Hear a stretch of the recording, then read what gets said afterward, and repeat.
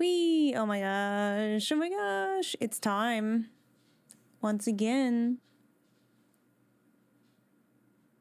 But first, how are y'all doing this fine, flat fuck Final Fantasy XIV Friday? Grandma Nation, how are we feeling? I hope you're well. Hope you're having a good Friday. Hope you have some cool plans, perhaps for the weekend. Is I, Grandma, coming to you live from Anishinaabe First Nations territory. How y'all doing? Hi, Sigma's boyfriend. Hi, Grumpy Cat. Hi, T. Hi, Dissatisfied. Hi, Monster Guy. How's everybody doing? Sorry I'm a little late. Okay, so I thought I was on time, all right? I was setting up stream. I was like, it's 6 o'clock. I'm making good time. I might be like a couple minutes late, but, you know, overall I'm here. Then I looked at the camera and I realized I'm not wearing any makeup. So I had to go do that. But we're here now and makeup looks good. So, you know what? Slay. How's everybody's Friday? How you doing? I have my friend's birthday tomorrow, so I'm pretty excited. It'll be fun. It'll be very fun. I want to pull something up here.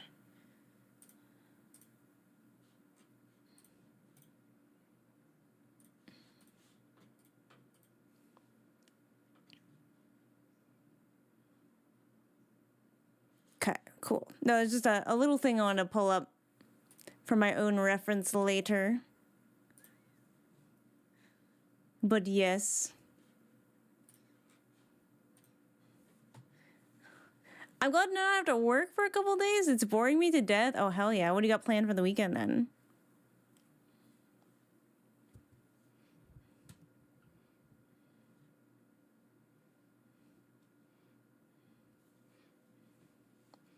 No plan?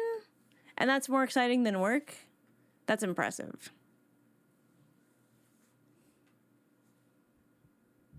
Fuck, I love Flow Together. It's so good.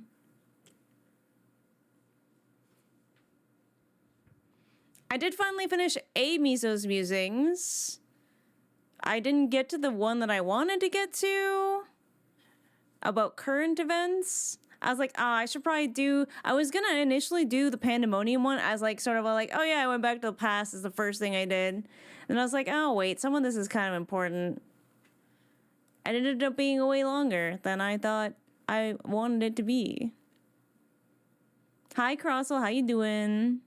So we can read that today. That's something we can do before we start. Ooh, that's bright. Yeah. I'm excited. Because y'all left me on a hell of a cliffhanger last week. So that's been on my brain. Although reviewing Pandemonium was actually smart, I think. Because I definitely had... There's a lot of questions. There's a lot of questions after doing that one. Yo, Carby Day, how are y'all doing? How's it going? Doing a bit of PvP. Got a few extremes left to farm. Ooh. And some Savage Raid here to practice. I do want to do Savage. Obviously, I have to do extremes first. Otherwise, I will die. But it's on the docket. Doing good. I'm so glad to hear it. I'm so glad. But yeah, Coco is a little busy with life stuff lately. So they left me with some notes on where how to pace the next couple of streams, basically. Hello, Storm Arrowed. Is that a Hanzo reference? If so, it's great, and I love it.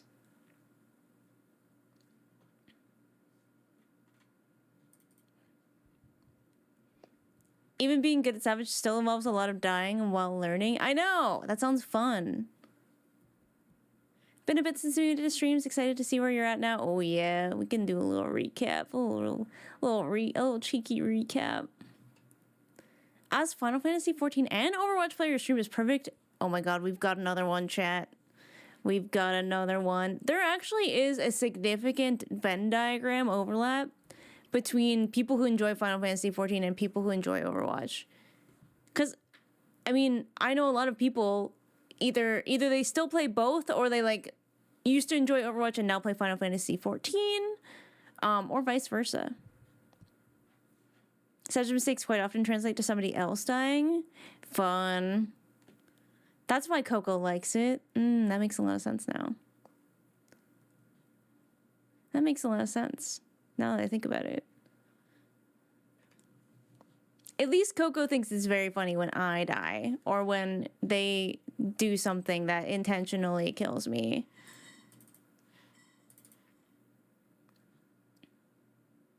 Played a lot of Overwatch until someone introduced me to 14. Oh boy. Hi, Draconic. How you doing? I mean, that makes sense, though, because I feel like Overwatch it's a shooter game, but I feel like there's a tactical element to it where you do have to sort of think and strategize. And, like, sure, you could get decently far with good aim, but I think to get into the highest ranks, you have to be a lot smarter. So I get it. And I think Overwatch is a first-person shooter with a lot of lore, which also draws people in who normally maybe wouldn't play first-person shooters. Sick, but hanging in there. Oh, I'm sorry. There's a nasty spring, like, something going around here. Thankfully, I don't go out very often unless I see, like, mostly close friends. So I don't get sick very often. Luke got super sick in Toronto, though. Oh, my gosh. 14 is where I met my partner, and we've been together almost 5 years. Oh, that's awesome. I assume you did the in-game bonding ceremony. 14 is when I need to stop raging at Overwatch, and Overwatch is when I need an adrenaline rush from PP. Okay, understandable. That's a good balance.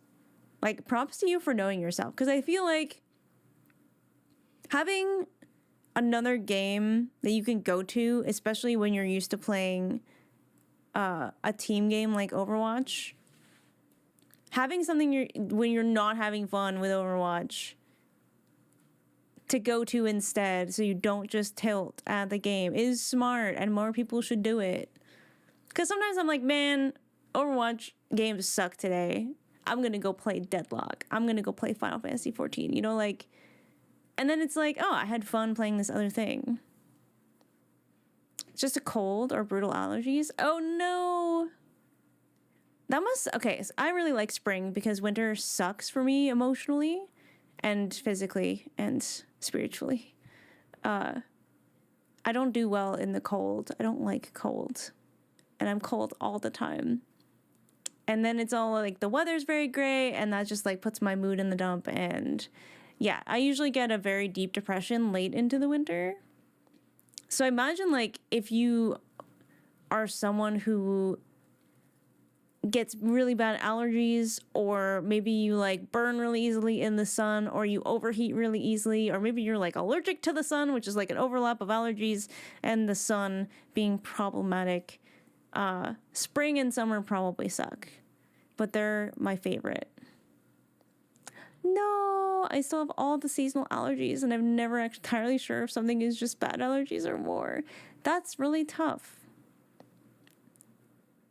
I guess you could take antihistamines, and if they don't work, that's like maybe a hint, but I think I have a spare wedding ring I crafted for the crafting log. Ooh, that's good to know. Can I marry Graha? And Y'shtola? You should be allowed. I wish you were allowed to marry more than one person in the game. And I wish there were like, they should allow you to marry NPCs. You know what I mean? Like, why not? They could do dialogue. It could doesn't have to be voice acted. You can just like pick an age appropriate scion. And boom, you can get married. Be great.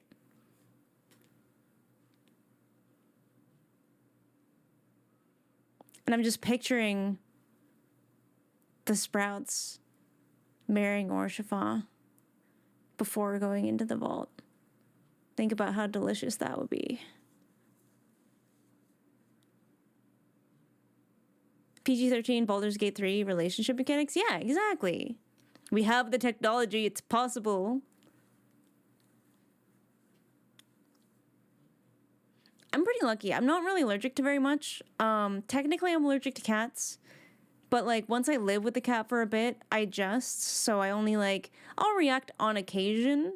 Esper is different, though. I never once had any kind of asthma tingle with Esper. I still get hives if she scratches me, but I think that's going to be any cat ever. But otherwise, I don't have any allergies to her specifically. But if I went to someone else's house and they had a cat that I wasn't used to, I might have a little tickle when I first meet them. Is that going to stop me from rubbing my face in their fur? Absolutely not. Always on antihistamines, and I take an allergy shot. Oh, that's... I hope that helps.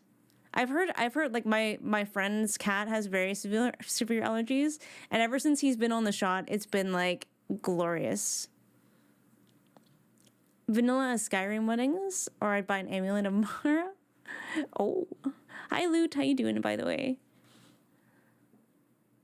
Bloom badge. I like that you have this like sprout in my chat.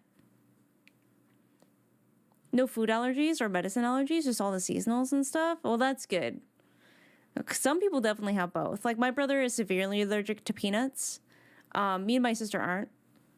But we grew up knowing how to administer an EpiPen because, you know, the smallest like microgram of a peanut could send my brother into anaphylactic shock, and you gotta be able to do that. But I don't have any food allergies. I don't have any... I used to be allergic to penicillin when I was like a kid, but I grew out of that. I'm great, and Doggo is cuddling. She disagrees with texting instead of petting. Oops. Yeah, you gotta...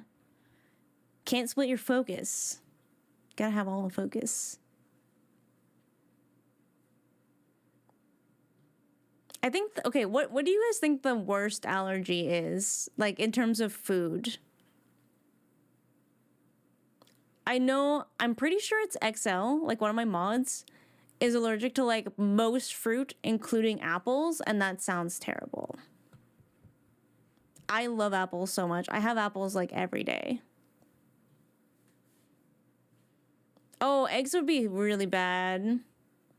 Allergic to chocolate? Are they allergic to, like, cocoa? Or are they allergic to something in most, like, chocolate? To, like... Because sometimes you're allergic to, like, the solidify... Oh, cocoa? That sucks. That sucks. That would be terrible. But I guess, okay, it depends on the allergy, right? If you've always had it and you've never experienced chocolate, then you don't really know what you're missing. But if you became allergic to it, that would really suck. Obviously, it sucks either way. But I think having, like, knowing and then having it taken away is worse. Developed as a teen? No! Oh, I'm so sorry for your acquaintance / friend. I am not sure. Oh, look who's here. Yeah, are you all done with your laser? Hi. Oops, this is falling. Hi, Buck.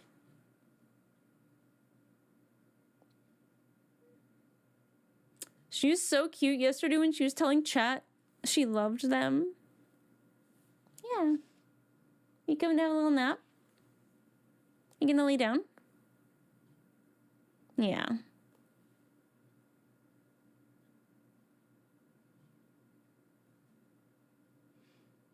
Yeah, she's all done. Oh, it's falling, that's why.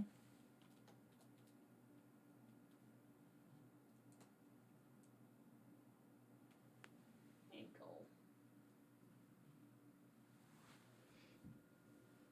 Little kitty cam for your enjoyment. Allergies are weird. You can have like 3 points in life where they can change. Yeah. I know some people who have like had big life changes, like during pregnancy, like your hair texture can change, your hair color can change. Like people can go from having straight hair to curly hair. You can develop allergies. And then there's like, you know, your taste buds change every so often. And then foods that you used to like, you don't like, or used to hate, you now like. It's bath time. But yeah, thankfully I'm knocking on wood, not developed any allergies. Sadly, like, I know with peanut allergies, my brother got tested as an adult to see, because, like, peanut allergies don't always go away. Oh, Esper. We played before stream. Play all done. Play all done. Someone I read with is allergic to bananas. That's a tough one, too. The banana was spicy. It's like, oh yeah, it's not supposed to be like that. Unless you have, okay, so if you have a banana that's too, that's like not ripe yet, like if it's too green, you can have like a somewhat allergic like tingle. It makes your mouth a little bit numb if you've ever had one that's a little bit like underripe. But also a tricky thing with being allergic to bananas is bananas give off a gas. So if you have a very severe allergy to bananas and you're just like near one, it could be a problem. Hi, Azeri. My day's pretty good. How about you? Pretty much got up, did my workout, walked the dog, had some breakfast. I had to go to the pet store and pick up a little more food for Lilu. And then I posted my YouTube video for the day and had a shower, and then worked on some writing stuff. Pineapple is a fruit that will try to dissolve you before you digest it. So far, it has not been successful. Fuck, I love pineapple, though. The only thing with pineapple is eating it with certain things can make them taste different, which is like useful in cooking if that's what you want. Like, obviously, pineapple pairs very well with, like, pork. It's good for cooking with things because it can tenderize them. But sometimes, like, if I'm eating pineapple with a bunch of other fruit, I usually save the pineapple for last because A, it's fucking delicious. But B, if I eat the pineapple along with eating the other fruit, it can change the flavors of the fruits.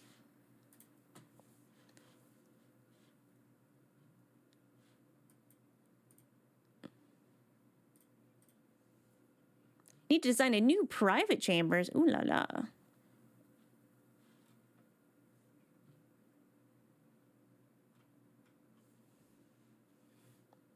I do the gym and I go out with friends. Ooh, today? Did you do the gym with friends? Or was the gym and going out with friends two separate occasions? Ooh, redesigning the entire free company to fit an RP theme. Oh, let's go. Do you, like, change themes every now and then? Yes, with friends. That's awesome. I'm a solo gym goer, personally, because I like to just go and, like, crush my workout while blasting music and just, like, zoning out. I feel like if I went with friends, it would be slower and I would take too many breaks. There's no theme before. Oh, interesting. So what, if you can share, what's your theme? I still think about the Final Fantasy, like, Mush I used to be a part of, which was, like, a text-based role-playing thing. And it was cool because, like, you could navigate the map. Essentially, it's all, like, written, and there'd be, like, a description of each area. And you could, like, areas were kind of attached. So, like, you could either go, like, to Costa del Sol or Midgar. And it was, like, all of the Final Fantasies that were out at that time. So I think it's up to, like, 10 too. All the Final Fantasies that were out, like, those worlds were all, like, converged into one. So you could either play a character from one of the games or you could make an OC. And I made an OC. And that was such a good time. And you could just, like, wander through the map, and if people were role-playing, you could either, like, ask if you could pop in or just kind of watch, or just keep on keeping on. I had a few people that I, like, played with regularly. One of them turned out to be weird. I had to stop playing with him, but most people were chill. One of my favorite people in that time, the character they played was Zell from Final Fantasy VIII, and Zell's like one of the only characters I like from that game because I did not care for that game as much as other people. But they were such a good writer. They were so vibrant. They fit Zell so well. The new theme is based around the concept of people collecting and trading information and knowledge, primarily grimoire, tomes, codex, artifacts, and magical stuff. First floor is very library. The bottom is a magic workshop, and the top floor is a forbidden knowledge section. Ooh, that sounds really fun. Like magical spies, trading and knowledge. I feel like Y'shtola would love to be part of a group like that. But she would probably also be like, I would whoop all your asses. Okay, ads are on properly. That's good, that's good. Okay, so ads are like... We have one coming up in like 3 minutes, so like, you know, 6 after-ish. They hate the idea of restricting knowledge and feel everyone has a right to it. It's an admirable quality, I feel.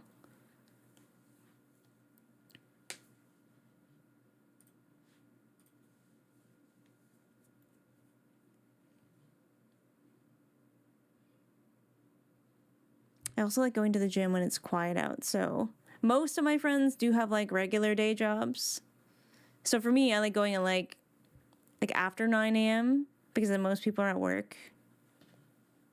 Met someone in our RP group and we're dating now. Let's go.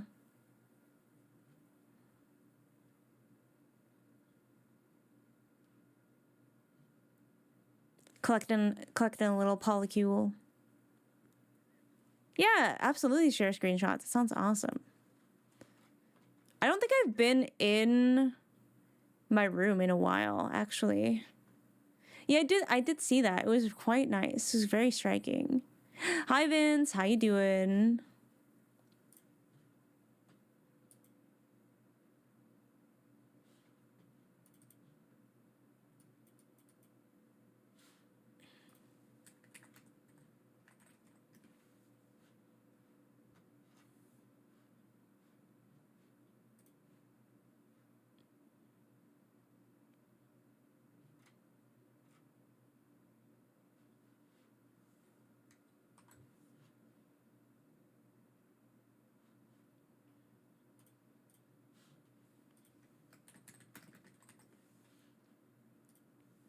Doing all right. I'm glad to hear it. Luke's actually coming home on Sunday, and I'm pumped. I haven't seen him in like 6 weeks.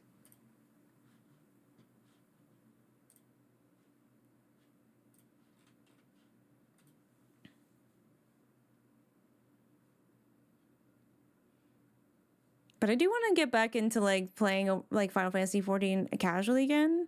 I've just been so unproductive. I've been so unproductive the last couple of weeks in the sense of like not getting done as much as I would like to do.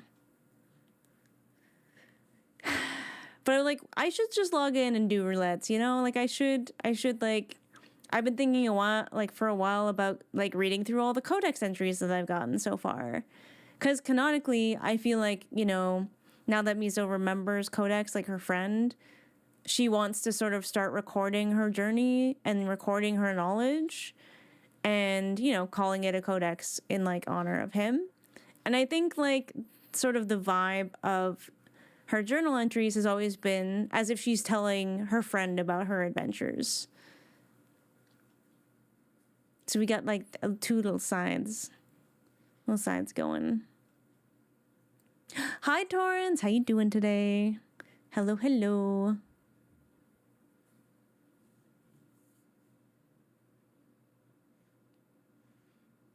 Stretching my wrists out.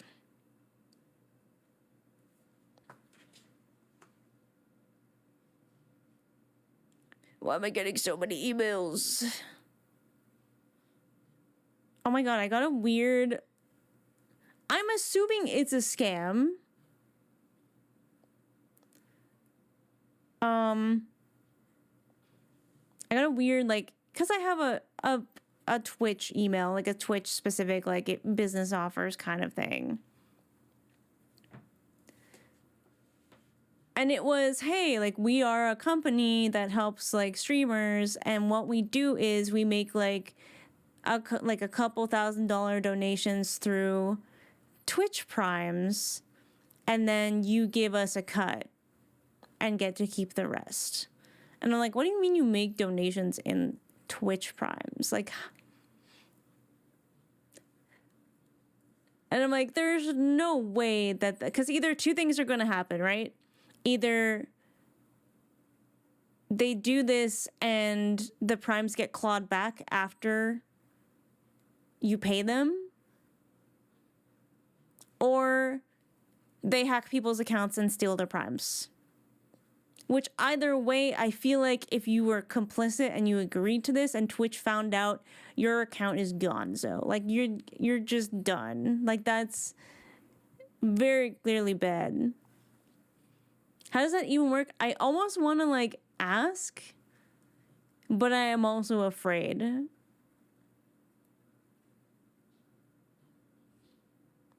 But I'm assuming it's not above board, you know, like it just doesn't sound like it would be a thing and legal. Let me find the email. Boom, boom. There's also so many like, oh, let our AI make clips and post them automatically for you. It's like, I've seen, because like, okay, I use Streamladder to like edit all of my TikToks and stuff, because it'll auto post. Like you can just schedule a bunch of stuff ahead of time, which is usually what I do. And it has like an AI like, oh, we've pulled these clips from your channel or whatever. And it's never anything good, you know, like it's never anything useful. And I don't think the computer understands humor, at least not the way I understand my humor.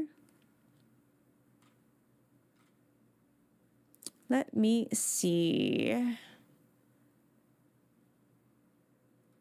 Oh yeah, Kick also is like, oh, I would like you to make you a partner. I would like to fastline you to, which also doesn't seem good.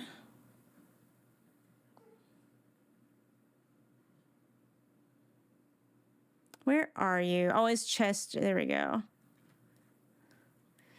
The title is Twitch Cooperation. Greetings, Chester here. Your Twitch channel caught my attention, and I'd like to discuss potential cooperation.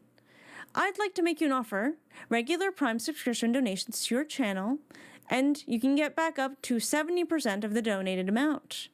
Typically, my monthly Prime subscription donations to Twitch partners range from $2,700 to $3,400 before taxes, meaning your take-home part is $18,000 to $2,300 monthly, while $8,000 to $1,000 goes to me. Having worked in this industry for more than 11 years, I know all the algorithms of Twitch. I know how to properly and safely donate to streamers, and your channel remains safe with no risks. The percentage split exists to guarantee your payments, and the portion goes to the Twitch support team responsible for processing all transactions. The percentage split exists, in practice, we send Prime subscriptions to your channel when you're offline. The figures above represent the monthly subscription volume, and the percentage split applies exclusively to these Prime subscriptions. I appreciate your time, and if interested, we continue this discussion on Telegram, and there's like a link to a Discord. And I'm like, fuck no. Offline, yeah, super sus. And like saying like, oh, the money that you're giving us is going to pay Twitch employees who process the transactions. It's like, they don't do that. Alexa, get me an LLC. I now have an idea for a business. Hi, Bug. What's up? She's circling like a shark. You ain't going to sleep? Yeah.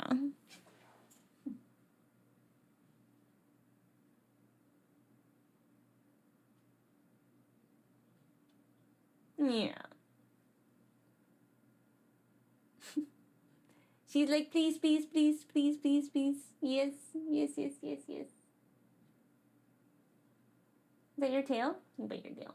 Oh, yeah. Time for sleeps. The more scams change, the more they stay the same. Yeah. I'm like thankfully very savvy.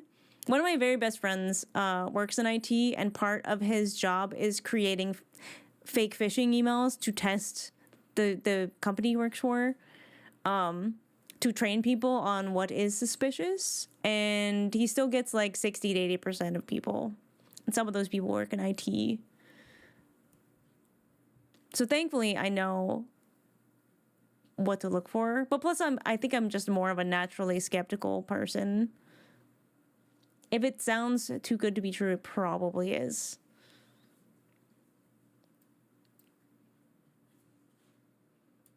Hi, Wolfair. How you doing? That's fucked up. What? Wait, which part?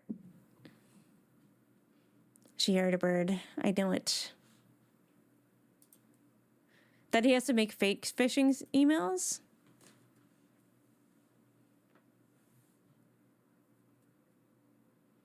There's an FC called I Crit My Pants. I like it. That many people getting caught. Yeah, people are just so trusting. Although there was one time, I think he was just very smart with this one, is he created a fake, like, LinkedIn, like, oh, add this person on LinkedIn. And it was, like, a newer employee, which, like, he got her permission before using it. And kind of recreated, like, oh, connect with this person on LinkedIn. And scheduled the emails to send while he was away on vacation. Oh, so many people fell for that one. But it is like making things look legit is the way that scammers get you. Like there was one time I was selling something on Facebook Marketplace, and the person was like, okay, I will send you, like, to hold the item for me, I'll send you, or sorry. Wait, were they sending me money?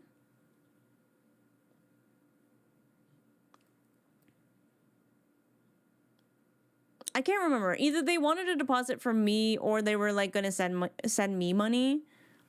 And they're like, "Oh, here's the link. And you just need to like put in the password or whatever to get your money." I was like, "That's not how that works. Like, I give you my email and you put the email into your bank and then it automatically deposits in my account." But it looked like, you know that page where if you're like signing into your bank through another website, you like click on your bank's name and then it brings you to like your password screen. It looked like that. So it was really well made. I actually sent it to my friend who works in IT. I was just like, look at this one. I was like, it's pretty good. But I'm like, I'm thinking this doesn't make sense because that's not how e-transfer works. It works like I give you my email, you go into your bank, you input my email and the amount, and it automatically sends it to me. I should not have to log in order for you to send me money. So I was like, yeah, this is a scam by unblocking you, and I'm reporting you to the admins of Facebook, not that they do anything. So many hints about what is a scam, and I've fallen for one or two myself, but I was likely fortunate enough to be able to recover quickly. That's good. I do think that there are like protections in place now for that kind of thing. Because obviously I think elderly people who aren't as tech savvy are going to fall for that. And they're like, it's not their fault. They don't know. The IT folk at my company have gotten diabolical with their test emails. Oh, yeah. They will send them from stuff that looks like it comes directly from our ticketing system. And I get so many people back into IT. Yep. Well, because like really smart hackers and scammers, like they're going to target you specifically. Firewall software will catch bad websites from some of them too. Oh, for sure. And like this one was like the reason why it wanted you to pick your bank and then input your card and password was so they would know which bank your stuff is in. And as soon as you input your password, they can go and log into your email and steal all of your shit.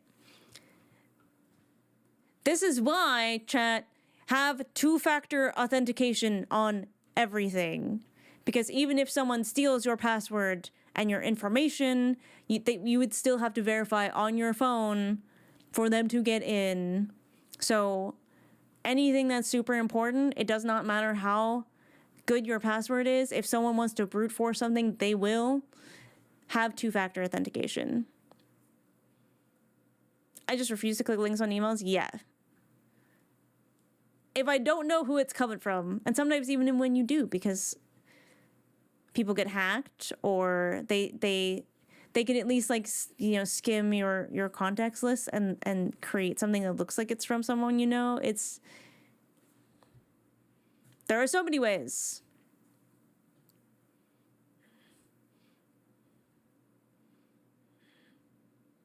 Thoughts on two-factor authentication versus passkeys?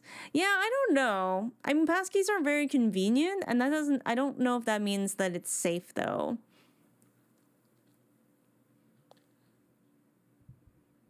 Wait, you get an extra free teleport if you have two-factor authentication on your Final Fantasy XIV account? That is good to know. Going from your boss. That must be a little freaky, because they'd be like, that wasn't me, I didn't send that. Because on Facebook, people, like, will spoof entire profiles. I had one that was like my father-in-law, and like I was like, oh, I know this is not him, because his ass does not use the internet for anything except sending me t-shirts with his last name on it and be like, send this to Luke. And I'll be like, okay. And he was like talking to me like, oh, blah, blah, blah. I was like, I'm sorry, but my father-in-law hates people. He's nice to me and he likes me, but he is not going to reach out to just be like, oh, hey, how's it going? Sorry, he's Welsh. That's not going to happen. These are domain that's very similar to something known if you're in a hurry. Yeah, and I always like double check if I'm not sure. I don't hate people, but I hate being a bother. I don't think he hates being a bother. He's just like likes being alone. Like he's not a small talk dude. You know, like if anyone's going to reach out to me to be like, oh, hey, how are things? It's going to be my husband's mom, not his dad.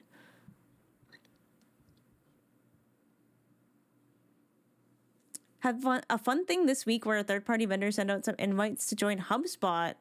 They were legit, but someone sent it to our cybersecurity, and it said like cybersec person, so it was phishing. Oh no.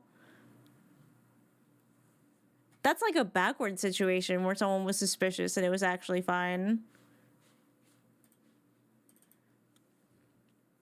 That's kind of funny, though.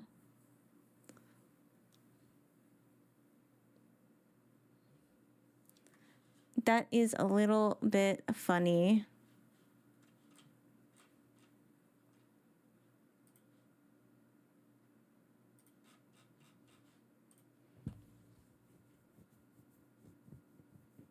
A lot of passkeys are based on local passwords, like PC account. Yeah.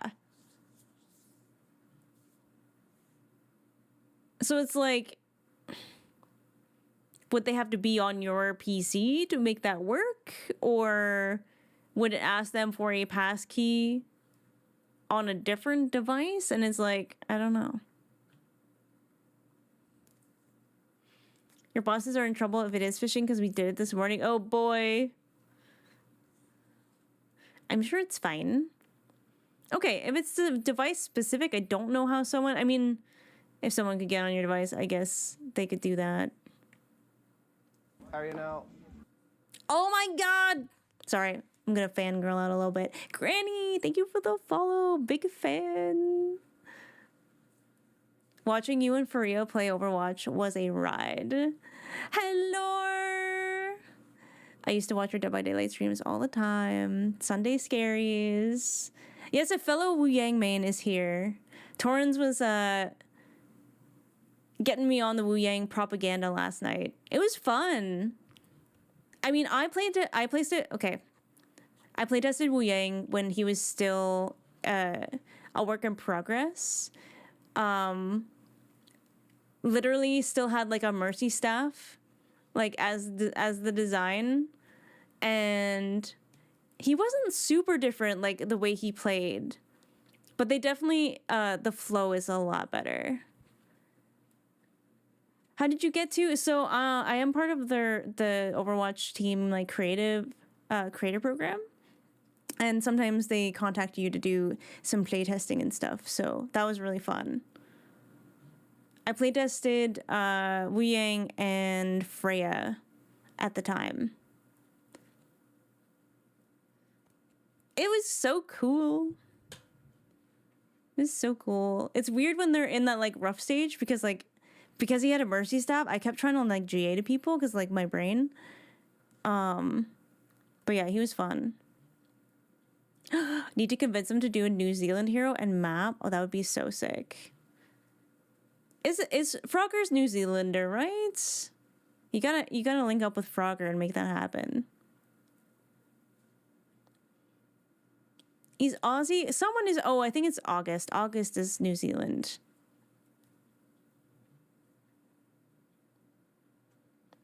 The day he came out to playtest was for public. I spent 24 hours on just him. So you must have gotten really good at clicking fast, right? The trick. Ooh, thank you, Seraph. Roadhog is Kiwi. It's true. It's not the easiest to tell because he kind of grunts most of the time. So the accent isn't as apparent as it might be. But isn't he, I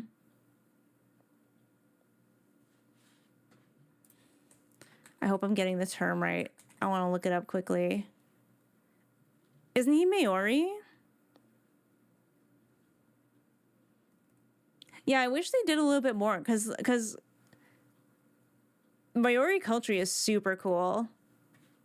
Because they're Polynesian, so there's some overlap there with Maunga. Which would be interesting. It's not confirmed. Oh, okay.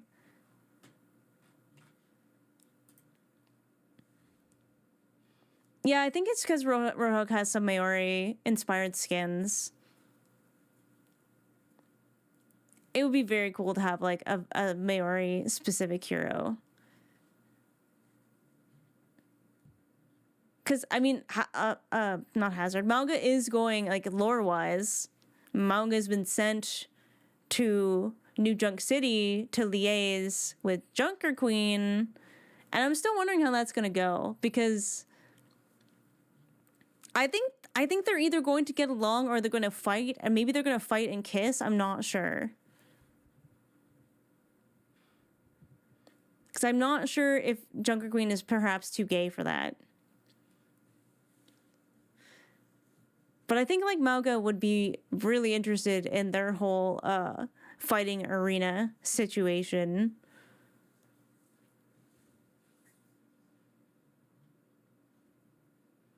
And if there was any kind of Polynesian link to Roadhog, that would be a good time to introduce it. That would be a really cool time to introduce it.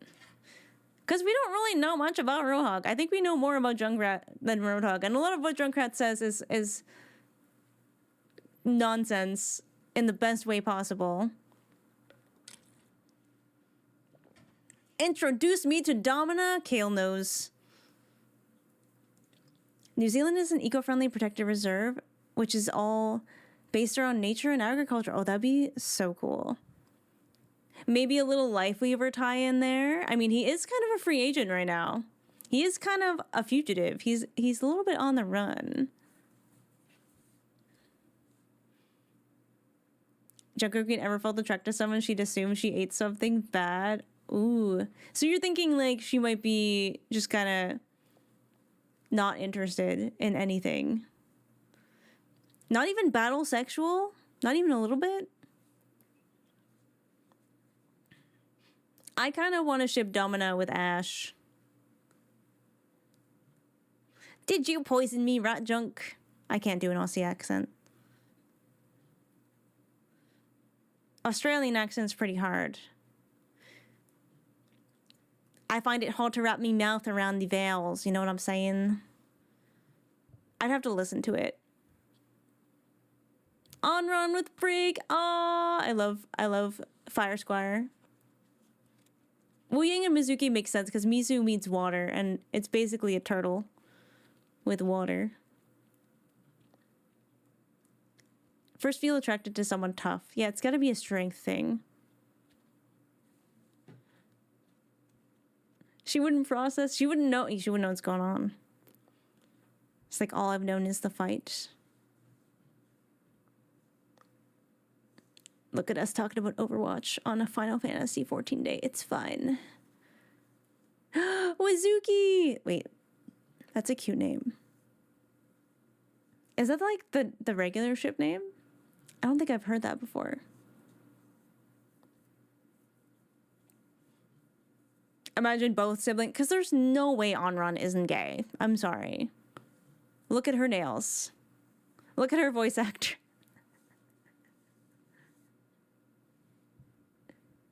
It's gotta be so gay.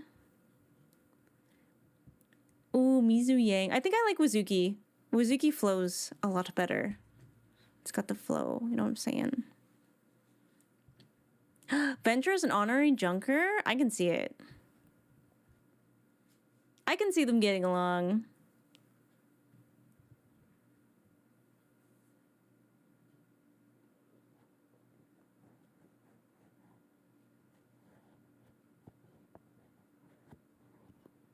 I love Anna and Venture's voice interactions.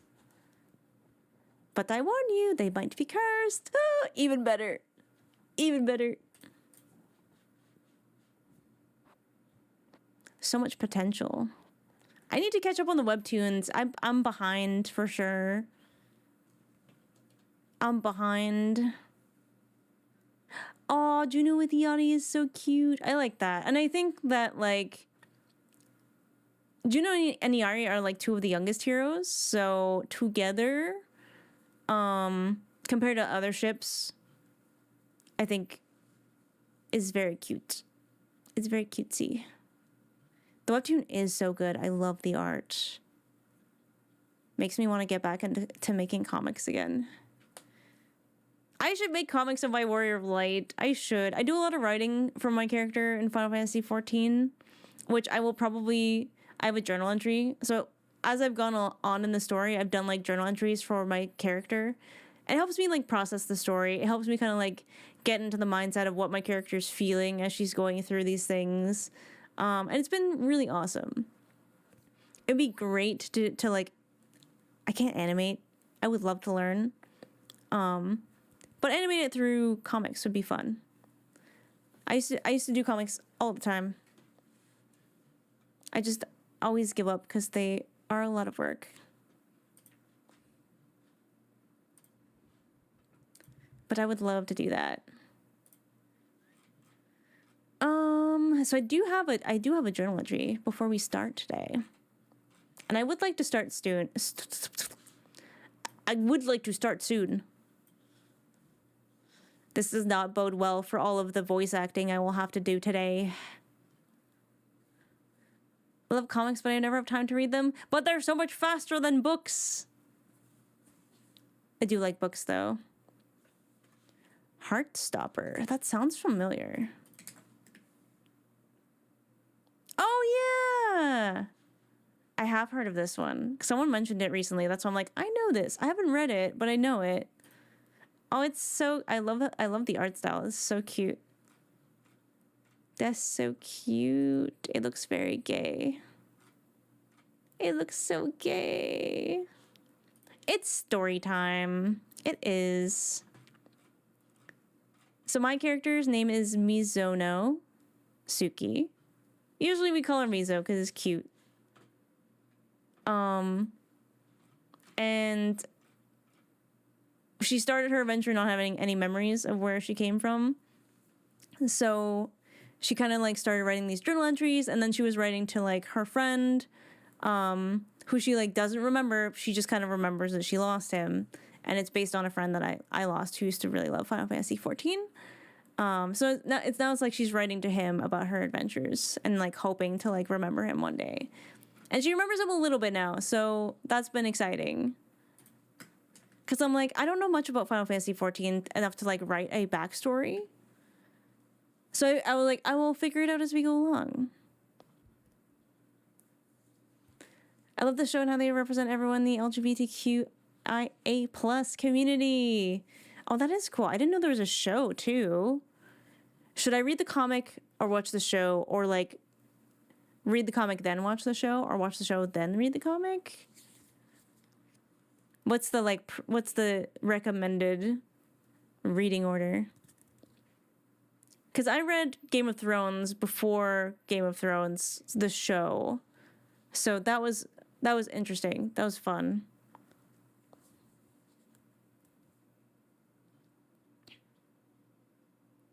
The comic has more detail and info. Okay, so like Alien Stage. Noted. Back with you, Birdie, just in time. Yes, you did. This one actually ended up being really long. I don't think it's as long as the last one, but this was supposed to just be, I was gonna just like briefly briefly mention Pandemonium, and then I was like, no, too much really good shit happened here. Oh my god, Seraph, you're so on top of things. Oh my god, doing the transitions as the comic style, that's such a good idea. I love that. Plus, it's such a cute style. Torrance, have you watched Heated Rivalry yet? Very important question. And then I'll do my spiel. And then I'll read the journal entry. And then we'll play. After episode 3, I'm listening.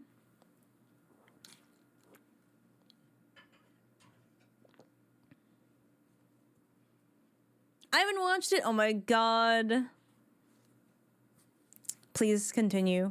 Because I think episode 5 is genuinely some of the best television I've ever watched in my life.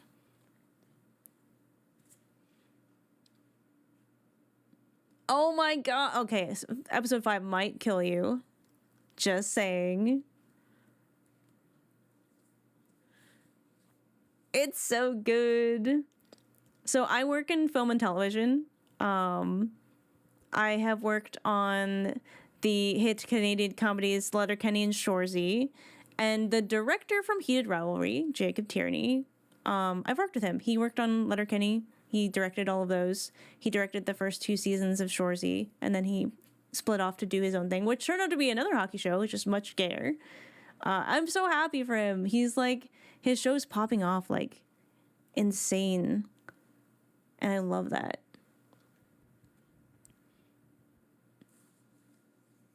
It's really cool to see.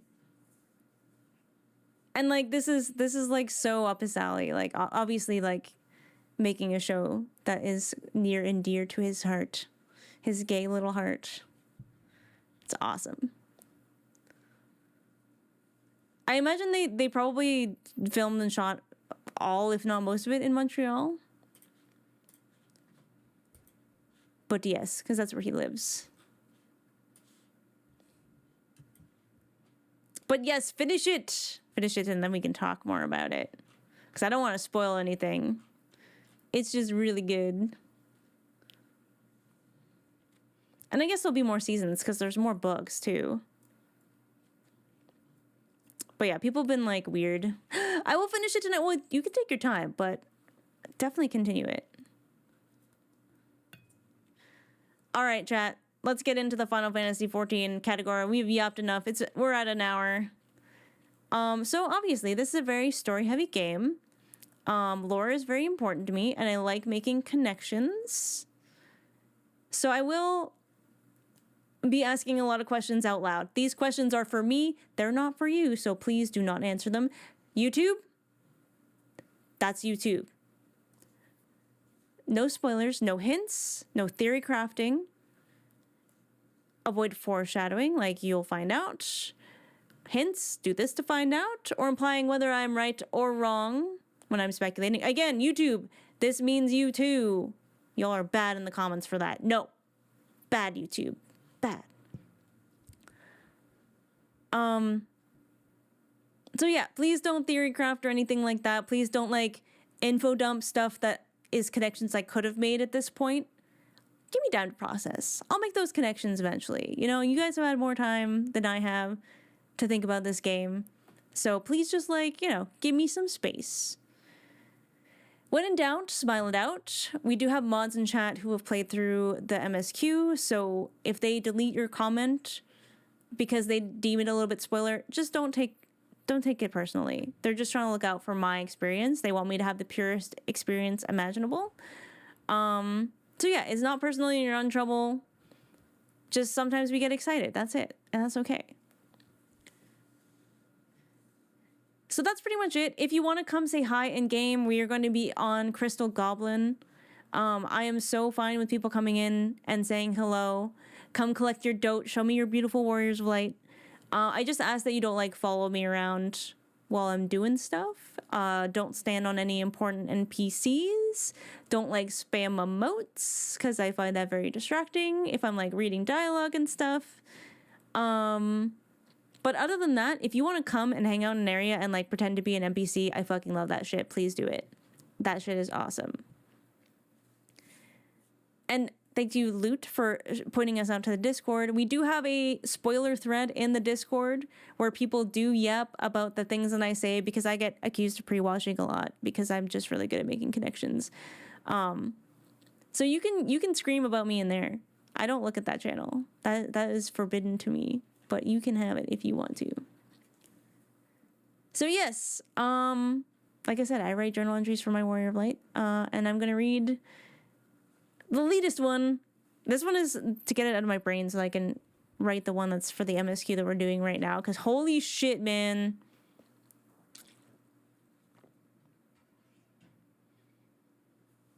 We met a new character and she's awesome.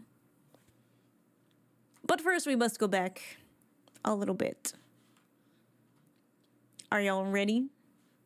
I'm ready. Do I have the date right? Why is this one so long? Oh yeah, we're good. Okay, cool. Then we'll get in and we'll get into the MSQ because holy shit, we ended on a cliffhanger. Let's go. Get my best Miso face on. 4th astral moon, 10th sun, 7th astral era. Hello, my friend. Or should I just call you Codex these days? It seems so long since I've written to you and not been in the midst of some situation dire beyond comprehension. Truly, it is a relief to be dealing with relatively tame dangers by comparison. Well, maybe tame as far as my adventures are concerned. A long rest awaited me after our return from Ultima Thule. My injuries were extensive, more so than usual. The weariness from the ordeal seemed to permeate me to my very soul. So rest was my constant companion. I do not think I could have pushed myself even had I wanted to. On days where I deigned to venture out on a possible task, I would have to deal with Alice's protestations, or Raha's hovering, or, scariest of all, Stola's icy glare. My body would give in to exhaustion soon enough anyways, so they were right in any case. I do not think I've properly rested since, to be honest, I cannot remember. Truly, it is odd to actually feel rested. Once I had recovered enough for everyone's satisfaction, the itch to do something, anything, was overpowering. I thought I might leap out of my skin. So of course I began with something relatively simple. Another trip to the past. Truly, I thought my visits to the Unsundered World were well behind me, for obviously Emet-Selch and Hythlodaeus could not see me again, if all were to remain as they are in the present. And yet, Shirley researchers discovered a memory within a crystal, one that had drifted along the ethereal sea. The memory inside called for aid, mentioning something called pandemonium. The crystal was not unlike the constellation crystals I'd found in Amarot, except no etching of stars upon it to identify who it belonged to. Concerned about the effects this might have on our timeline, the researcher Claudier bid me to return to Albus, so I attempted the same way I'd gone the first time. The portal opened by Elidibus, his final act. Imagine my surprise when I tumbled headfirst into the past and landed on the man himself. Well, boy, really. Much to my surprise, Elidibus was considered young by ancient standards. Though Emmett and Hythlodaeus had been called young by Venat as well, I do feel like they would have been older than the young emissary before me. It is hard to tell with them, truly. But his voice was unmistakable. After all the havoc he wrought in our time, all the things he put us through on the first, I had not expected my eyes to sting with nostalgic tears, but things change, don't they? Stranger still, he had been waiting for me. A friend told him he would find a guiding star. Lo and behold, here I was. It soon became clear this friend was Azim. But how had she known? Venat would have certainly brought Azim into her confidence about the final days and my recounting of future events. This I feel sure of. But my return to Elpis, well, this happened after Venat's awareness of the future. For I certainly never told her, given this has not yet happened. How Azim seemed aware that I would return for this purpose is beyond me. Because it would seem that Elidibus, or rather Themis, was here to investigate the same thing as me. A strange place called Pandemonium. I donned the mantle of Azim's familiar once more, so no one would be the wiser of my true origins. As we had learned with Hermes, some creations would be killed if they were deemed too dangerous for introducing to Aetheris, but sometimes creations were too dangerous, but also too valuable to be destroyed. So they would be sent to a kind of purgatory to be studied and cared for by wardens. This was Pandemonium. But something was very, very wrong. The wardens were nowhere to be found, and creations were wreaking havoc within. We were lucky enough to save one, Erictonius, who had fallen under some strange influence. And he was not the only one, for not only had someone released the plethora of dangerous creations, but something was transforming the wardens into twisted, extreme versions of themselves.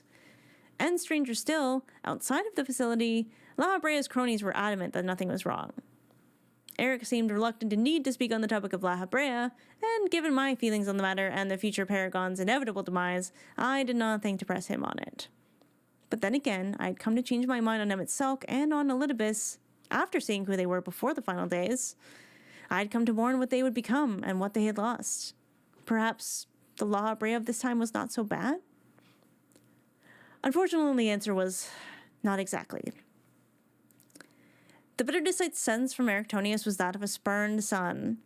Son to La Habrea, one of the most powerful members of the Convocation of 14, and Eric lived in his considerable shadow, barely able to wield even the most basic magics. Worse still, Eric had always suspected that La Habrea had some manner of involvement in his mother's death, for he had expressed no remorse nor grief at her passing. He had just assumed her duties overseeing Pandemonium and carried on with life. In a world where death was often chosen, at least by the ancients themselves, and considered a beautiful thing, a sudden or accidental death by comparison was likely a rare burden to bear. With the first circles of Pandemonium secured, there was still much to be done. Back in my time, Claude would be thoroughly consumed by his research. He felt the crystal he'd found was, I'm fine, I promise. He felt the crystal we had found had a counterpart in the present, for it seemed to emanate a longing to be made whole. Had it been sundered? So I returned to the past where they continued to glean what they could from the present. This is where things become complicated. The words of La Habrea continued to maintain that all was well within Pandemonium, which made it all the more suspicious when we returned to the facility to find Eric accosted by some force claiming to be behind the recent chaos. A familiar whose voice sounded suspiciously like La Habrea's. Themis was struggling to reconcile this, along with Erictonius' personal account of his father, which was a far cry from the men he knew on the council. For my own part, it was easy to see the darkness that La Habrea was capable of, so I did not doubt the possibility. And so we ventured deeper into the facility to confront this being claiming to be La Habrea, who attempted to lure Eric to his side with promises of resurrecting his mother. This La Habrea would be exposed as a fake, for the real man would have recognized Themis, or recognized who Themis really was, and this being did not. And, as if speaking of the devil would make one appear, Lahabrea himself arrived to reveal what I'd already known. This was Elidibus of the Convocation of 14. His arrival sent the impostor into a rage, accusing Lahabrea of murdering Athena. He then shed his disguise and called himself Hephaestus, but, confusingly, still claimed he was Eric's real father before he fled. Remember how I said this is where it got complicated? Well, it would seem the impostor was not exactly an impostor, but a part of Lahabrea. In an experiment, he had severed all his darkest parts. With those parts sundered from his being, he sealed them away. Considering the nature of the experiments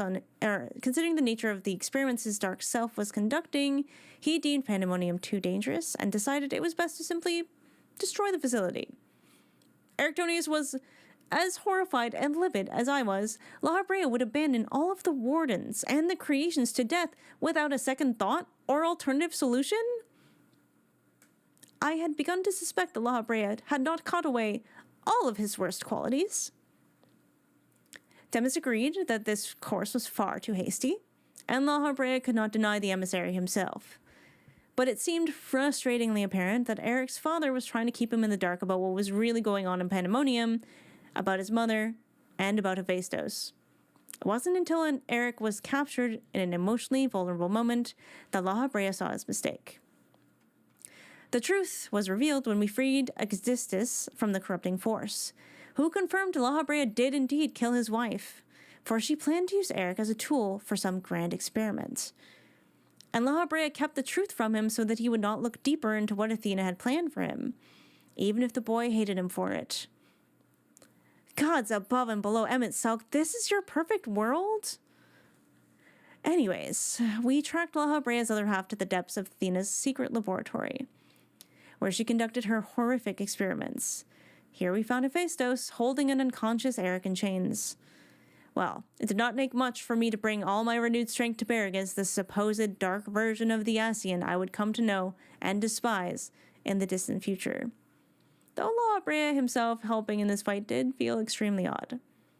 In the end, we succeeded in sealing the being away once more, and Lahabrea owed his son the truth. All of it. Had to take it Hades always. So we learned that it was Lahabrea who was truly in love with Athena, but when he found out what she was planning with their son, he ventured to stop her. To see if she ever truly loved him, they bonded souls? I suppose I'd seen Asians do this before, so it shouldn't have been that much of a surprise. But unfortunately, doing so led his soul to be corrupted by whatever mad obsession for knowledge that was driving Athena. Horrified by what he'd seen and learned, of what he would become, he severed that part of himself and sealed it away. But this was also her plan, for before she died, she used it to imbue the vessel with life, so it would continue her research. This was Hephaestus. As I said, complicated.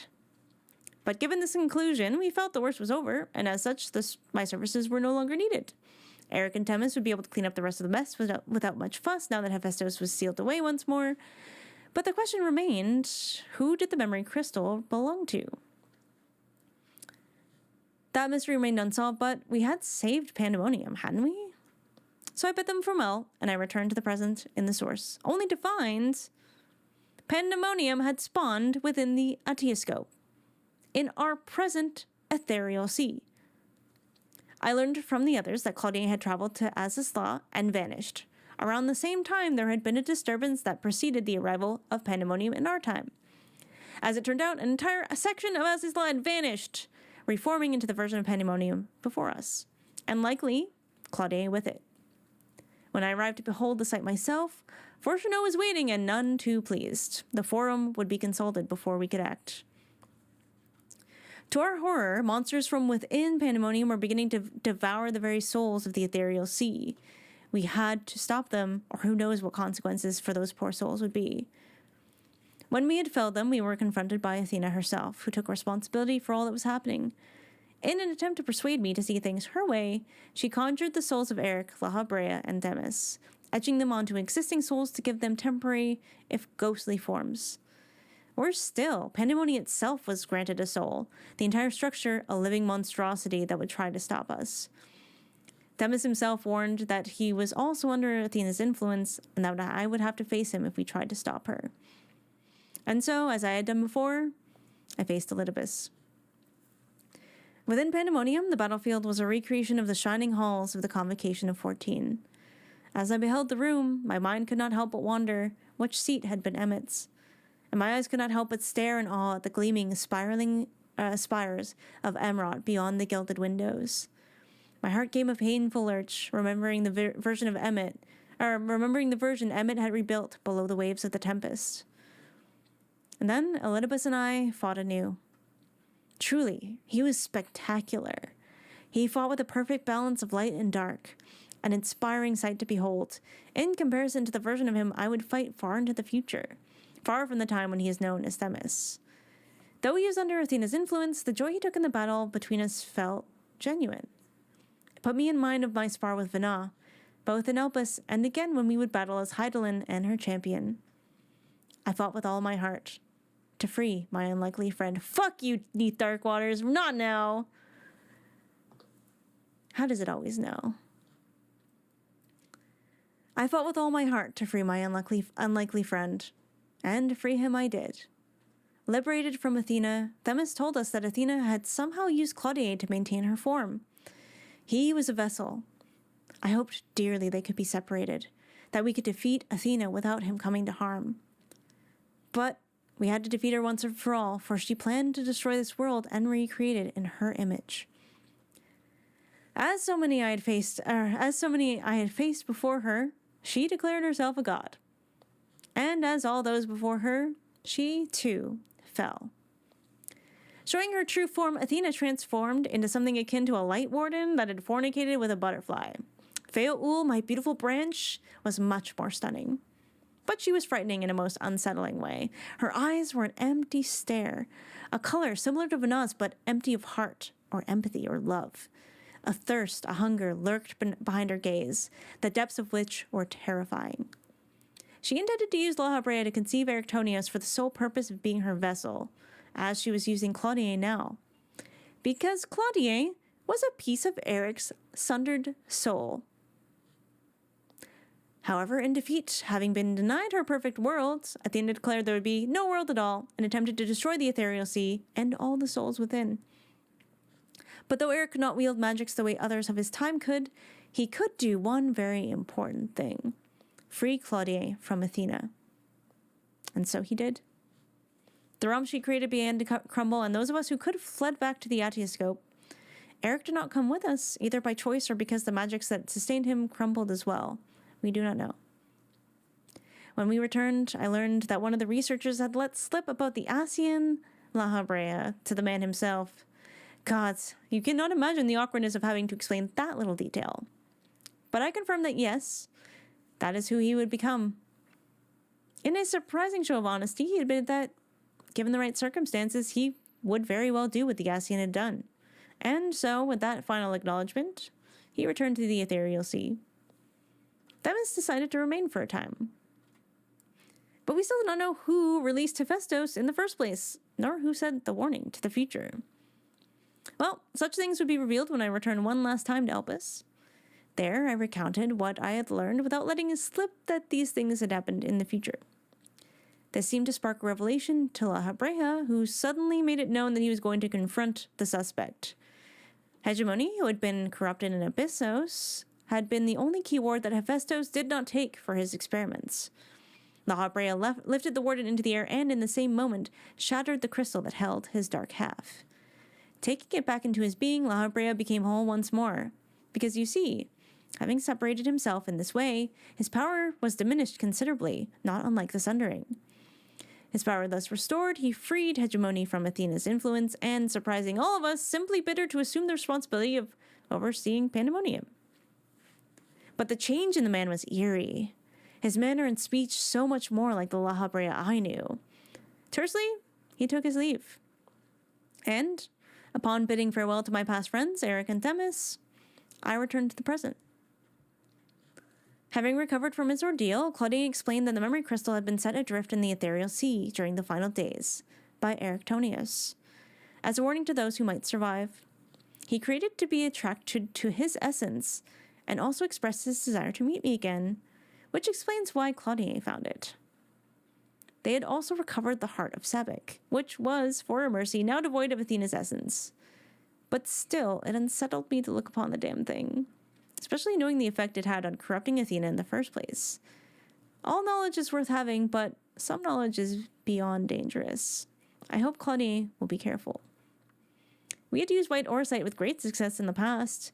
It's what the flute you gave me is made of, which creates the most beautiful music. Are there other kinds of orsite then?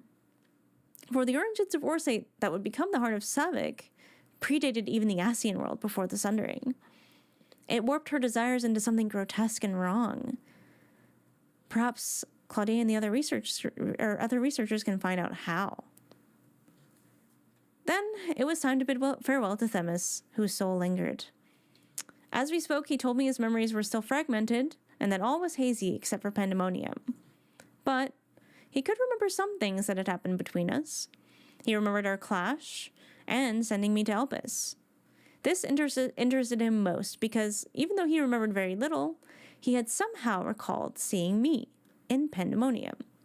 And by virtue of that memory existing, he would have known that I had somehow traveled to the very distant past, that I needed to go to Elpis.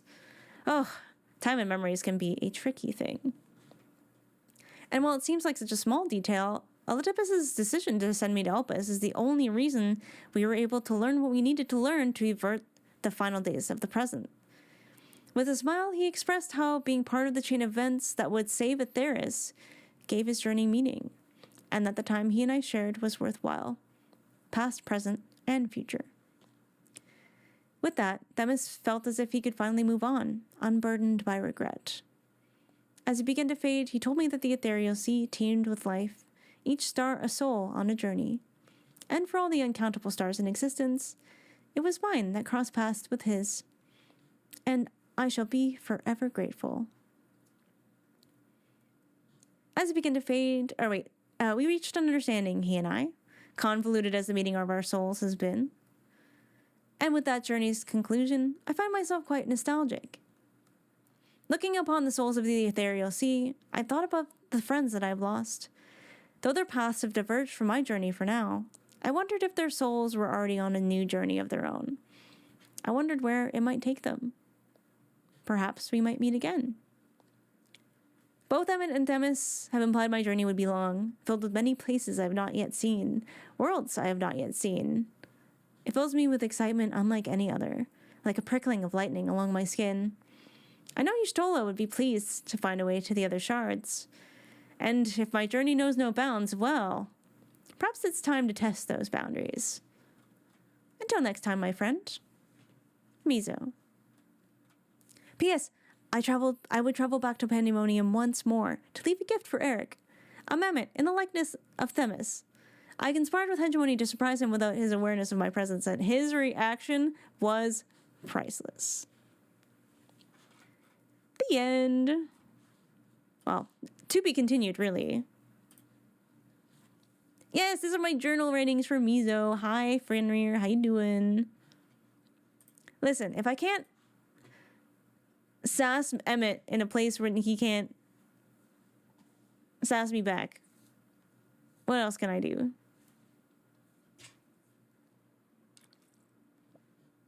But yes, I was like, man, side content in this game is so MSQ worthy. Like, it feels very MSQ to me anyways.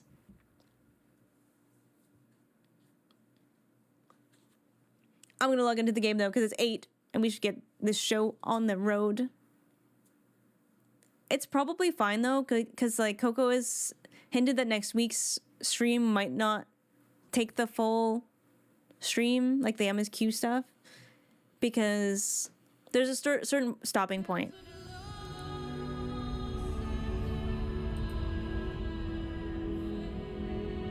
I need to update my journal musings for my Roth. Ooh, yay!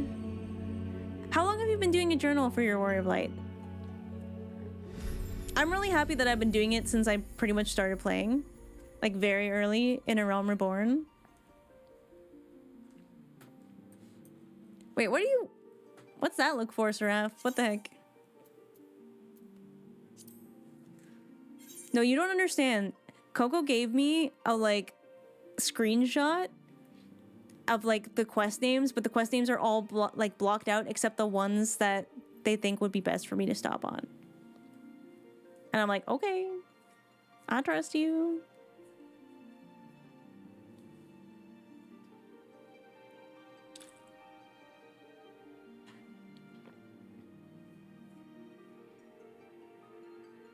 Yes. Would you like to see it? Normally, it's not something they would do because they would just kind of like let me know midstream, but they might not be around, so. Actually, that might be something I talk to you about a little later.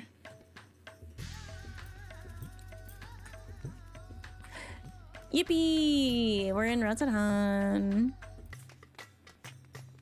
Bum, bum, bum.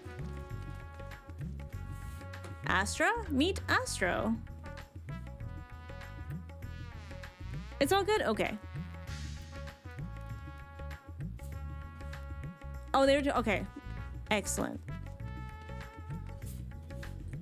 Parmesan marinara, right? I'm surprised it's not a Lalafell, to be honest. My god, they're so tall. Oh my god, there's a Moogle in their pants. Is that a Moogle in your pants, or are you just happy to see me?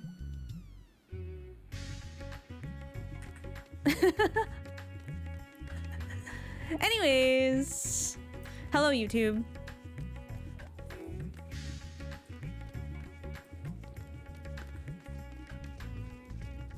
Okay, very normal things. Something about a Lalafell called the Assimilator is a little bit terrifying. Down, down, down, down. I think there's gonna be an ad up soon. There's a surprising amount of people who hang out in Ratsahan, to be honest. It's a great time to just, people watch, which I don't get to do as much.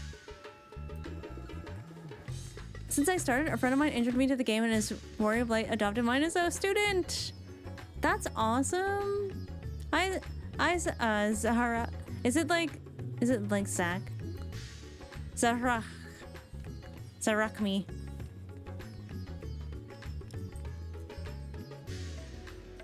But yes, we are in Crystal Goblin. If you want to come visit, we do play with people for our dungeons and stuff. Usually our mods will put up a party finder before we come up to the content. So yeah, if you want to join, hop over to Crystal Goblin. Jasara? Okay. I can do that. I can remember that. Also, thank you for the follow.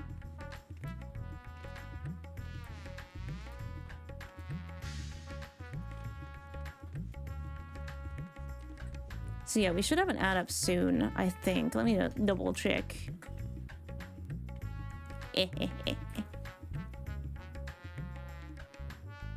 Ad starts in 1 minute and 26 seconds. Most excellent. What's this?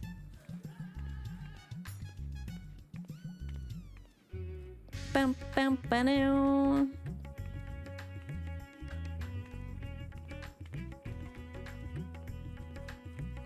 I can't find where... Oh, well, it's not a big deal right now. I'm not gonna worry about it. There we go. We got the ad break warning.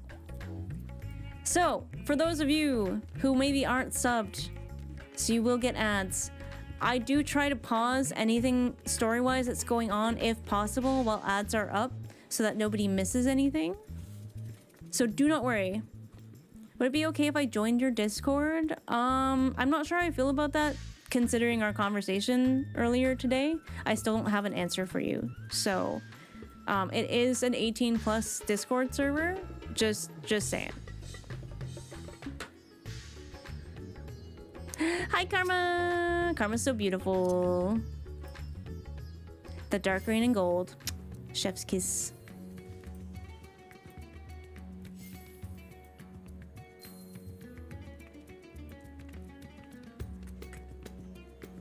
But yes, I will wait to start. It's probably a good time to get a snack, stretch your legs, maybe get some water, have a little bathroom break of your own. Because we're gonna log in.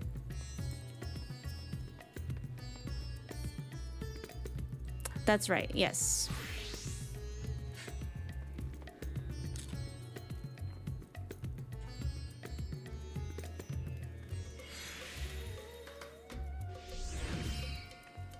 Oh, did you start as Archer Fenrir? That's so awesome.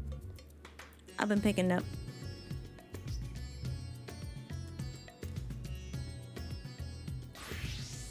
But yeah, I have to discuss with the other mods in Freya's Discord about that clarification because I wasn't around for that, so I'm just waiting.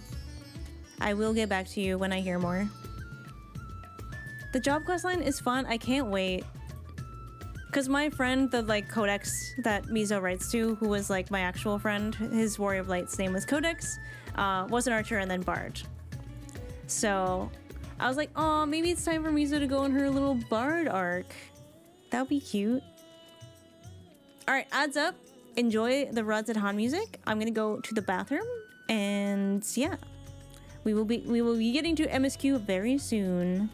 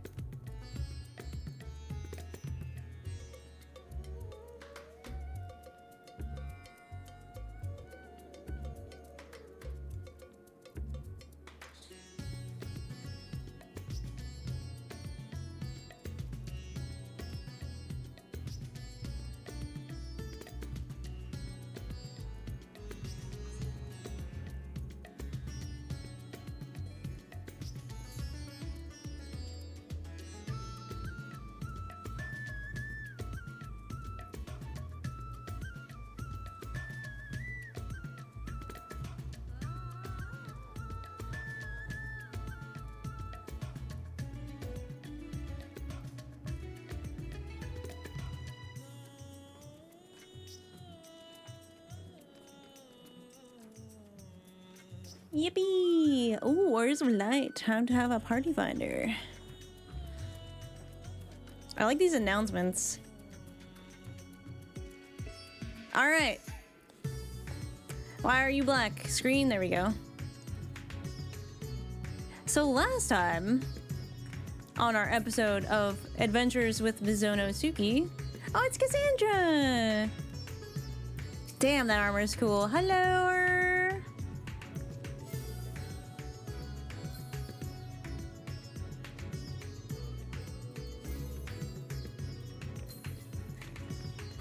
Yippee! Alright. Salacious, what a great name. Actually, that's kind of a vibe. I want to stand up there. I had to pull my radiant armor. Oh, hell yeah. Fitting the vibe. So, in our last episode of Adventures with Mizono, we had brought Zero back from the void because she had been injured, so she was discovering food and stuff, which was pretty awesome. And then some fuck-ass shit started happening in Garlemald. So we went that way to talk to the twins. Wait, why did we go to the twins? Hold up.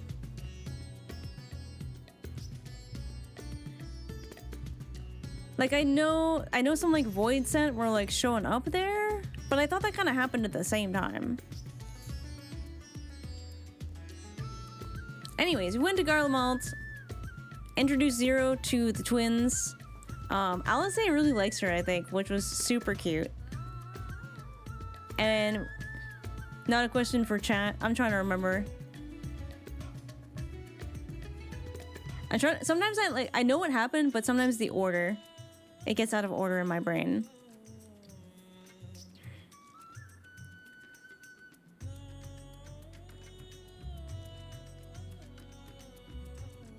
We basically went to Garlemald for a purpose, and then a bunch of void scent started showing up, and some of them were so big that we're like, oh shit, there's a portal.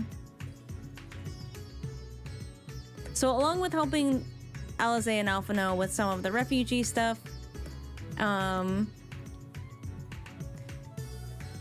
we had to go into this place, which was actually where the Reapers, which apparently are from Garlemald. Oh yeah, that's why we came there, because Garlemald was known. I got there. We've come full circle now. So that the Reapers and like Reapers have like a connection with a void scent in order to have their powers and stuff. And yeah, Varshan had a little sense that his sister was up there, and then it was gone. So yeah, we went into like the where the Reapers like used to train, because we're like, okay, this is probably a place where the veil between the two worlds are closest. So that was very cool. We had a very interesting fight in the dungeon. I think the final boss was like difficult, but I think the second to last boss was like the hardest one. I think we died like 8 times. It was great. Fought our way through some of the Reaper stuff. And then we get to the end where there's a big old void tear. And Cagnazo, the water archfiend, was waiting. And we fought that guy. And he was pretty pumped about it. He was like, fuck yeah, I get to die. Not only do I get to die, but I get to die in the heat of battle. This is awesome. Oh yeah. Catch tosses out Virtuous Sister's eyeball and is like, have fun, bye. Passes away. Void closes. Like the opening closes, and I'm like, all right, what the fuck? Like, lured us here with Agdaya's eye so that we would think that Agdaya, sorry, I'm like, without seeing it in front of me, Virtuous Sister's name, Agdaya, make us think she was there, fight us, lose, seemed to not be particularly worried about losing, and then the portal also just closes. So I'm like,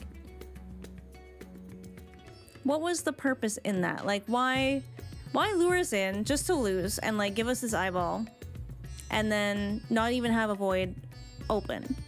Agdaya, thank you. I was trying to remember the 2 letters between A and Daya. Agdaya.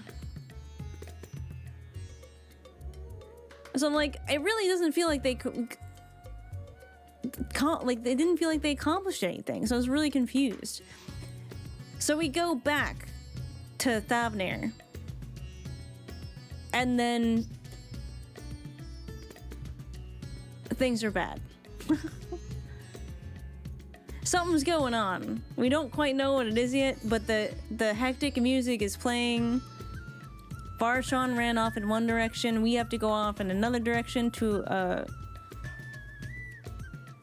investigate because there was a void sent, I think. And people are like, oh shit, it's a blasphemy, because that's the last thing they had to deal with. And they're like worried that it's happening again, which is, you know what, honestly very valid. And as soon as that happened, as soon as I'm like, oh fuck, they've unleashed something here where Virtra lives. And I'm like, because Varshan is also just an eyeball, you know what I'm saying? Like, Varshan is a part of Virtra, but that's a very, like, an eyeball is a very powerful part of a dragon, but it's, I think they want all of him. You know what I'm saying? Like, his sister has been in the void for so long, and obviously they got really powerful off of her ether, but now I'm like, oh no, I think they want another dragon, guys. Uh-oh. As soon as that happened, I was like, get wrecked, chat, we stop here. No, that was Coco. That was Coco. But also, it was like almost 1 a.m. So I was like, ah, fuck. We gotta stop here. We gotta stop. But anyways, I was confused about what is happening, and now...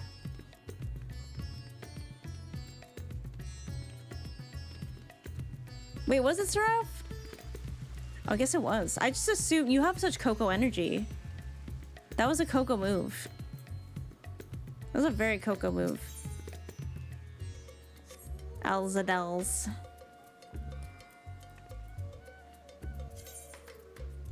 Alright, we're gonna go up there. So I guess we go to the Great Work. Because that's probably the closest way. Yeah.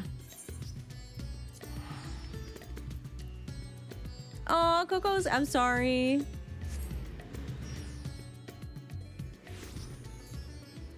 Normally Seraph's like, no, keep going so that nobody can spoil what's gonna happen next. Oh. Hello. Ah, yes, here's the terrifying music. Torgal, who is a good boy. Oh, he's such a good boy. Let's go into danger. Let's fly.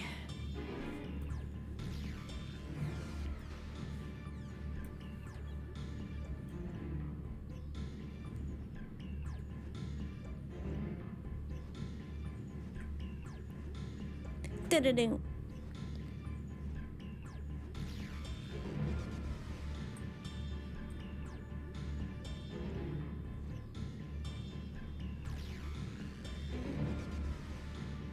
Is it up or down? The Hamza Hatchery. Oh, it's this way. I can't even see the quest. Oh, right. Yes, I get it now. Nabdeen.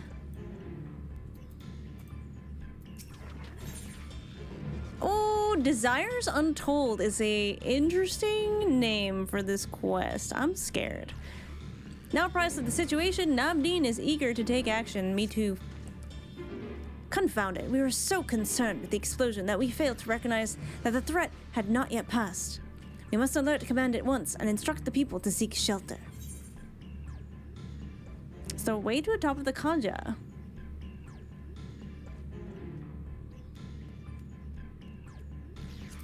I guess I'll ask that. That sounds more useful. What? You mean to go there to investigate? Then again, you are more than capable of defending yourself. As you wish. We will leave this in your hands. The Giant Skull grounds are situated at the base of the Kaja. I myself am not familiar with the mountain paths, but the quarry workers are bound to know the many. Quetanir, for instance, he has worked there the longest. Go well, my friend, and may the sisters keep you.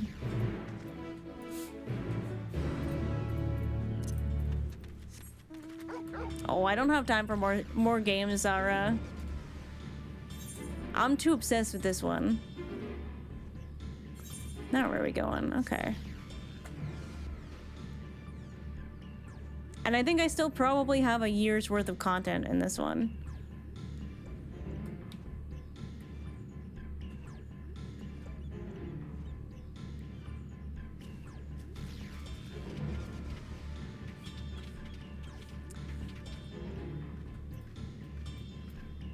He's hot, guys.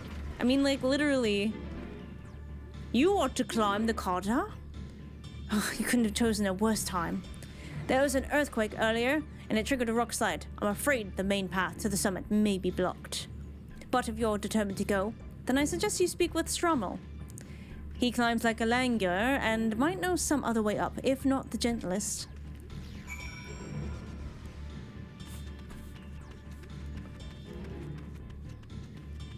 They are testing me with the pronunciations today.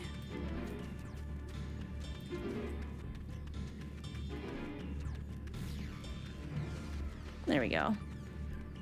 Is this a Lullafell? Oh no.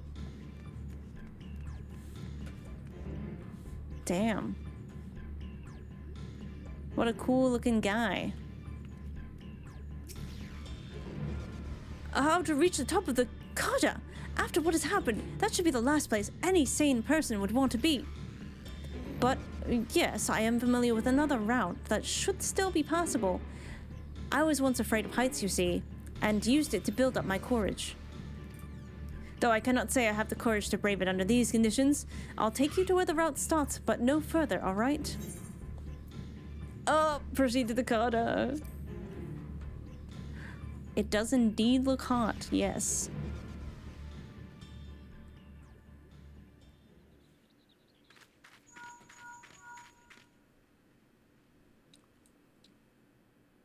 Hello, can you hear me? Oh, I miss her voice. We were Hello. too late. The vault has been destroyed. The alchemical furnace with it. Uh-oh. Uh-oh. This was their true objective, to deny us entry into the void. That is not an angle that I considered. That they wouldn't want us to go back into the void.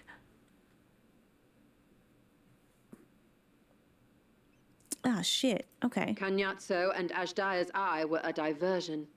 Well, fuck. That's why it didn't make sense, because it didn't make sense. A means to detain us in Garlemald, while they went to work here. To reduce the vault to rubble.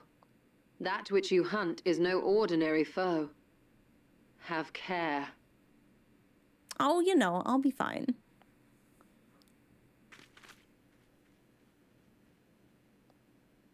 It's like, I still think my theory is correct, just not for the reasons that I thought.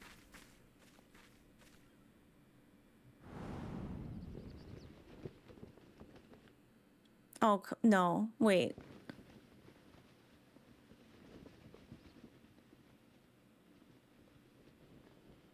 Wait. Such an exquisite sight.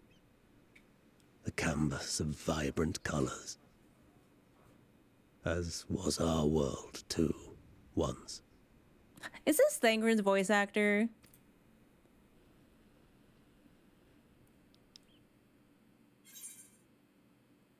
One of Gulbaz's champions, I presume?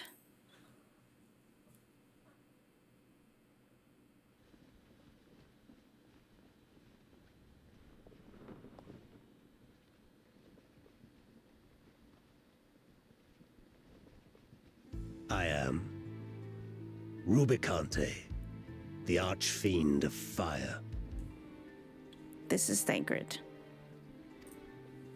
Why are you so naked? A monster in flesh. Yet in spirit I remain a man. A prisoner of the past.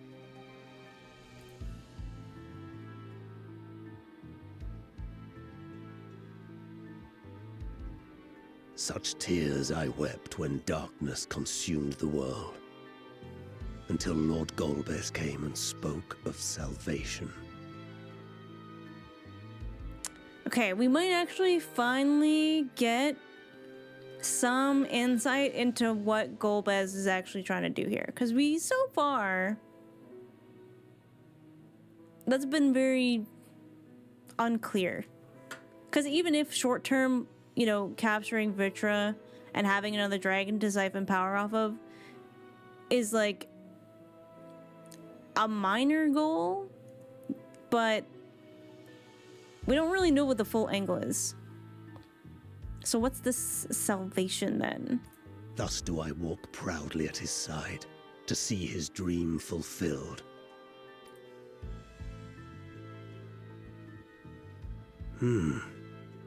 Your heart is pure. For benevolent cause you seek the dragon. Yeah, that dragon is my friend's sister. But I cannot allow you to have it. Cannot allow you to interfere. If you would continue, then there is but one recourse. I shall await you at the summit. Come, mortal. Come and weigh your righteousness against mine.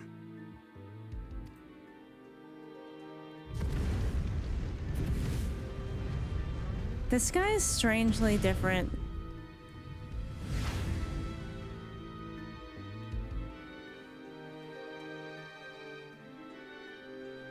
There's a different vibe. Still sees himself as a man. Despises the monster he has become. I'm kind of like, is there a similarity between him and Zero? Because Zero's the only other person who seems to sort of like remember kind of who they were. Just, she doesn't really think that it matters anymore. Also, hi Ken, hi Moomin, hi Cinna. It is Peter. Oh shit, okay. Oh damn, y'all are ready, let's go.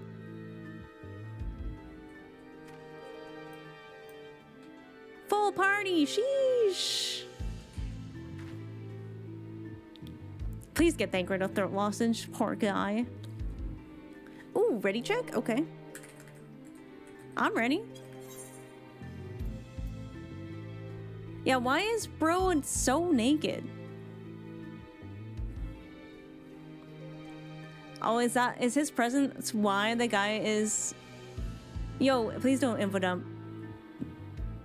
This'll.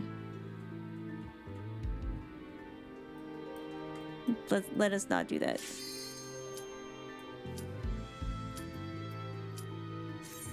Let's go. Accidentally tossed his clothes into the void. Oh no, that's unlucky. He was probably too hot anyways.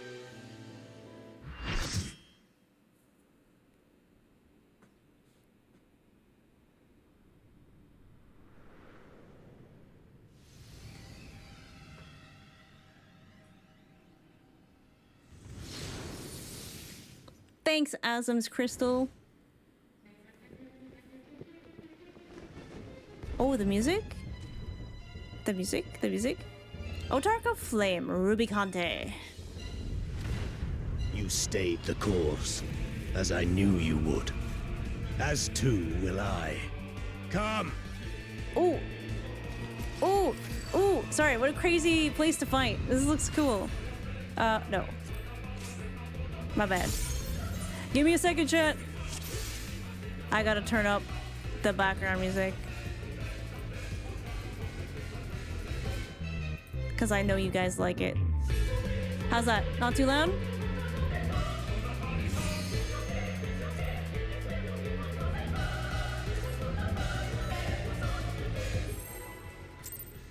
Alright, alright, alright. We're really cute. Let's go.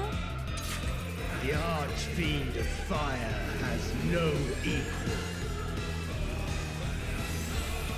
I have a feeling there will be something that will inevitably try to knock me off this platform, so I'm gonna watch out for that. The glory of fire.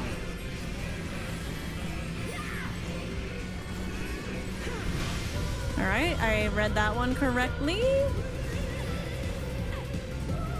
Okay, one is purple.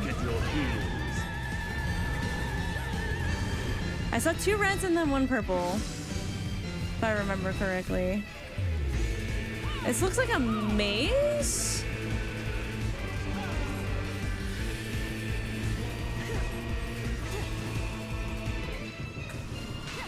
I'm stuck.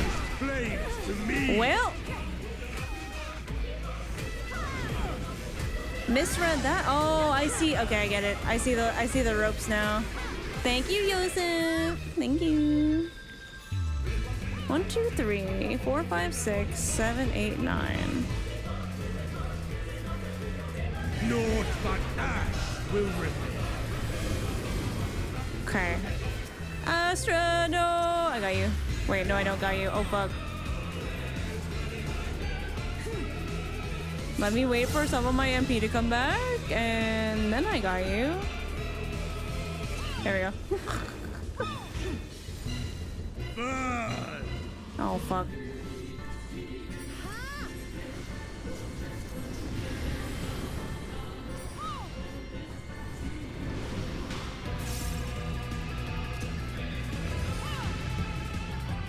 Astra, no!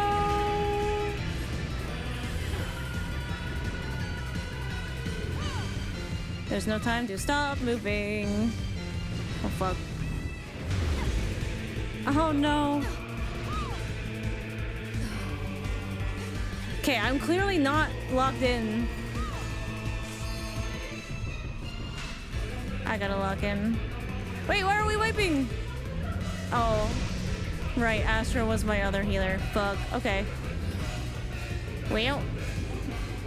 Flames to lick at your heels. Yeah, I'm always like just a slight half second too late. Sorry. I'm gonna do better.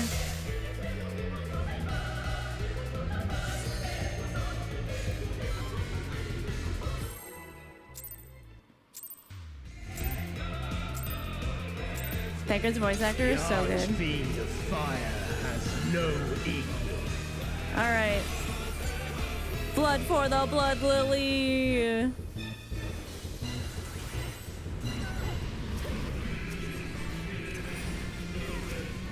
The glory of fire.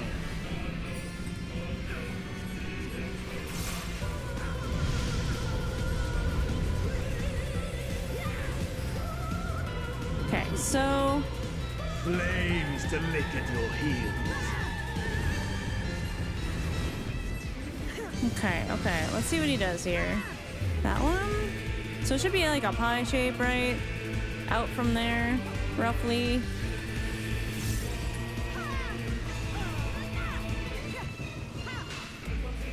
Fuck, I fucked up. Flames to me. I just am barely standing in it. I'm mad. Come on.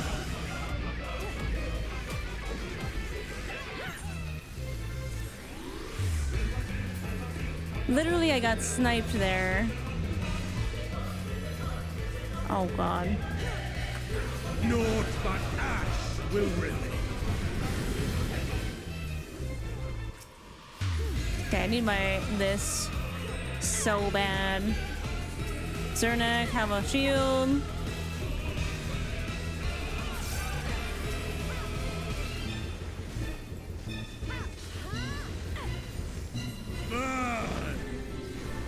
Okay, time to do the dance.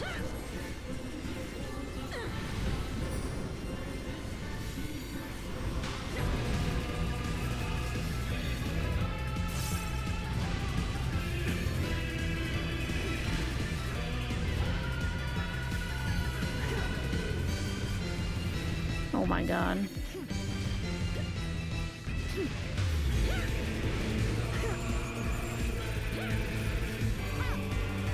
Okay. I take so much. So much concentration. Okay, he's on that side, so I will be on this side.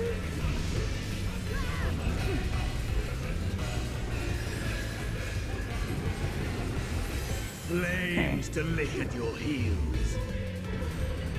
Okay, I think it like freezes you in a spot, so...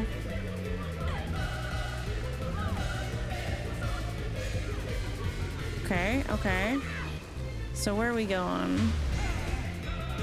Oh, okay. Oh, we're so fucked. Darkest flames to me.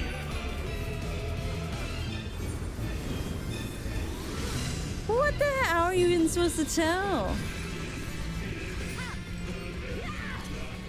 Fuck me.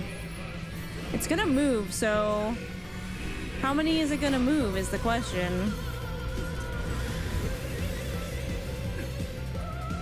Naught but ash will remain. Joseph, no! I got you, buddy. To me, servants of flame.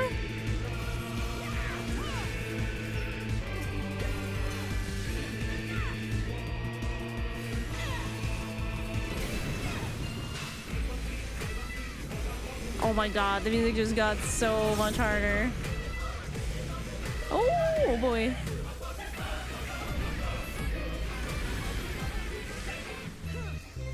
Okay. Yeah, no, do not explain the mechanic. I am simply trying to think out loud. All will burn. I've heard that before. Oh, okay, we're actually burning. All right. Allow me to show you real flame. Oh my god, what the hell? What the hell, Yonde? You've strength worthy enough of pride. But will it be enough? So far, he's the least annoying Archfiend. I am one with the flame.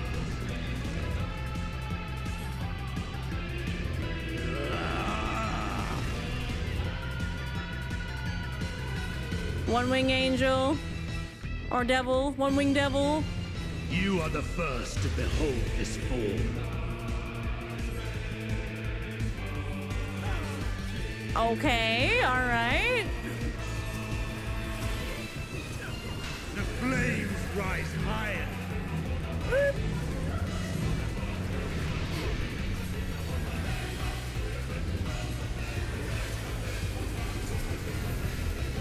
Look now on my essence made pure.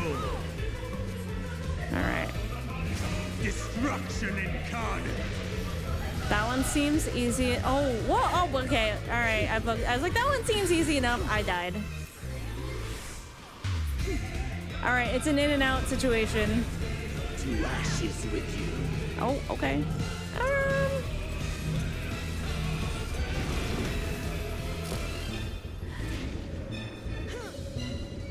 What do you even do? Yeah, famous last words.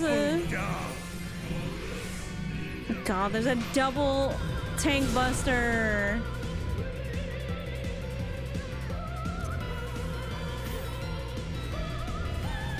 I shall tear you asunder. Somebody already beat you to that, buddy. I don't know if we can get any more sundered. Okay, we almost have 3 OB.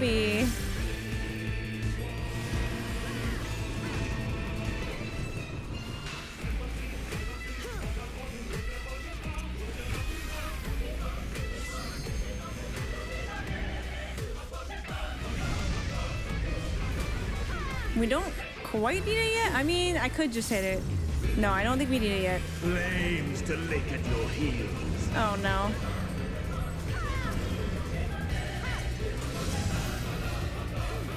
It's gonna move that way. I'm scared.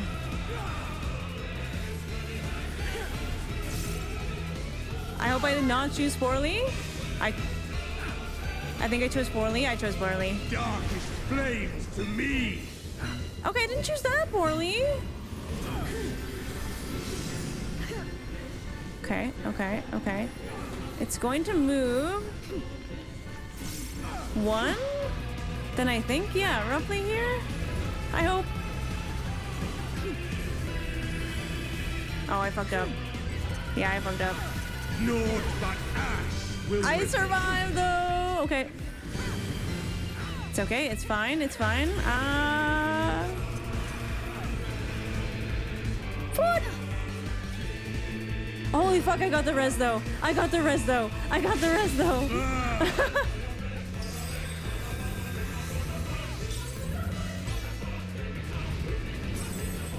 Yeet. Oh my god. Oh, for fuck's sake, bro. Thank you. Oh my god, oh my god, oh my god, oh my god. Just when I think I'm getting good at mechanics, I'm fucking wrong.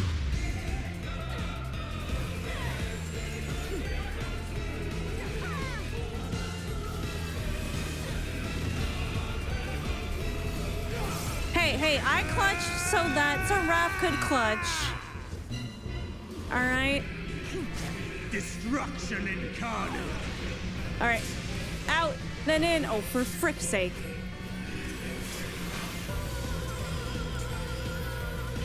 The flames rise higher. I got you. Have some of these. To ashes with you. Oh boy.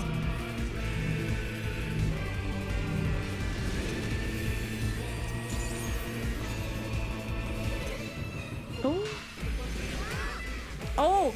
Oh, that was kind of slick. Come, oh God. Oh, no. Okay, I just removed a spell. Uh-oh. My thing was unlocked. I shall tear you asunder.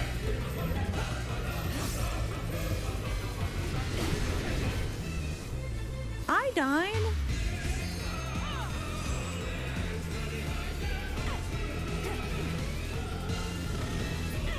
I need that back, unfortunately.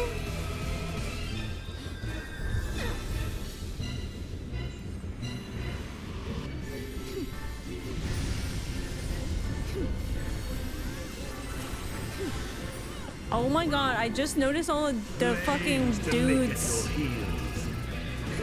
crying tears of lava. Alright, it's going that way. It's gonna move this way. So...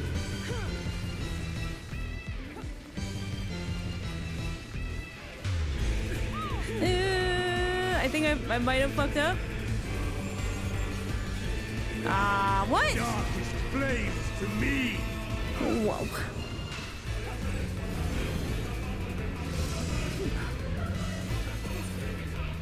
I need my thing back. I accept. Give me my... Not that. Naught but ash will remain.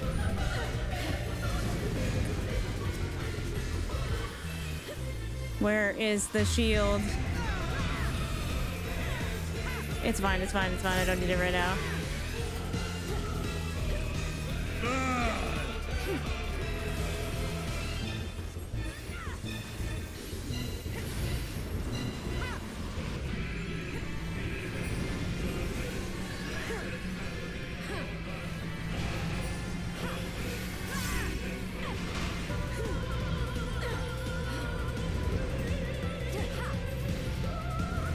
Oh my god.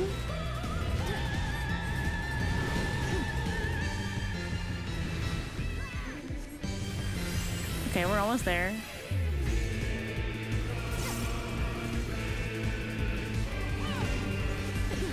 Yeah, I absolutely actually did remove something because I didn't realize. Destruction incarnate. Okay, I see. Whew, okay.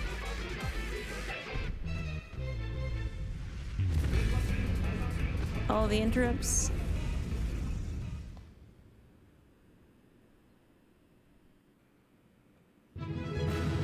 Yay! Thanks for the carry, everyone, because I did appallingly bad in that one.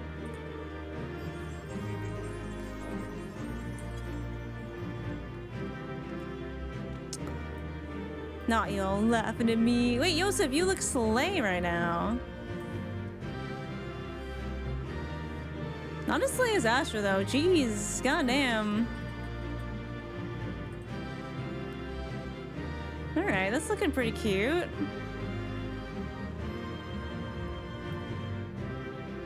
There we go. What a fight, man.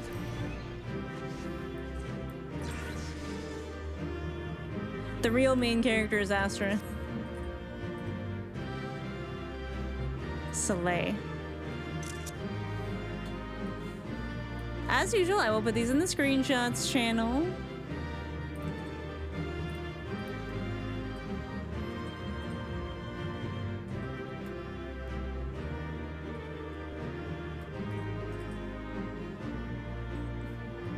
Flameo hot man.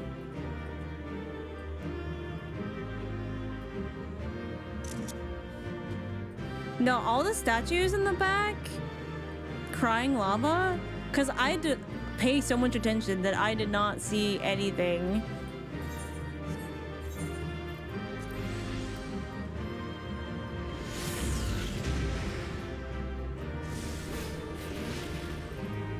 Can everybody look at me? There we go.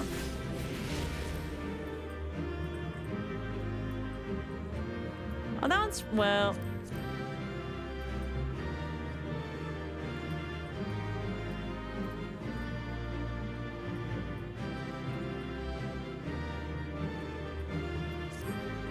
That'll do. Actually, this will be better.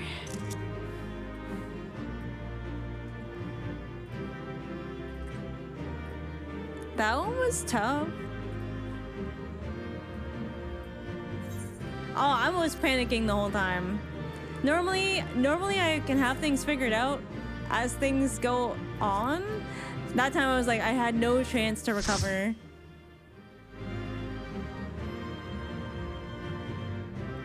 Thank you, everybody. Okay, let me fix this real fast.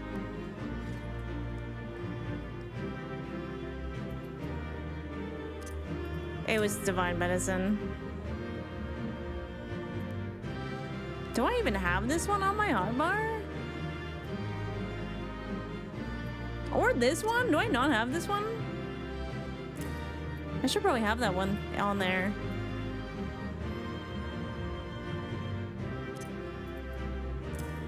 I don't think I have either of those.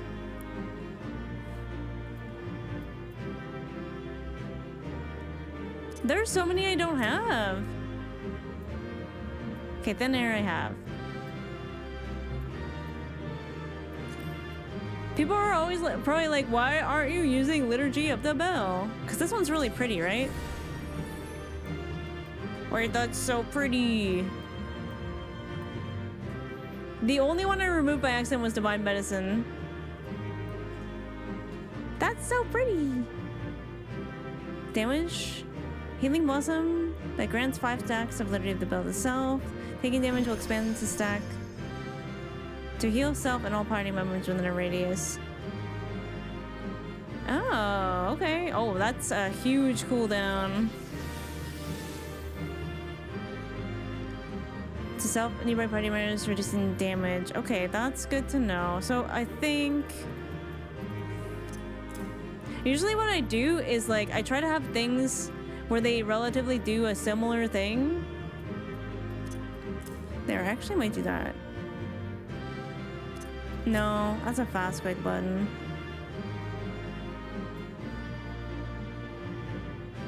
Increases magic healing potency by 20% while reducing damage taken by self and all party members. Okay. Oh, wait, that's pretty. Wait. Oh. I'ma be hitting up the G pose, y'all. The G pose gonna go so hard.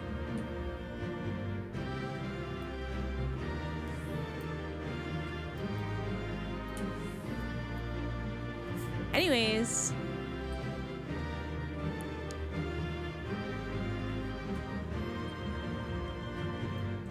This guy seems sad. All the other guys, like all the other archfiends were kind of just like, I am evil.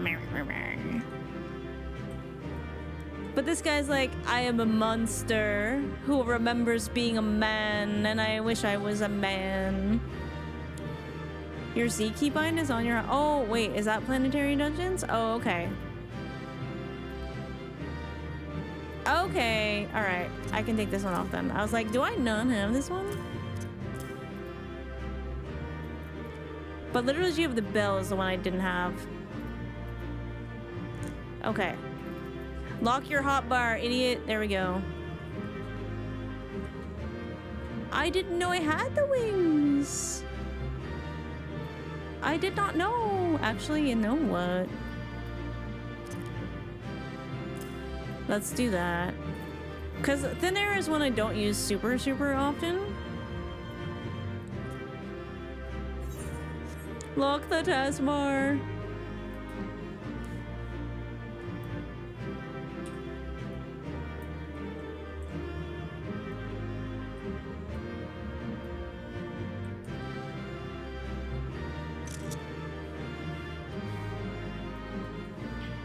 It's like, what do you mean no one else takes selfies with their enemies?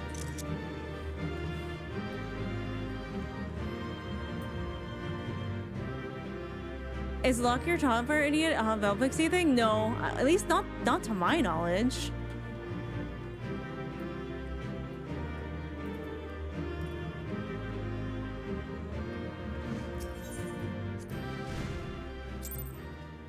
He does have the same little horns as Mizo.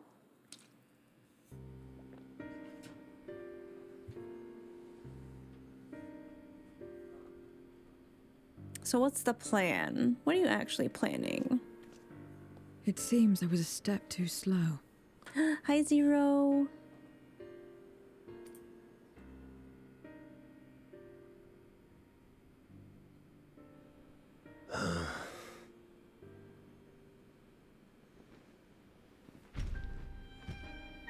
To defeat all of us archfiends, you are strong indeed. Yeah, I know.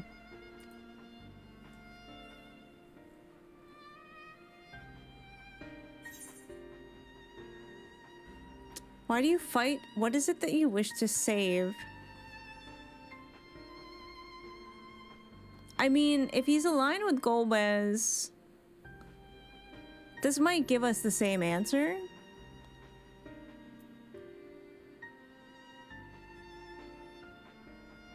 Because he said Golbez offered them salvation.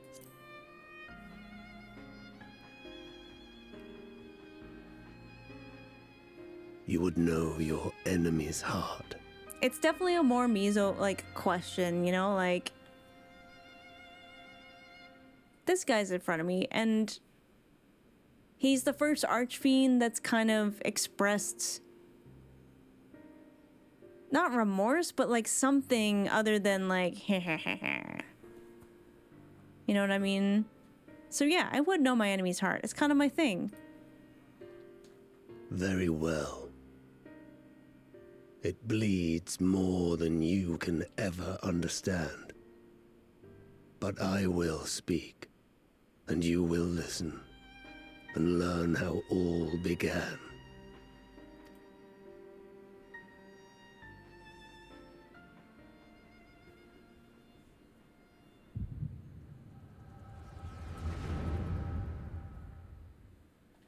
Listening with the echo, apparently.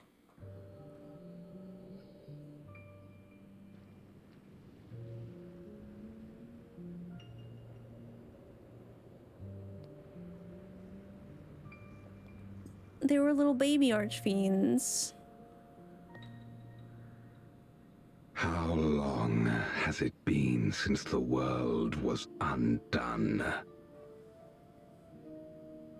Since light and life gave way to darkness and undeath. Since we were reduced to beasts befouled, squabbling over what scant ether remains. But you are different. You remember who you were and the paradise for which you fought. Okay, that was something I kind of noticed. At least they had more personality, but...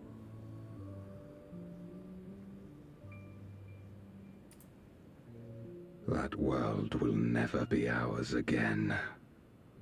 But we need not suffer in this purgatory of death and rebirth forever. Join me. and together we shall seek the promised land.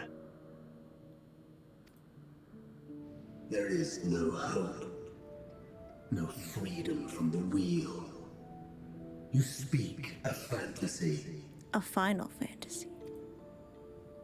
I speak truth. The Ascian's revelation. There are other worlds than this. Ours is but one of 14. Whoop. Now, it's like, did the Ascians give him this knowledge, or did the Ascians, you know, rendering their world to darkness kind of like lead him to that conclusion? There is no greater proof than the whispers we hear, born of a neighboring reality. Oh? I mean, we are the neighboring reality. A reality to which we may journey if we can but break down the barrier that divides us. They want more than just one portal, don't they? You meant it then. We will take this world as our own.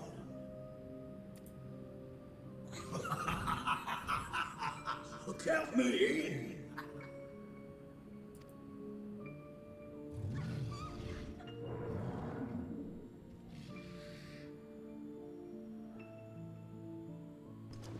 In return for your strength, I offer you opportunity to pursue your own ends in service to a greater cause.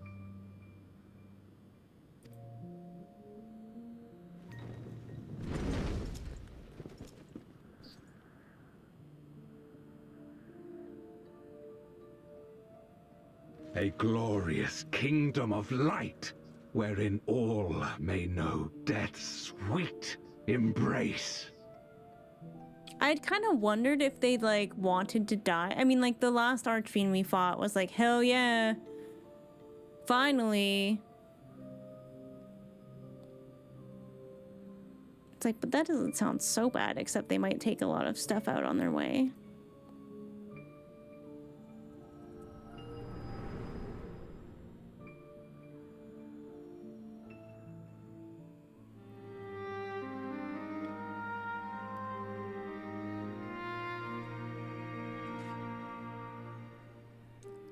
And thus did we begin our great work. Man, didn't the Assassins call their stuff great work too? You intend to forsake the 13th and conquer the Source? Just so. Our home is a lost cause. Our only choice to begin anew. What if I told in this you? world, where we may reclaim our mortality. You served Golbez of your own volition. As atonement for my failures, I tried to be a hero. Tried to stop the war. But I could not. So in turn you wage another. A means to a final end. The wheel of depravity must be broken. Even the most exalted succumb. We eat and deepen the stain upon our souls, until only the hunger remains. Is this to be our fate for all eternity?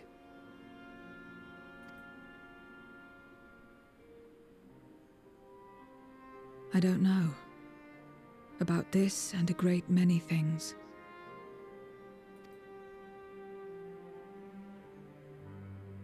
But I do know that it's wrong to damn another to save yourself. Have we come a little like full circle here? Because it's like a similar vibe to like Are we back? Hello? Hello? No, that really sucked. Everything just like froze? For some reason, I don't know why. And then the stream was still going, but the recording stopped. I hope the recording isn't screwed.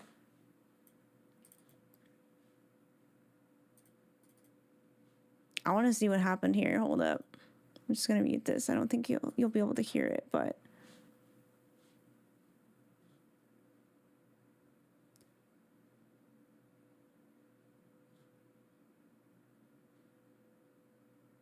okay.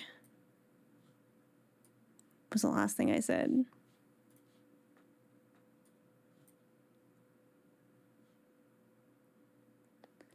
Oh, this sucks. It's gonna be so hard to upload this. Oh, I cut off my whole thought too. Oh no, Seraph got the cookie because we restarted stream. I'm sorry, guys. Let me open up.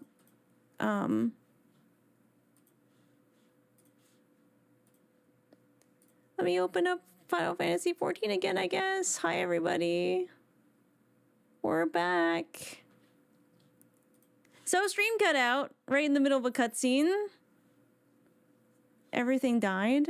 I'm scared. There was a Windows update today and I had to restart.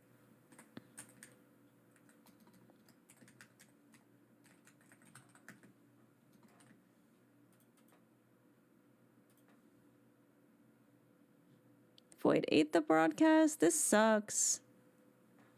I guess I'll go back in and hope for the best. No, we're not stalling for another hour.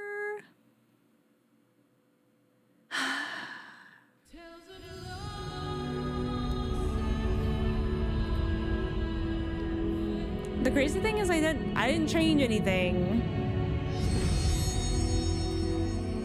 And I didn't get a chance to save the file. Not stall, Walker. I'm not trying to stall. I'm not trying to stall. Wait, what's gonna happen? Because we were mid cutscene.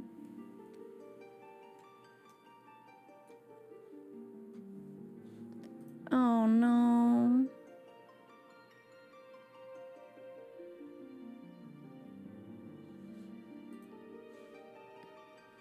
I'll have to restart the cutscene. It will restart it? Okay, that's good.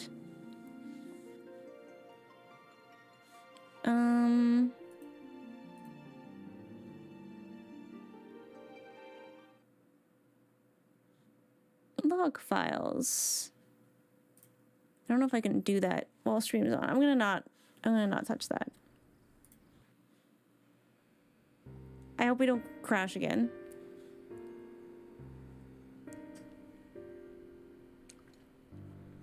Okay, it put me back. That's good. It seems I was a step too slow. It's okay. We can just watch it again. Mostly.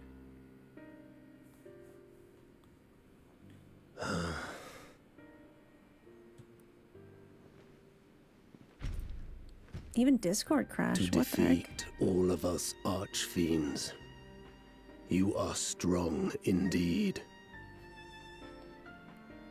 I know. Carrying out.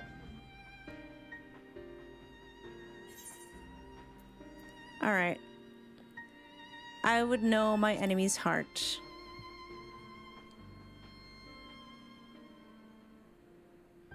You would know your enemy's heart. He seems to respect that choice, which I think is interesting. Very well. It bleeds more than you can ever understand.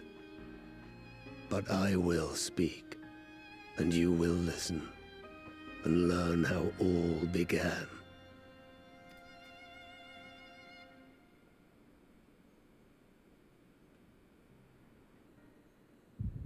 By speak, he means echo.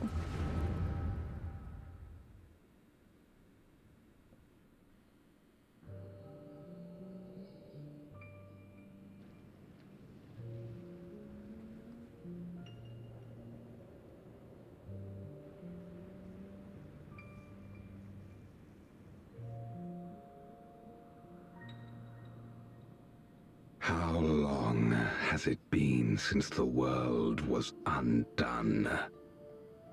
Since light and life gave way to darkness and undeath. Since we were reduced to beasts befouled, squabbling over what scant ether remains. So realistically, right? Now that I'm going through this again, considering the 13th was the first attempt that they had at the rejoining, I'm going to guess that they've been in this situation for like at least 1,000 years.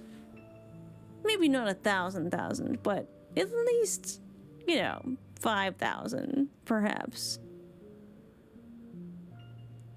And that probably sucks. But you are different. You remember who you were and the paradise for which you fought. Now, this is interesting because this kind of suggests that this war predates the darkness thing happening a long time. That world will never be ours again. But we need not suffer in this purgatory of death and rebirth forever.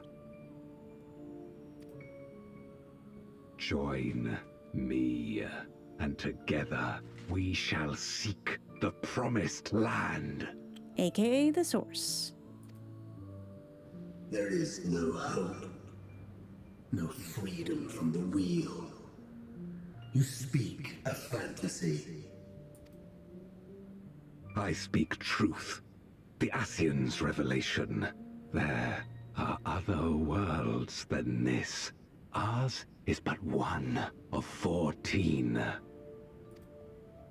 There is no greater proof than the whispers we hear, born of a neighboring reality.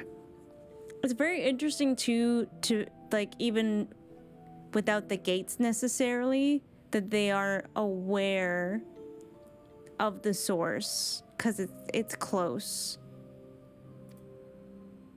A reality to which we may journey if we can but break down the barrier that divides us. But isn't the barrier that divides them the fucking rift? You meant it then. We will take this world as our own.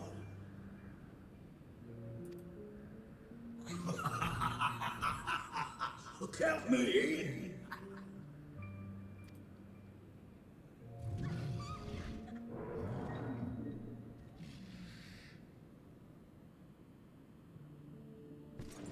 In return for your strength, I offer you opportunity to pursue your own ends in service to a greater cause.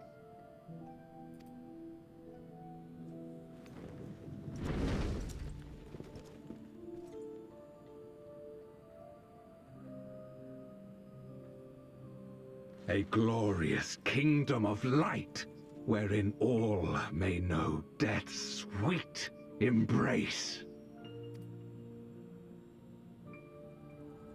Sweet.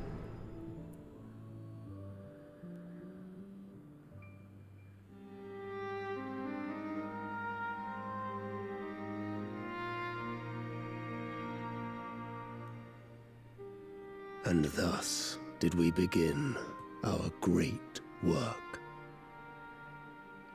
Because they were not as powerful back then, so I'm going to assume some time has passed since that as well. It's tough because, like, obviously we've seen a lot of problems at this point for beings that live such a disgustingly long time. It seems like only the Fae folk kind of like do pretty well because they sort of live in this world of fun. But even they kind of recognize, like, you have something that we don't, because you can die. And, like, being ephemeral is important.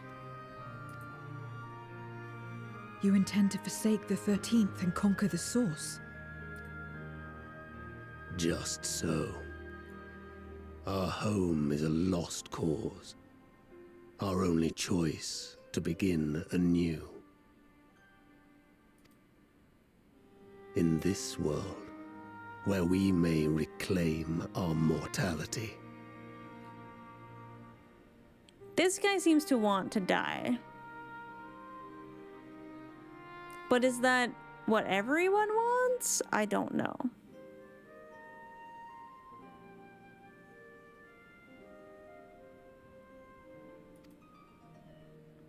You served Golbez of your own volition. Like, couldn't they just come here? Like, they don't necessarily have to conquer it. They could just, like, be here. As atonement for my failures, I tried to be a hero. Tried to stop the war. But I could not. So in turn you wage another. A means to a final end.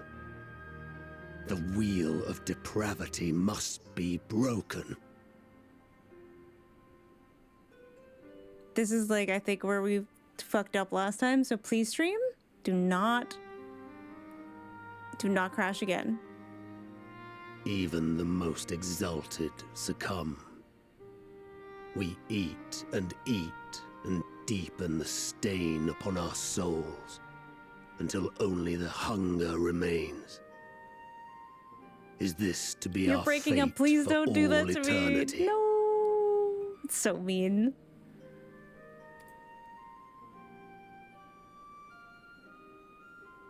I don't know. About this and a great many things.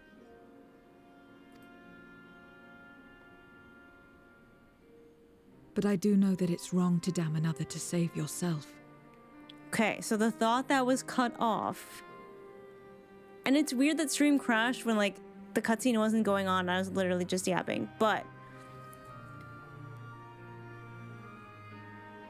this is kind of like, remember way back when, we're talking like post-Heavensward, I think, where Ardbert and his friends come to the Source, and they were planning on doing the Source to save the First, which we know that, like, the Ascians would have never let that happen. Like, clearly there was another step in this plan to save the First, because it was going to become another void like the 13th, and that would be really bad for their great rejoining. So that was never going to be the plan.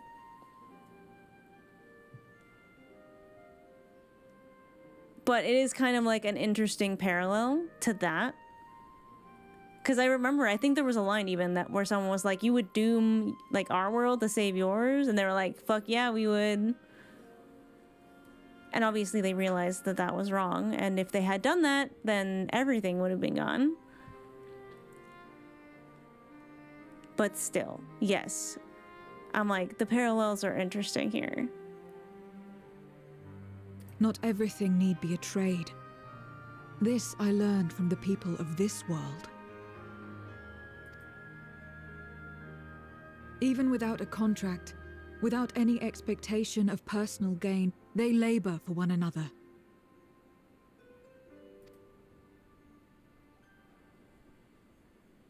I didn't understand it at first, and perhaps I still don't. But if I'm to achieve something, I'd rather do it their way. Else I am already a hunger-maddened beast. She's learning.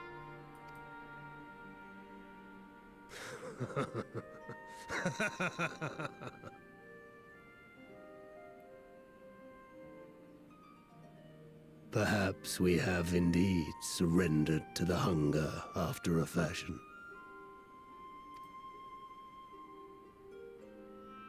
Make for our moon.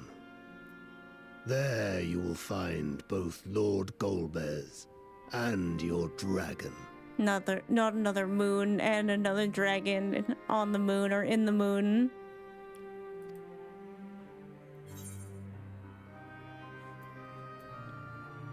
Why are you telling us this? Why? What do you have to gain? Unless it's a trap. To be so viciously slandered. Pride demands I prove my virtue at the last. Okay.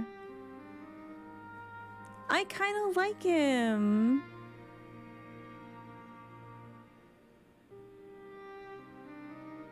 He just trying to do his best, I guess.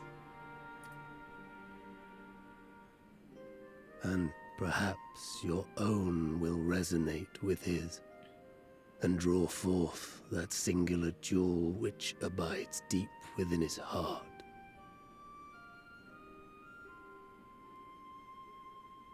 A desire which lies beyond his quest to free us from our purgatory. A desire all his own.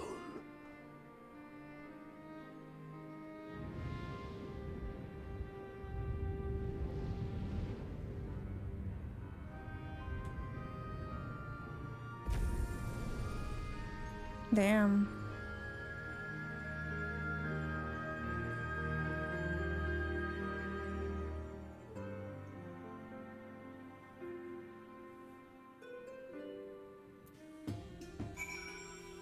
Okay.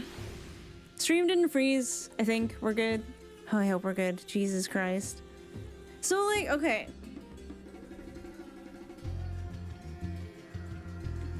In our world, souls are sort of recycled. You know, they go into the ethereal sea, they get cleaned up a little bit, they get reborn, they don't really remember their past life. But there are certain things that kind of stick to the soul.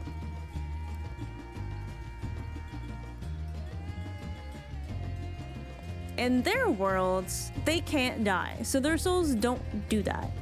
Does each reflection have its own ethereal sea and the souls just get recycled within it? Did they go to the sources one? These are all rhetorical, by the way. I'm just thinking out loud. Because it's like, obviously souls on the first, or sorry, souls on the source have been rejoined 7 times. So our souls are a lot more dense. So I don't know if or what would be the effect of someone from another reflection living here. Are they less powerful? I guess they would be.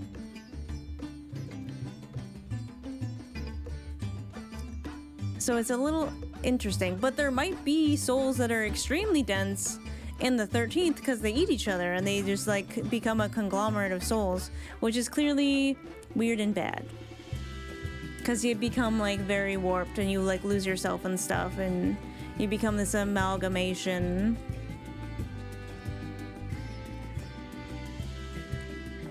And there's an implication there from Rubicante that, you know, this goal to like break down the barrier between the void and the source.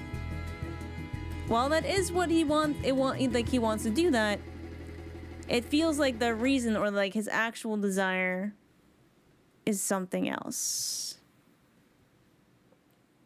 You know, like it feels like there's another reason there. And we kind of know, like from the Crystal Tower raid series with the like Cloud of Darkness, they had that whole, that whole like pact between the Cloud of Darkness and Zonde, and that covenant carried on through anyone of royal blood. That's obviously shattered now. Like there's no more covenant. It's been broken.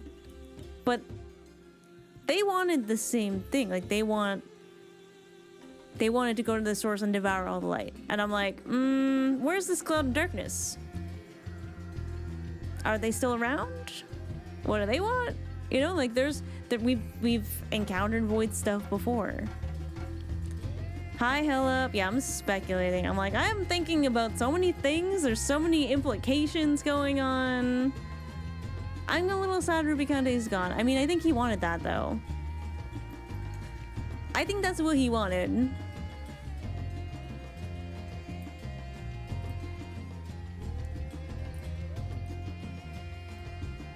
Okay, yeah, manually unpinned at the end of stream. Okay, it should not disappear now. I will hide it for myself, though. Yeah, I mean, Miso's very much about wanting to know the truth of stuff.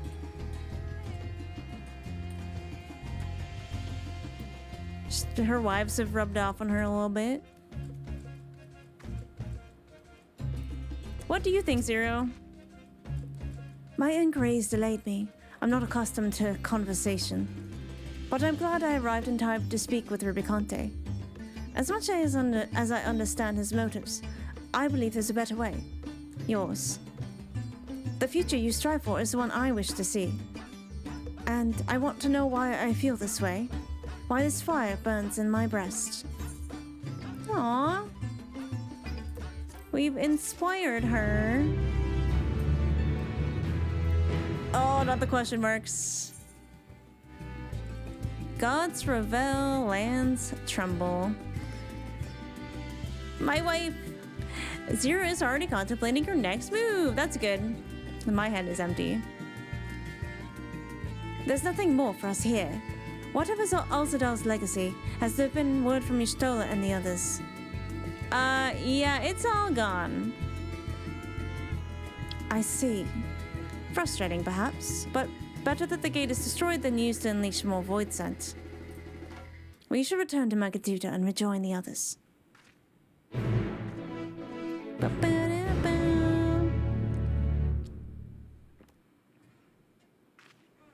Yep, so they didn't want us to come back. So clearly it's not about the Archfiends. It wasn't about killing them, because he let us kill all of them, actually. Alright, where do we have an ad? Ad starts in 8 minutes. Okay, we should be good then. We should be good. There's also more to Golbez's desires than what we know. And he's hiding the dragon on the moon.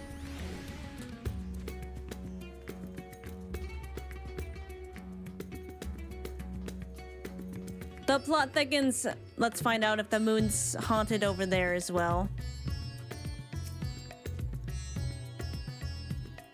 It seems the others are already inside. Let's join them. Also, why is she wearing such little clothing?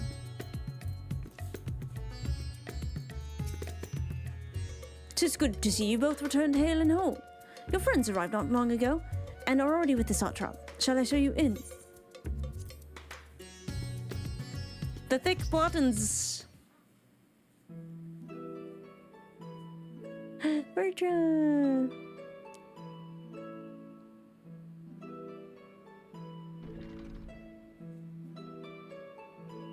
But how are we gonna get to the moon if we can't even get to the void? Oh, the wagon! Thank goodness you're both all right. She looked, but like I expected her to be maybe a bit more excited, but maybe not. Yeah, we're fine. Unfortunately, we have nothing further to report apart from the loss of the gate. But tell us, how did you fare on the mountain? It was pretty sick out, actually.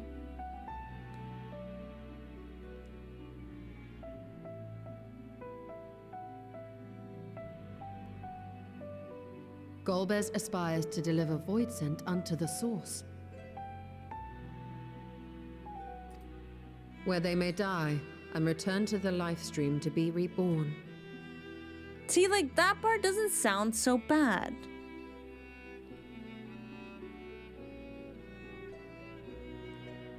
As long as they actually, you know, do die. Far be it for me to deny them, but the cost to our people would be beyond unconscionable. Yeah, that's my concern too. Indeed. Void Sent themselves are inherently dangerous. Never mind the chaos sure to follow should the barrier twixt our worlds be shattered. 'Twould be naught less than a calamity. It's like, yeah, that's a lot of darkness to come flooding into the source all at once. And we know that if an element overwhelms the source and it becomes unstable, then all of the reflections go anyways. So that's great. All right, how can we stop this? We obviously can't let that happen. The simplest way would, of course, be to strike at Golbez himself. That said, our task has been rendered rather difficult. Yup. Indeed. Rubicante hath deprived us of a means to cross into the void. It's like literally destroyed our way into the void, but also was like, yeah, you gotta go there and go to the moon. Kenyatso's faint. That was doubtless what he meant when he said his part was done. Golbez sacrificed 2 archfiends just to stop us. He must need more time to break the barrier to our world. Then the days ahead will be critical. We must find a way back to the 13th.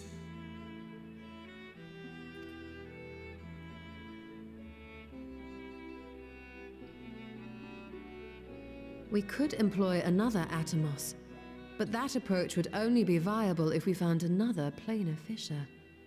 An unlikely prospect. Surely there's one somewhere. Better we explore other avenues.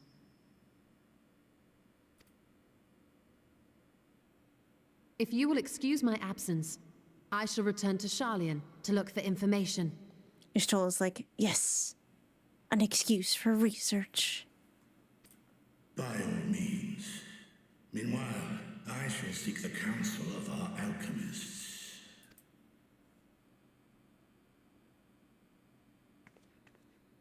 Time is of the essence, so wish me luck.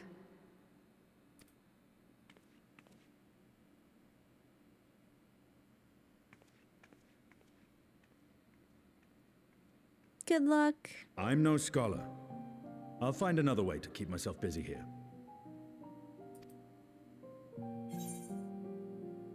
Ishtola alone won't be more than a match for those tomes. How about a little training to keep your lance arm honed? Nah, Ishtola's got this.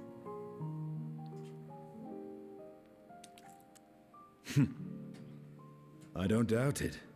She's a veritable researcher of light. Aw, wait, I actually like that. New term of endearment unlocked.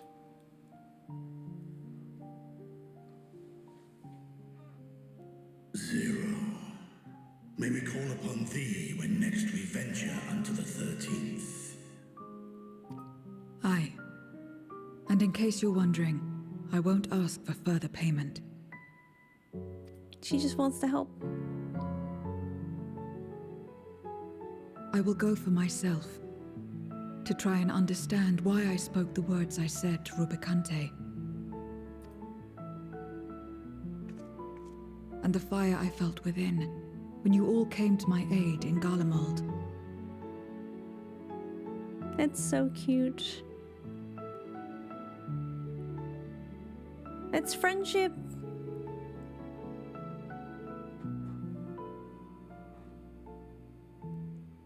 While our esteemed sorceress battles her tomes, let us see to our own affairs.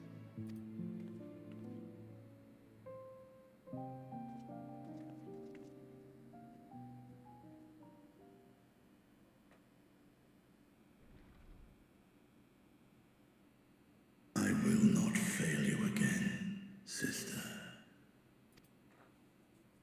Poor guy. So close yet so far. I thought for sure there was gonna be a meanwhile. Oh, good. Add in 1 minute.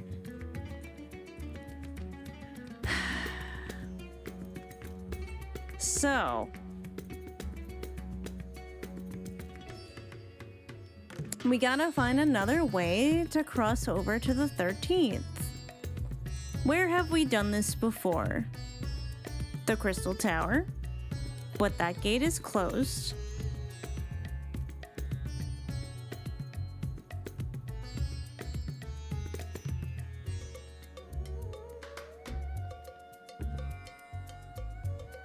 Obviously, the summonings create something a little bit too small and are not a natural fissure. If the veil is like thinner in the Reaper Cave, maybe that's a possibility.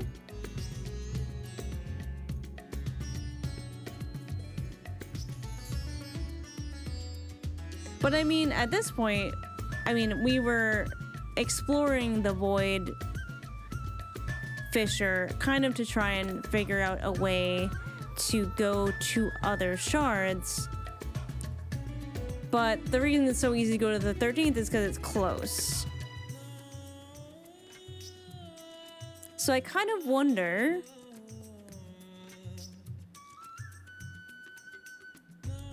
Oh, my brain. Hold up. So, okay. Aetherites, right? Aetherites are not like teleportation crystals. They're literally a beacon, right? What we're actually doing is traveling through the life stream to go from one place to another.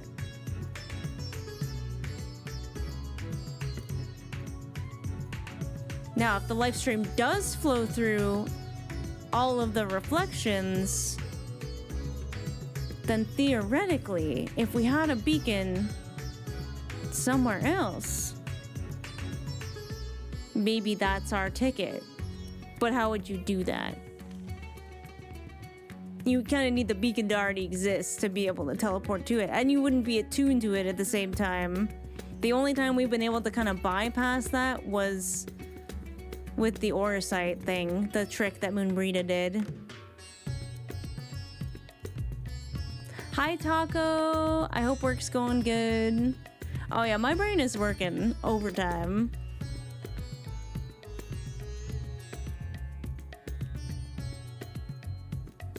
Because right now the void is cut off from the live stream because nothing can die. Or at least nothing can get to the live stream because nothing can die. Aw, Taco, thank you for gifting a sub to Cinna. Cinna, welcome to Grandma's Couch. You're now on the Grandkids. Just refresh the stream.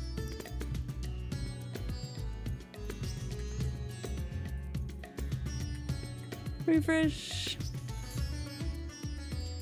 Saved from ads. Taco, you're the best. Thank you so much. Cinna, welcome back to Grandma's Couch. You're still one of the Grandkids. Can we get some hypes in the chat for Cinna and for Taco? All right, we have an ad up. I might as well take a quick bathroom break, and then we'll continue. My brain, though, my brain. I think I'm onto something. Hold up. I think I'm onto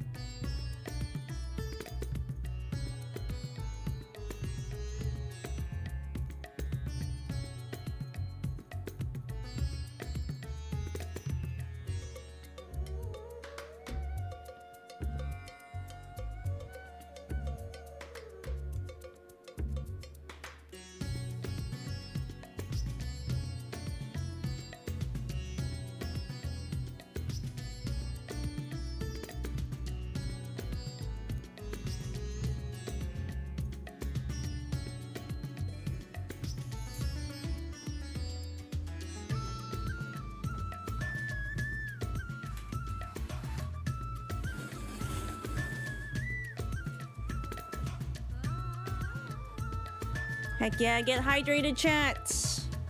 Such hydration. This was not my intention. Actually, yes it is. Please get hydrated. Trying to scooch in a little bit. I'm scooching.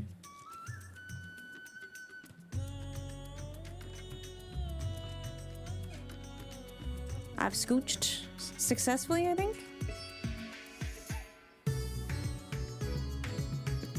Hello, we're so back.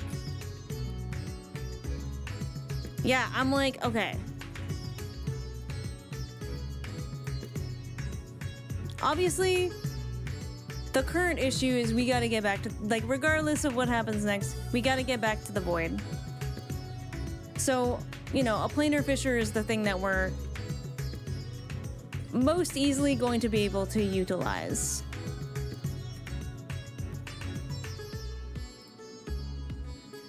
However, in the grander scheme of things, we do want to figure out how to get to other shards.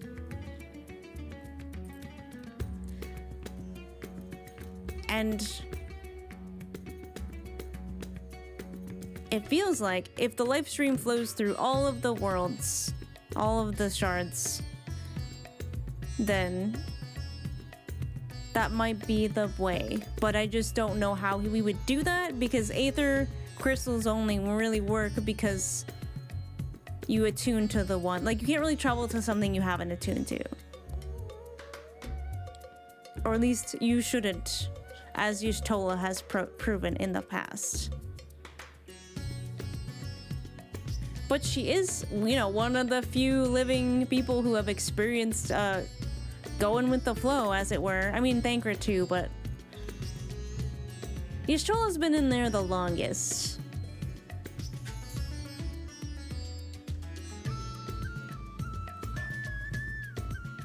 Because like I said, a planar fissure would only work for a world that was nearby. So it wouldn't really help us get to any of the other shards. And now I'm like, okay.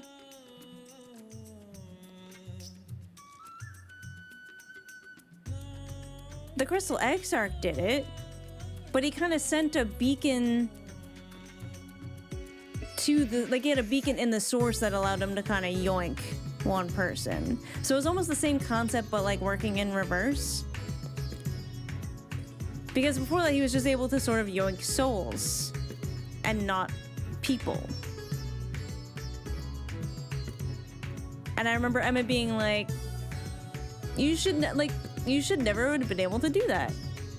And I think the only reason the Asians have been able to kind of go through other worlds is because they kind of escaped into the rift, and they like didn't really need their bodies, right? Like, they already had abandoned their bodies at some point and were just kind of yoinking other ones. So they're like, hey, wait a minute, how did you do that when we couldn't even do that? A lot of like different things I feel like are potentially relevant here. Grau just gambling on souls, I know, right? But I did, you know, like, he pulled us basically to the Crystal Tower, which is essentially just a big Auracite crystal.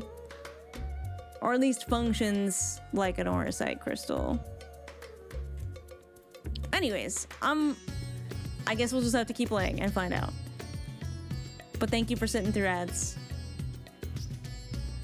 Before you leave, I would like to once more express my gratitude.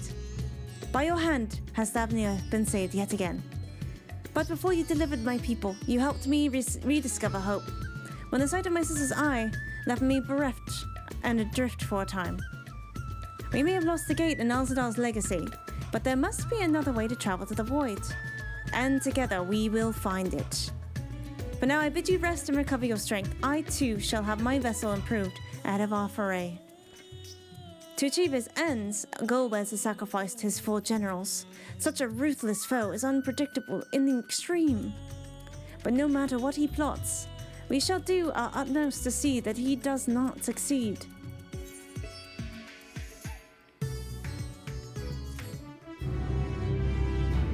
Because I was like, okay.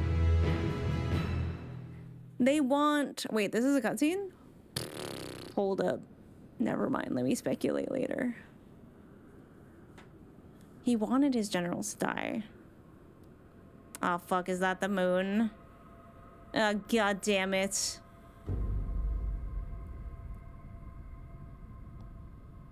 Meanwhile, on the moon in the 13th. Okay. All right. All right.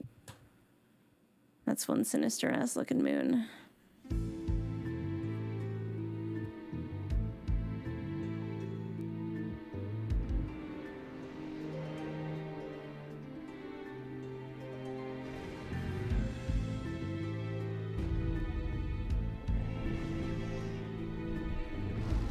Let her go. Cagnazzo and Rubicante have joined with the great flow. See, this room, like, what if you wanted them to die? What if that's, like, part of it?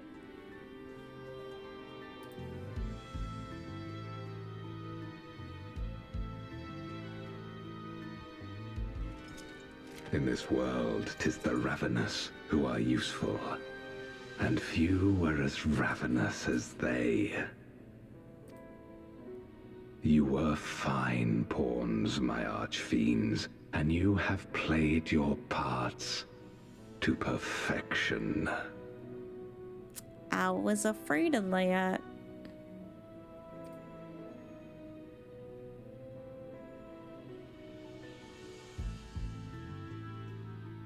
But with the goal in sight, I need no minions to do my bidding. Who is bro talking to? Who are you talking to? Hereon, I shall walk alone.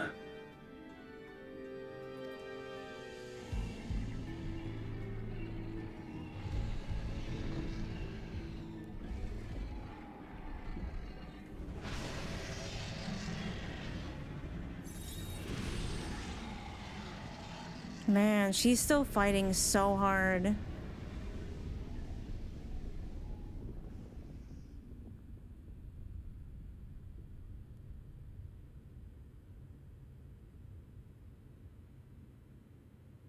That shape. Oh my god.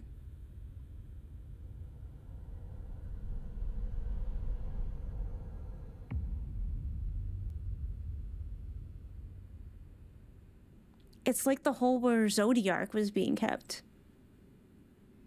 At long, long last, the end draws nigh.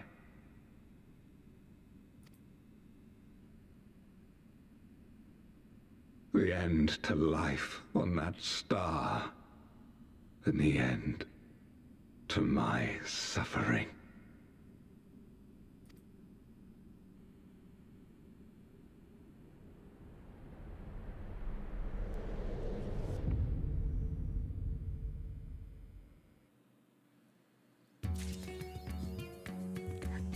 Well, that was creepy. That was creepy. I don't like that. I did not care for it. It looked like the same hole that Zodiac was in. Down to like the cracks in the fucking moon. What the hell? What is that? If you just want to die, you just had to call.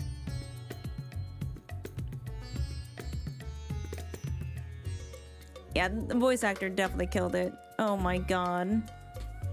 Oh, we're not stopping here. We're not stopping. Urchin pasta, melon pie, gyros. Ooh, gyros. I could fuck up some gyros. Marshawn's eyes light up when he sees you, the boy. Miss Zono, 'tis good to see you. Have you any news from old Charlayan? I've yet to hear from Eustola regarding her research for a means to return to the void. I must confess that her silence has me feeling restless. Nor am I alone in this. Estindian has such an excess of energy that he has been helping to train our soldiers with nary a grumble. As for Zero...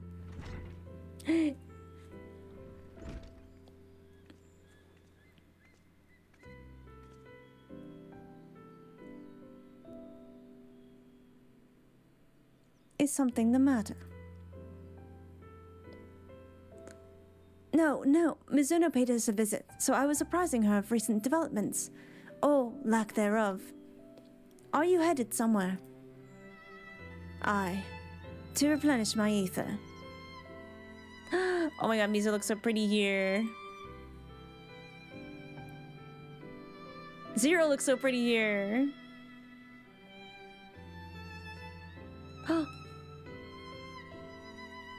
Would you like to come? Is this a date? Is this a date?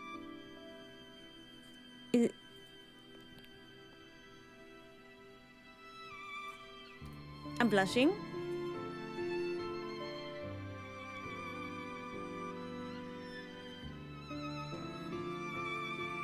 A rare but most welcome invitation. Timely too, I might add. I myself was thinking of venturing out into the city. It would be my pleasure. Oh, it's not a date, no. It's not a date if Varshan is coming, especially not little Varshan. Is this a date Varshan's like, oh yay, I was also thinking of coming along. Date ruined. It would be my pleasure to join you. You will accompany us, of course. Come then. I have an errand to run at the bazaar first. Oh, she's just settling right in. Mizo's greed for hotties knows no bounds. Hey. If games stopped making hotties, then maybe the hotties would know some bounds. Can't believe we just got cock-blocked by a dragon.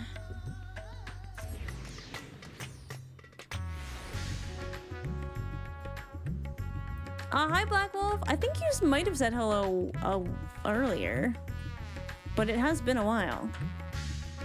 First time?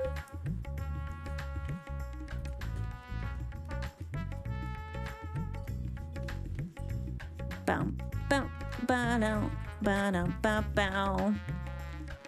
Not even a nutkin. V-spot.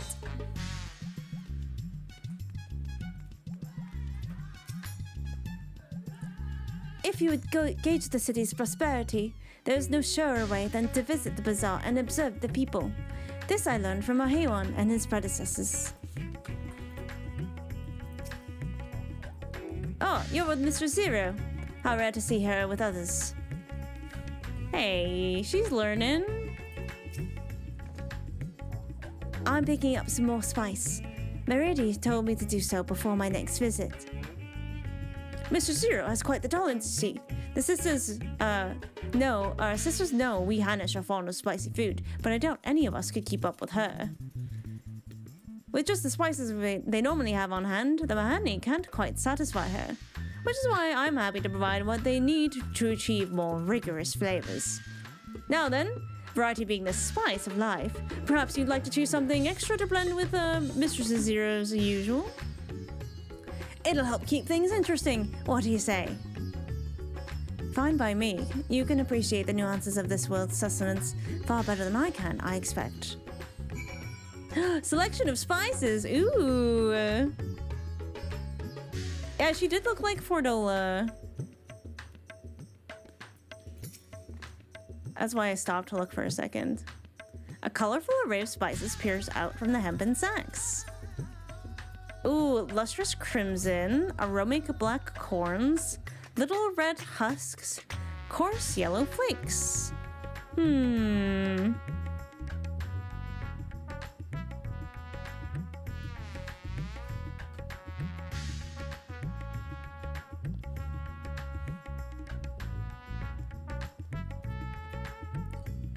I wonder if you can consider them all, but I guess we'll find out. I feel like Black's kind of Zero's color. The corn tickle your nose with a pungent yet enticing aroma. One can imagine them lending dishes an appetizing accent. Okay, I'm gonna check them all. Crimson powder. Bright red in color, this powder is hot just to look at. It will likely induce a healthy sweat when consumed. Because I feel like we gotta go hard here. Okay, crimson sounds promising. These tiny husks give off a citrus-like scent. Perhaps they will imbue dishes with a zesty note. We do like a little bit of zest. These flakes appear to have been grated from a thick root. Their sharp aroma suggests a bracing flavor. I think I'm gonna have to go crimson powder here. I think I have to go crimson powder. I feel like we gotta go hard. Which carrot will you be sampling? I believe it was the blue carrot. Oh no, I get to taste test it? Uh-oh, I don't know if Miso can handle her spice actually. She might be a bit like me that way. Ah, that's a fine choice, but don't take my word for it. Here, have a taste. Zero may wish to observe your reaction. It would be considered to sample the spice in her presence. Taste the spice in Zero's presence. How do I do this? You tentatively place some of the spice on your tongue. Oh boy. A veritable blaze engulfs your mouth. Your reaction speaks volumes. That will suffice then. Always a pleasure, Mr. Zero, and do give Meride my regards.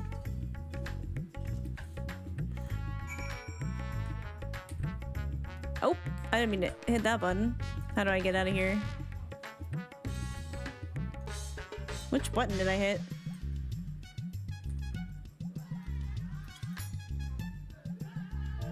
Nope. I don't remember which button this is. Nope. How I get out of first person mode? Oh, that's group pose. Okay. My keybind is home. No, I don't know what it's bound to. End on keyboard. Whoop. Oh, that's also a hotkey on my. There we go. Just zoom out and that should fix it. It won't let me. Okay, I will just go. I will do this.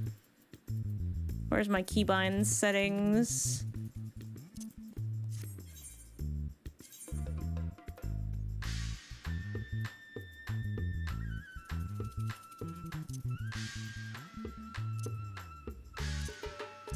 Did I miss it?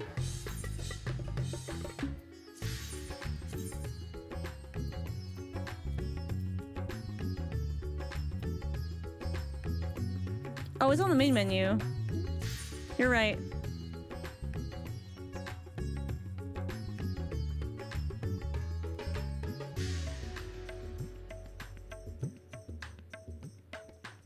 Yeah, I rebound my. I don't have a home key because it's a 75% keyboard.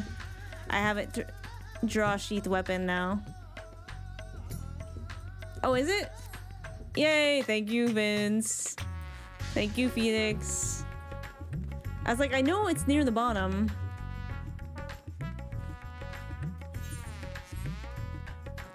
We're having just a very scuffed stream today. I'm gonna have to figure out how to combine the two videos so that the VOD can be one for uploading to YouTube. I can do it in DaVinci Resolve, but DaVinci Resolve does this thing sometimes where it like has dead frames and it flashes red. It's very distracting. I'm sorry, you are very pretty. I hope they know that. I am pleased to see that Zara has become a regular here, and so much so as to bring her own spice. This is gonna be interesting, I think. This is gonna be cute.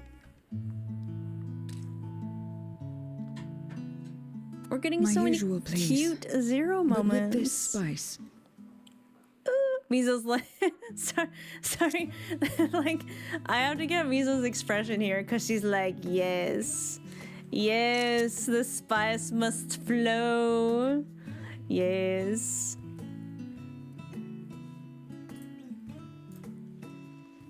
Of course, Zero. It would be my pleasure. Well, now, this is enough to make a whole kettle of your special curry. I don't need that much. Rest assured, it's easy enough to make a serving just for you. Or we could make the kettle and share it. Ooh, oh no, we're all gonna die. There would be enough not only for your companions but other diners as well. I dare say everyone will be delighted. Do it, Zero. Do it. Very well. A full kettle, then. Oh, she's so pretty. Excellent. We'll prepare it at once. I hope they don't think it's a prank. And for your excellency and our esteemed adventurer, are you happy to try a bowl of Zero's curry? We can make yours milder if you prefer. I can't let Zero show me up. Grateful though I am for the offer, I cannot fully appreciate the flavor with this vessel. Another time, perhaps. Oh, well, that's sad. Do not hold back on my account, my friend. Eat and enjoy. I will have His Excellency's helping. Mizo is in a reckless streak right now, so we can't back down from a little Understood. spice. Please, make yourselves comfortable. We can't back down from a little spice.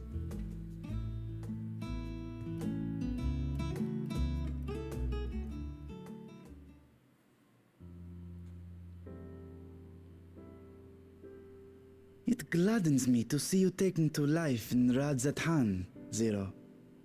In the area of our cuisine, not least of all. I wonder if she's like genuinely enjoying it and it's not just a like, oh, I'm just replenishing my ether. It's not a big deal. I don't like it. I don't like anything. Spicy dishes have long been favored in our sultry clime for their ability to whet the appetite and cool the body. True. And also, you wouldn't think that it would work that way, but yes. Of course, spices also have the effect of preserving foods, which makes them highly coveted in foreign lands. All of this has given rise to a thriving spice industry, and the wealth it brings has allowed our nation to prosper while maintaining its neutrality. So you trade your spices? Seems rather more complicated than trading in ether. Wait till you hear about Bunny. In the beginning, this land was no more than refuge for me. But now it is my home, and the people of Radzatan my beloved children. He loves this place so much. Together, Look at how happy we he build is. this vibrant nation. And naught would please me more than to show it to my sister one day. Vibrant. Rubicante said the same when he described this world. A reminder of all that has been stolen from us. What many who remember doubtless yearn to take back.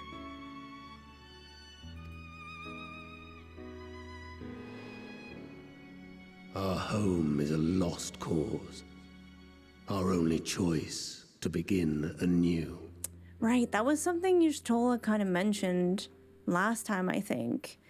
Because we were able to bring, like, balance back to the empty on the first. And obviously it's going to take some time, but life should return to the empty now that the balance is back. Like, now that we have brought all the elements into play. So, you know, if we can do that on a world with an abundance of light, surely we can do the same thing on a world with a overabundance of darkness.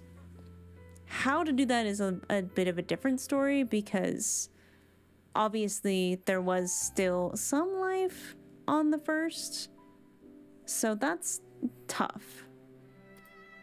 In this world, where we may reclaim our mortality. The other thing Golbez said that I think was interesting was, you know, he picked the Archfiends because they remember who they are or who they were, and that I think, like, obviously would make them more amenable to, like, his cause. Nonetheless, it's wrong to damn another to save yourself. As I told Rubicante, as I found myself moved to speak, I still do not understand what made me feel this way, nor what compels you mortals to help one another. We too hope that you will find the answers you seek. Answers mentioned. What is going on? What's happening? Oh, is the curry ready? Oh boy. Compliments of Mistress Zero, the Satrap's honored guest. We are serving a special curry for anyone who wishes to partake. But be warned, it is not for the faint of heart. Is that naan bread? Oh, I want some so bad. Oh, by all means, I'd welcome the challenge. Oh. Sisters have mercy. The smell alone is... Oh no, Misa's gonna die. Oh, he's sweating. Ah! It burns! It burns! Oh, we're dead. What have we done? To better maintain the facade, the alchemists ensured that my vessel was capable of consuming food. However, I fear Zero's curry would test the limits of their design. Oh yeah, likely excuse Varshan. I think he's scared. Apologies for the delay. Please relax and enjoy your meal. He's scared. Oh my god, Misa's gonna die. It's gonna be the mush loaf all over again. Relax. I don't have time for that. I've been waiting for this. Wait, she sounds so into that. Come. Let's replenish our ether. Okay, settle down.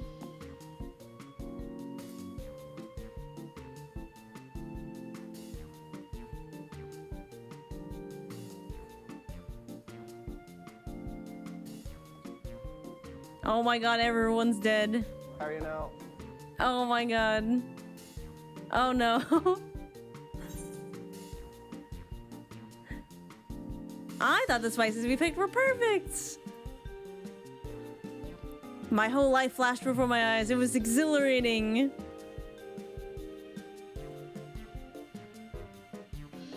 Do we play it cool with Zero? That's what I... do we play it cool?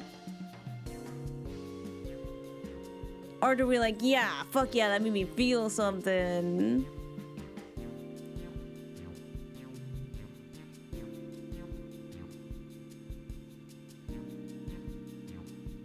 Mizu is in a kind of like hyperbolic mood, I think.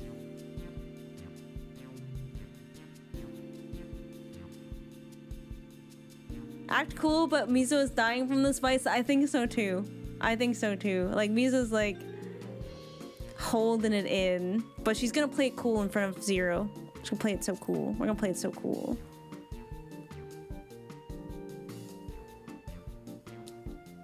I trust you have eaten your fill. I thought they were quite perfect. We're fine. Yeah.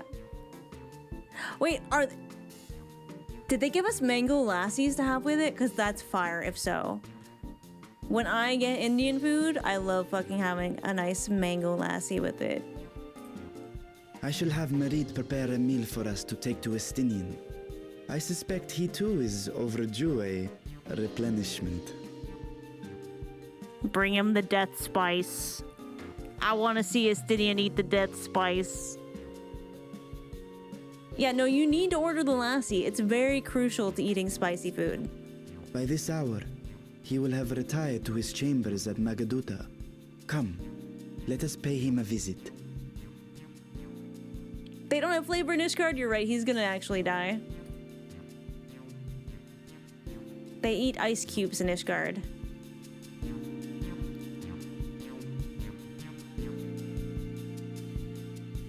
But I want to see it. It'll be so fucking funny. The spicy curries left you feeling slightly flushed and set your heart racing. Whatever challenges await, you're ready to face them head on and with feeling. Oh, fuck yeah. This is actually so, like, Mizo's mood, like, returning from Ultima Thule. They lick the salt rock. So cute that Richard knows Estinian's routine. I know, Estinian's basically another sibling. You're at the bar. It's so... was that you who I went up to? And I was like, you're so pretty.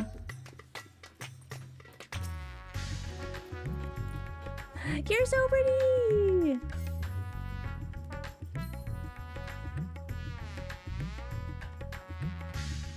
You're also very tall.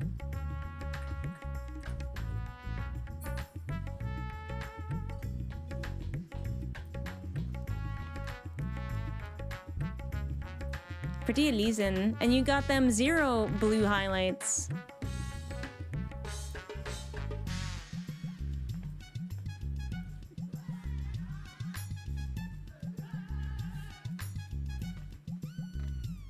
Alright, where are we going next?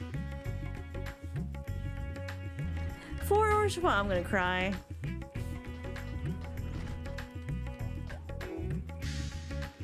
Hi, Samson. Oh. Oh, I guess we could use the Aetherite. That's probably faster. Bam, bam, bam, bam, bam, bam, bam, bam. Bam, bam.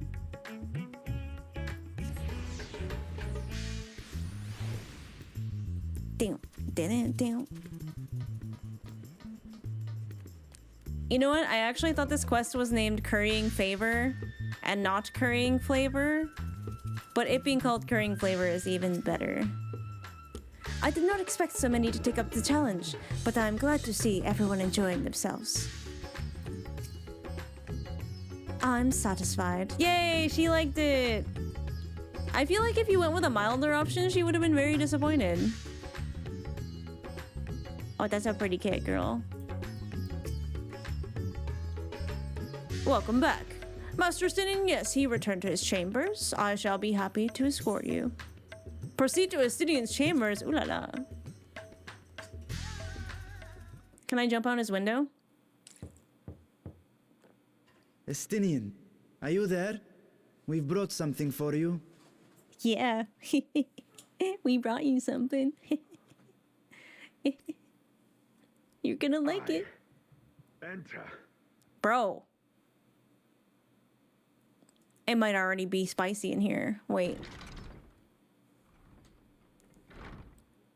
Estinian, let's replenish our ether. Oh my god. What are they doing? It's already spicy in here. Okay. Alright, well. I'm looking a little bit. Squid masala from the Mehane. I thought you might enjoy it.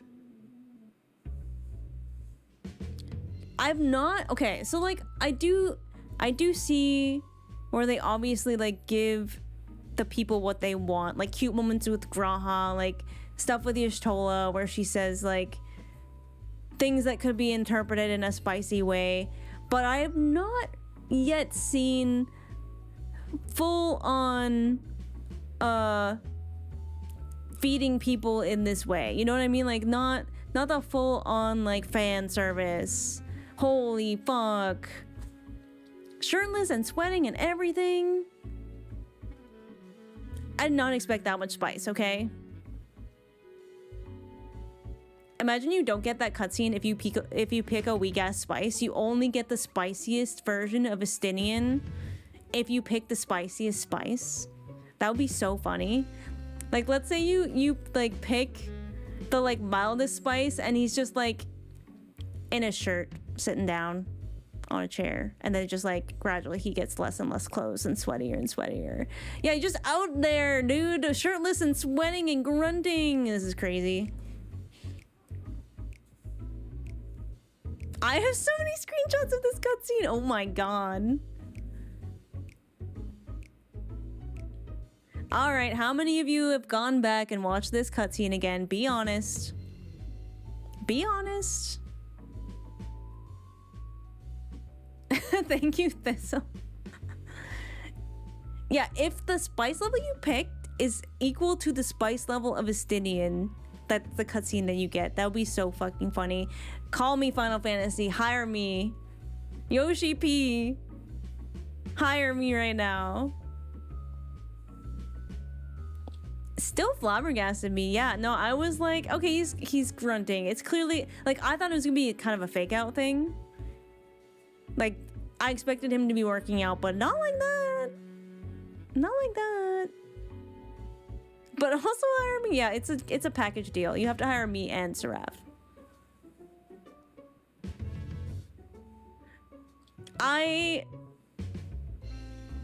If anyone knows what the clip is, like if anyone has a clip for Volpixie when she saw this scene, I need to know. I need to see that. Package deal, you say, hey, calm down. Calm down.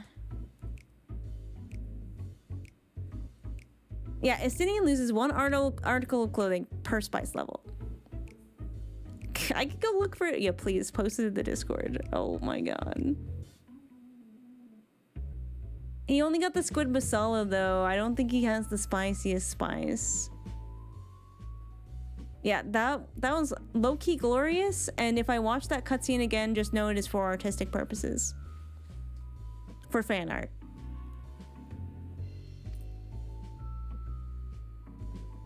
Masala, eh? I prefer my squid dried. But I'm sure it won't disappoint. He's like, yes, this is thanks. perfectly adequate. He's still shirtless and dripping, but I can't even, man. Oh my god.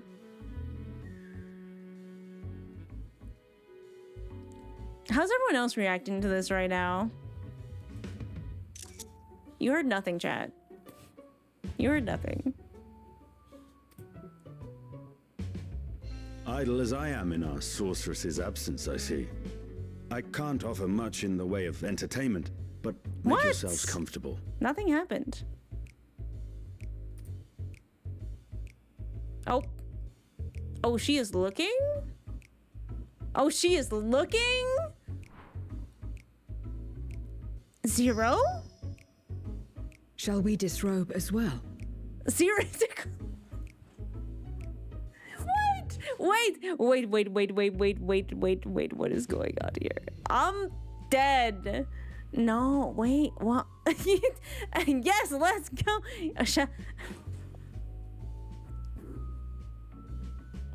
Chat's just like, please.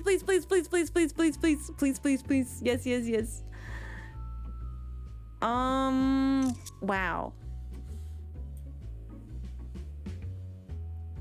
Please.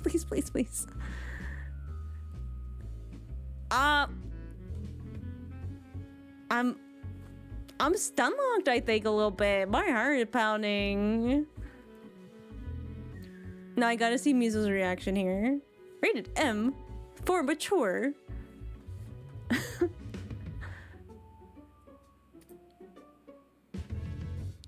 No. We simply caught our friend unprepared. He will make himself presentable at once. So diplomatic. Sure. He's so diplomatic. He's like, no. Everybody keep their clothes on. In front of the child body. Please. Oh my god.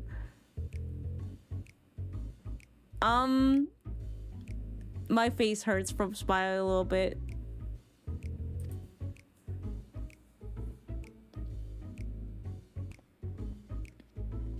He smiled like he fucking knew what he was doing here. Like, bro, go put something on. God damn it.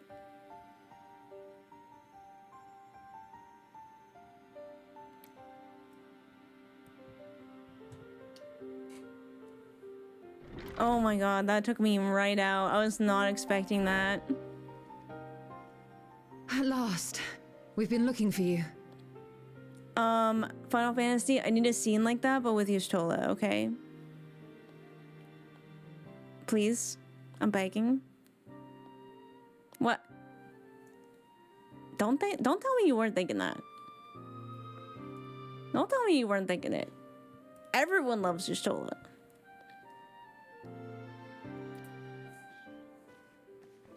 My friends, tell me, were you able to devise a way to return to the 13th? Oh, he's so hopeful.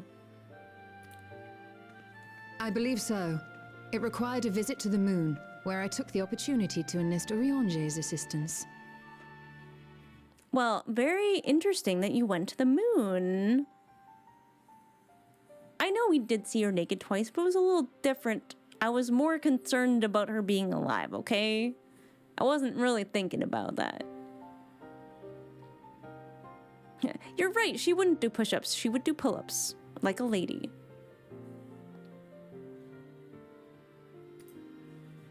Alright, Moon. Y'shtola hath told me all. I should be glad to help you free Azhdaya and put an end to Golbez's dark plot. He seems very confident. If Rubicante spoke true, both Golbez and Azhdaya are on the moon of the 13th.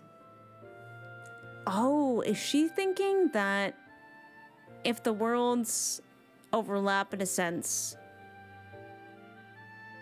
then maybe going from the moon here to the moon in the void might be the easiest path? Unlike here in the Source, however, we have no means of making the journey from the surface of the star itself. The technology simply does not exist. No means of making the journey from the surface. Oh, yes. Okay. Yes, because we have no way to travel to the moon. We have no spaceships in the void. Yes. Yes, which is why I think being on the moon here would probably be the quickest way to jump over there. Therefore, I propose that we employ a gate to deliver us directly to our destination. Smart. Is such She's a so feat smart. possible? My wife's so smart. In theory. Having once been a single hole, the Source and its reflections share striking similarities in geography.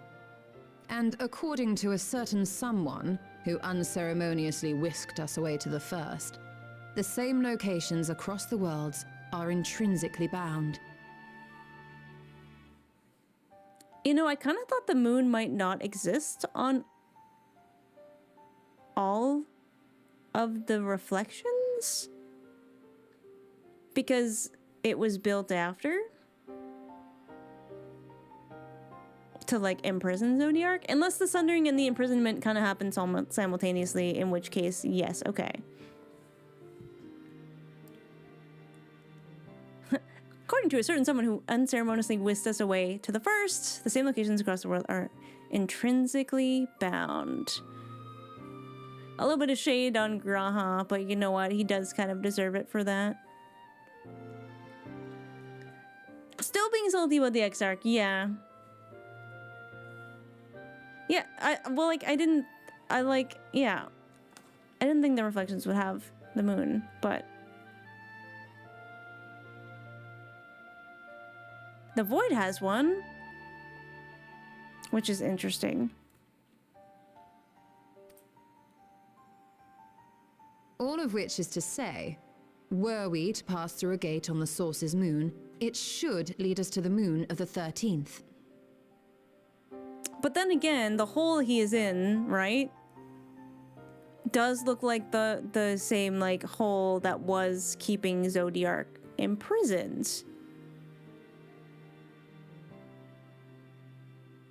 So like, was the rejoining like partial then? Okay. I guess we'll find out.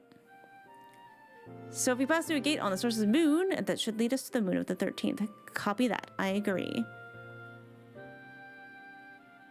Of course, there is the risk of Voidsent gaining entry to our world.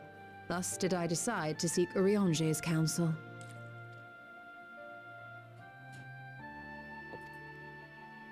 Both the Watcher and the Loporrits are aware of our proposed endeavor. While they are yet deliberating precautionary measures, they have pledged their full cooperation. The Watcher. You've been busy. I presume you've also found a way to open this gate. He's like, please, I'm so fucking bored.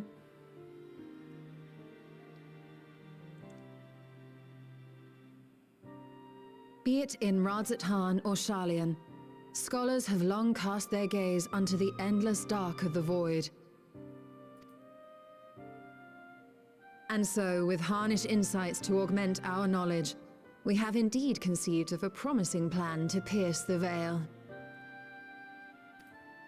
I'm so curious.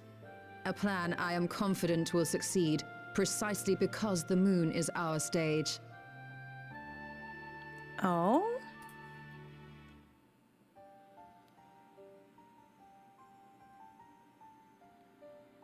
Estinian's so ready. The preparations will be extensive, and we will require vast quantities of ether.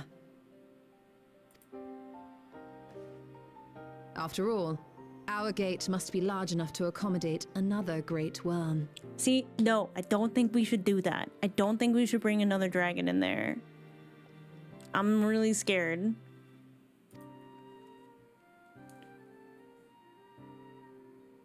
I get why. My proposal entails delivering copious amounts of ether to the Tower of Babel in Garlemald. Oh boy, I'm scared. As you will recall, Fandaniel used the structure to destroy the brand's imprisoning Zodiac. Right, okay, so yeah, he fired a bunch of ether at the moon. In like manner, will use it to channel ether to the moon, and thereby open our gate. Okay. I see. Then we shall need someone on the moon for the necessary rituals. Just so, Your Excellency. I intend to head back anon for that very purpose, as well as to help devise our strategy to deal with invading Voidsent.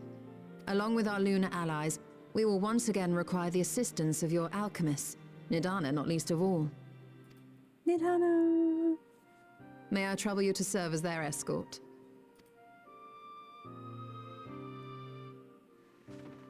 Fine by me. The room was beginning to feel constraining. For my part, I shall oversee the requisite tasks on the star. Might I prevail upon you for your assistance? Who, me?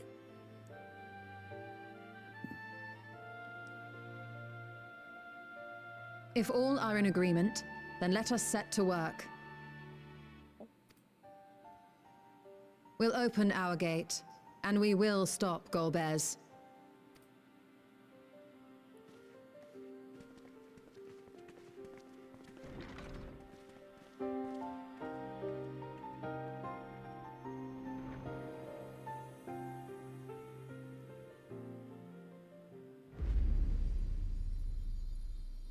Why do you always have to look at the moon with that? The Dark Throne. Oh my god, I'm getting so many titles. I have chills. Moon's haunted. Oh, right, patch. It's patch stuff. Okay. That makes sense. Wait, we're 6.4? Wait a second. I guess I'll take the money. Bing, bing, bing. Well, they put the freaking patch, spicy stuff at the end of the patch. How long did you have to wait after you saw Estinian half naked? You have no shortage of allies at your disposal. I cannot thank you enough for your constant support. Alright, let me check something real quick. Oh, that was the... Oh, we're in 6.4 now. My stream title is so wrong then. Whoopsie.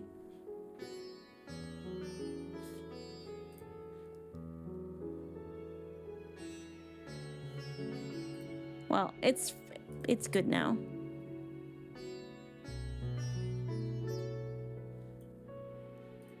The moon.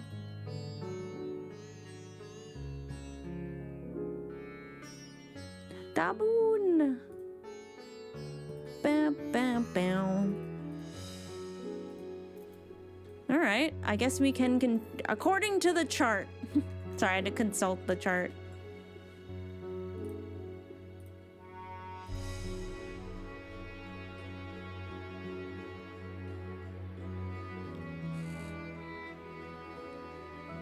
We're good to go for a bit. What time is it? It's 10:30? Okay.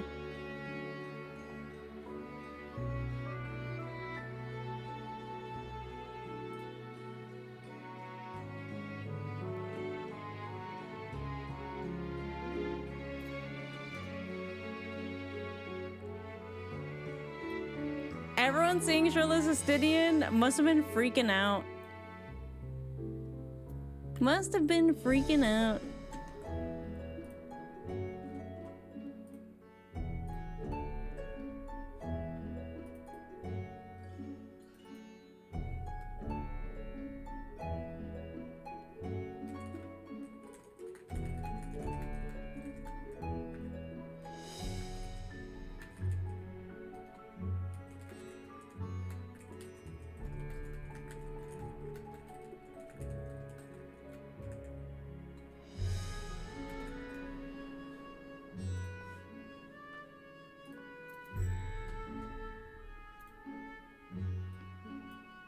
Oh, just put them in the regular Final Fantasy channel. I just make sure it's appropriately spoilered, and I will watch it after stream. It's like, okay, we could do two things. We like stop early tonight.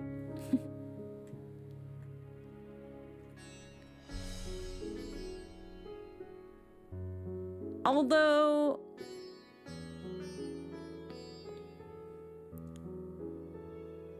no, because then we'd have to do like all of 6.4 and a little bit into 6.5. So I think we keep going for a bit. Because next week is the last stream before my surgery. So if I do stream that Friday, it'll probably be some just Childebrand. So yes, okay. I'm gonna keep going. All right, 6.4 question marks. Going home. Yuri Ange wishes to depart at once. Well, that's an interesting area. If one and all are ready, let us set forth our preparations to complete. If I may, I beg a moment to exchange this vessel for its grown counterpart. It is in the keeping of the alchemists in the High Crucible. Of course, we shall accompany thee thither, and thence begin our journey. Oh yeah, I'll be going ham with this in his chambers, ayo.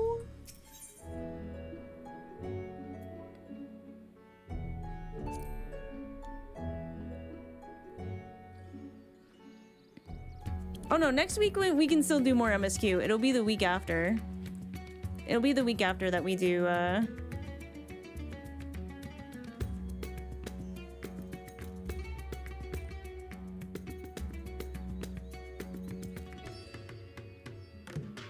Sorry, my husband's going to a rave party? He's sending me his outfit. Bam, bam, bam.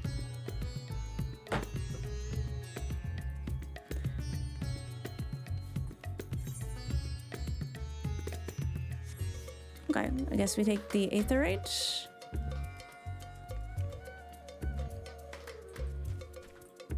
No, you're not. I don't think you should be sorry. I think everyone should brain rot as their heart desires.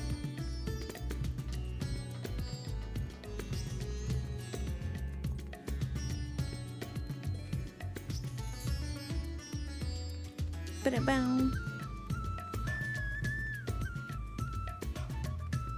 Do-do-do. Do-do-do-do-do. I love it here. It's so colorful.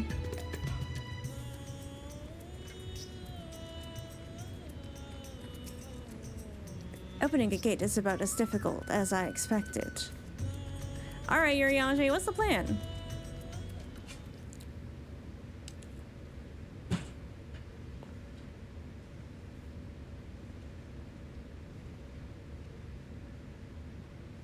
My apologies for the delay. My, that is a striking simulacrum indeed. Well suited to the work ahead, I doubt not. Allow me to explain Ystrolla's plan in greater detail. Yes, please do. I'm so interested.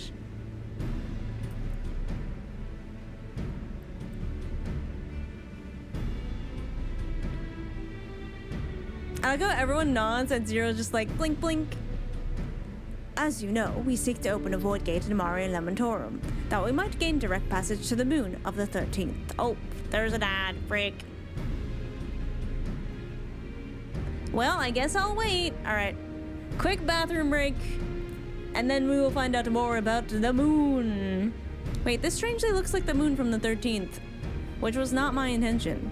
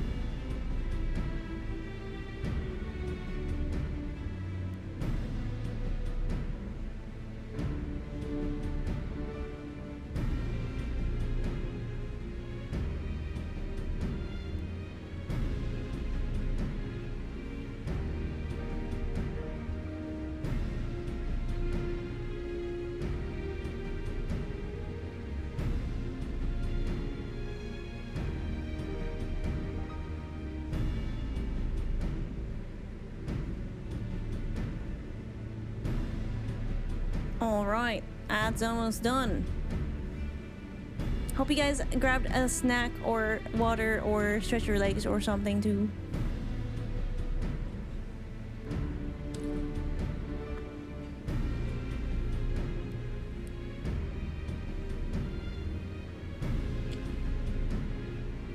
Oh my god, did that cutscene must have changed so many people's brain chemistries.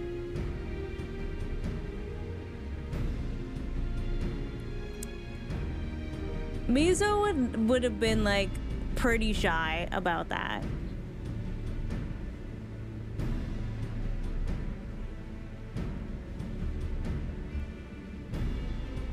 If only it had been Hori Boulder. Yeah, I think Hori Boulder could rock a scene like that. I wonder who, like, outside of Scions, who would be, like, the most popular NPC.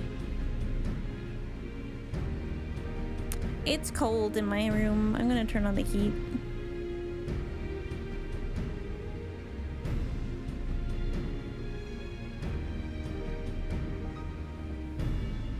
Oh, Lena, that makes sense. Emmett, I think Emmett counts as main cast. He's not a Scion, but he's definitely main cast. But yeah, Lena, I could see. And agree.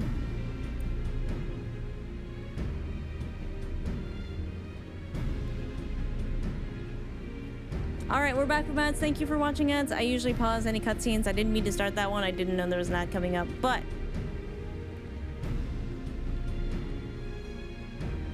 Oh, I mean, like, most popular, like, brain rot target. As you know, we seek to open a void gate in Mare Lamentorum that we might gain direct passage to the moon of the 13th. Whilst our comrades labor upon the moon, we must needs accomplish two tasks. The first is the procurement of a substantial quantity of ether, and the subsequent delivery of it onto the Tower of Babel. Said structure was once used to siphon the land's essence by way of the Telophoroid's spires. Such a method, however, doth pose an unacceptable risk to the greater ethereal balance of our world. Thus, we must seek an alternative means of conveying our requisite resource.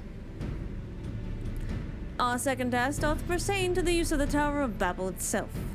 You may recall that this portal unto the moon was placed under supervision of the Ilsabard contingent. If we would employ it to different ends, we must first obtain the contingent's express permission. I should like to believe that they would not refuse us, so perhaps we should concern ourselves with the Aether problem first. Have you any idea whence we might source the vast quantity needed? Aye, a likely location doth come to mind. Let us make for the airship landing. There I shall reveal more.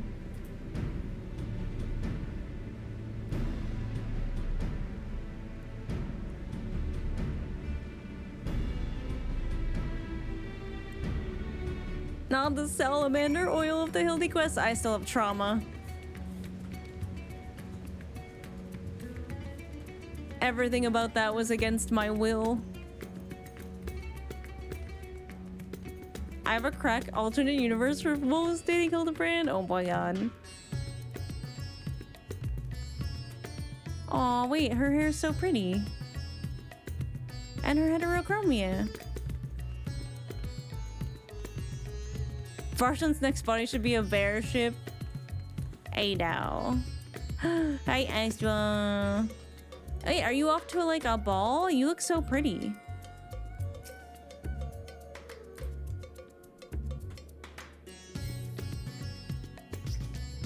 How dare you bring him?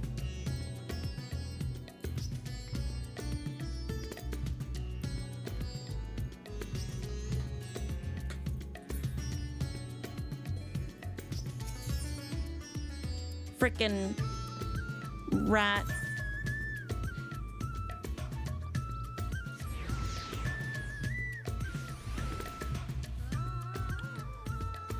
Is that a Mehmet instead of a Mammoth? It's Mehmet Silk.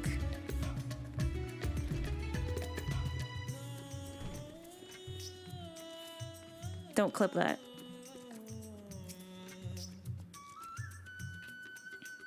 I am most keen to know more of Urage's potential solution.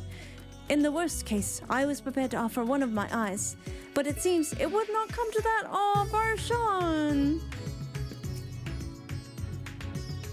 I sometimes come here for the view. It's beautiful. Aw, Zero! Everyone's being so fucking cute right now. She's right, though. Oh my gosh. Wow!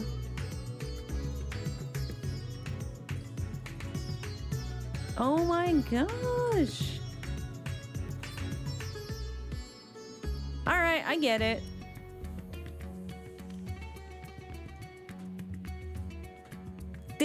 Did she mention the view and then nobody came out and actually looked at the fucking view?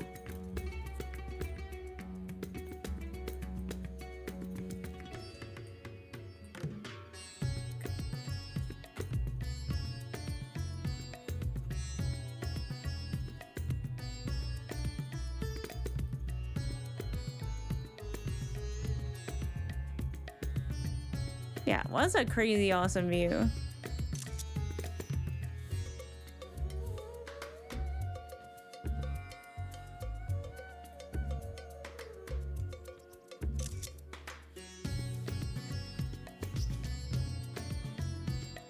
Everything the light touches.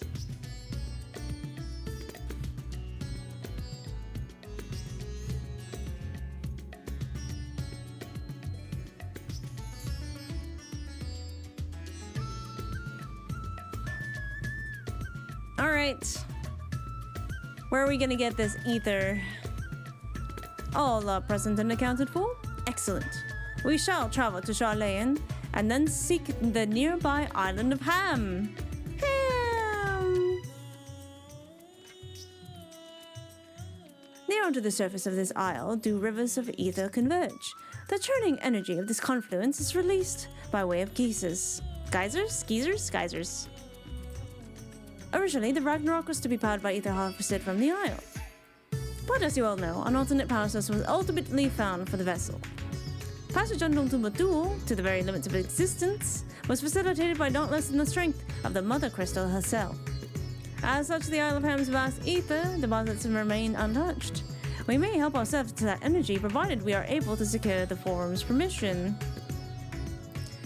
Yet together with needing permission is nothing straightforward in this world.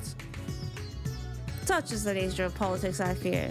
And as the Scions of the Seventh Dawn have been officially disbanded, no longer are we recognized as a collective, a somewhat disadvantaged position, bureaucratically speaking. Fortunately, however, there is a recognized and respected body on which we might prevail, the students of Position. Upon arriving in Charlayan, let us seek our friends at the Annex. Yes, Graha Tia time! Bye, Taco. Thank you for hanging out.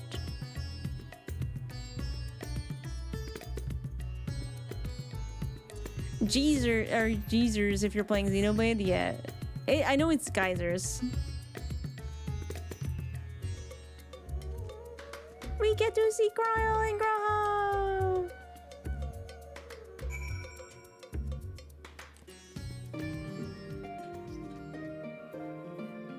Enchanted Amaryllis. Damn. Whilst Mistress Cryo hath burdens enough of her own, we may be confident that she will do her utmost to assist us. We still owe her a favor. She needed help with something.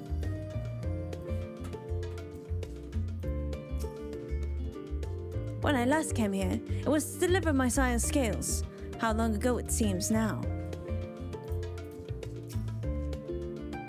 An island literally bursting with ether. That's the sort of paradise Void Sent dream of. Ojika! Welcome back, Mizono. What brings you here today, and in such colorful company? Greetings, Ojika. On this occasion, we are come to seek the students' assistance in a matter of some urgency. Oh, in that case, you'll want to speak to Cryo. She's in the main hall, sorting through the archives. There's a visitor with her at the moment, but it's no one you don't know, so feel free to show yourself in. Proceed to the main hall. Oh, I hope it's Graha.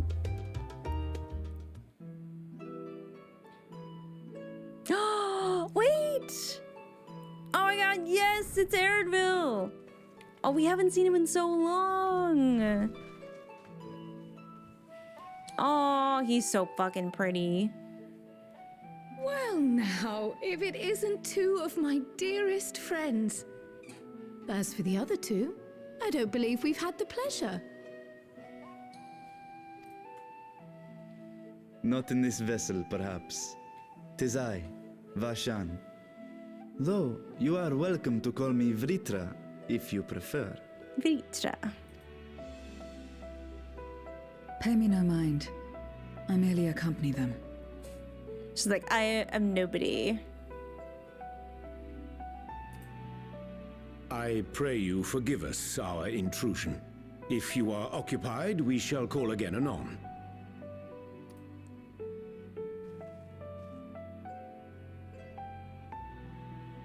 Oh my gosh, so pretty. It's quite all right. We've just finished swapping all our secrets anyway. Okay, Aaronville must be an NPC that people go absolutely feral for. There's no way. Erenville occasionally comes and shares the latest Gleaner gossip, you see. Oh, I want to know the gossip. I want the From tea. forgotten ruins to mysterious relics, if there's aught that might be of interest to the students, he kindly lets us know. Alas, I must soon depart on an expedition. As I may be away for an extended period, I wish to give Kryl fair warning. Hence my visit today. Where are you going? I see. There are specimens that want for procuring, I presume? He gossips? Gay. No, it isn't guildship business, but rather... homecoming. Oh wait, really?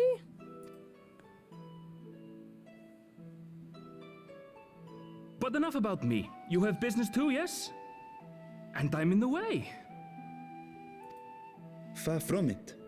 As a matter of fact, we should be grateful if you could stay and share your knowledge of the nearby isles with us.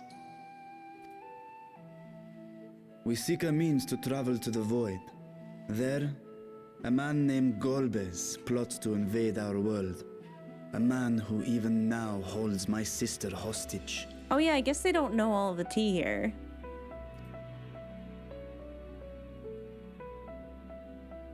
Bum bum bum bum.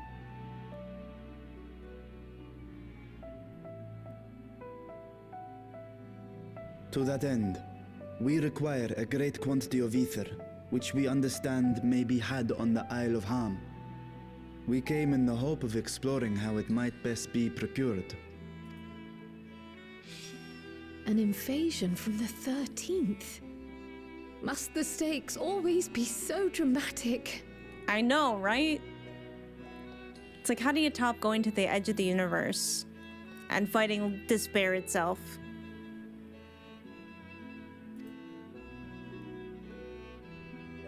You have a knack for finding trouble. I call it a knack for solving trouble, actually. Because the trouble existed before I got there. And it was just lucky that I found it, because now I can deal with it. If Gleaners collected world-ending crises, you could make quite a name for yourself in our profession. Oh, come on. He's sassing me. It's true the Isle of Ham is a veritable font of ether, but as it's under the Forum's direct jurisdiction, only a privileged few get to set foot there. I myself haven't. Oh, damn. So if we want to help ourselves to the Isle's ether, we'll need to secure the Forum's permission. Not again. They're gonna be so tired of us asking for shit.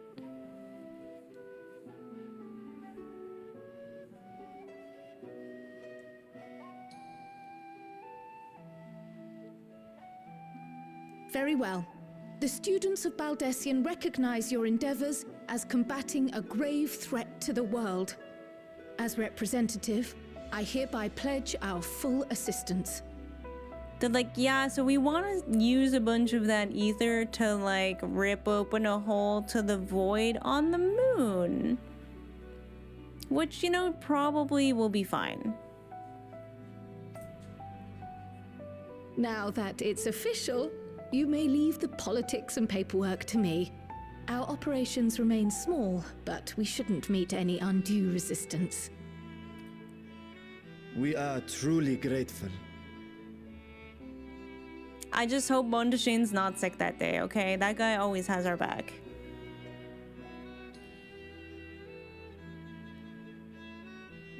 If I may.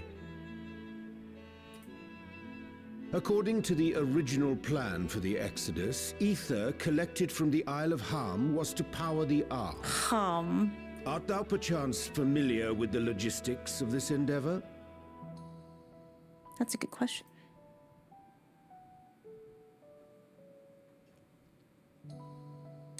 I don't know anything about that, I'm afraid. Nor do I think any cleaner would. You might have better luck asking someone involved with the Ark's construction. Probably that Lalafell guy who really likes explosions. Margaret, for instance. She's a researcher in Charley and Hamlet. I met with her for a job recently, and she mentioned working on the Ragnarok's propulsion system. You could do worse than to seek her out while awaiting the forum's verdict. We may well do just that. Our gratitude for thine advice, and may this threat be but a memory upon thy return. You're quite welcome. Now then, if you'll excuse me. You are excused.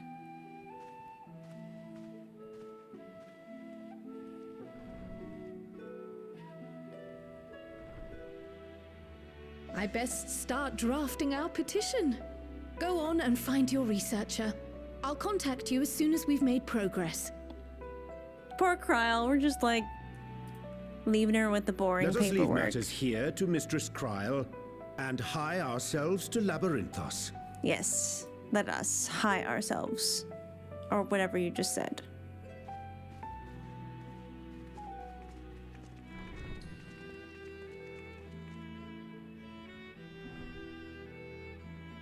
Right then, time to put our best foot forward. Wait.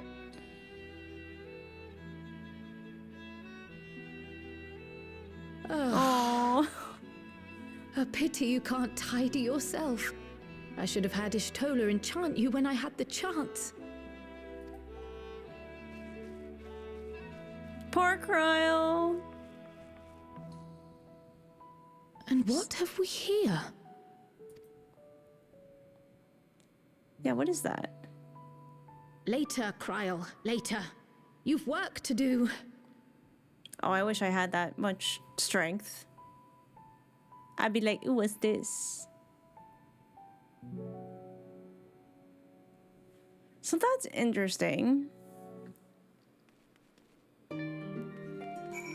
I feel like the last time we saw Erenville was like a brief like flash in Ishgard when like the blasphemy thing was happening. And he was like, oh, that can't be good.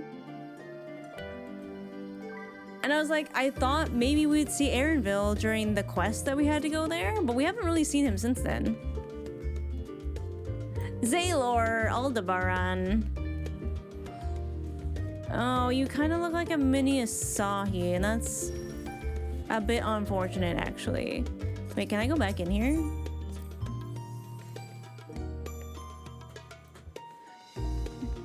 I want to look at. Can I just like let me yoink that letter? Worry not. I shall pen a petition at once and submit it to the forum. Imagine I'm just like yoink.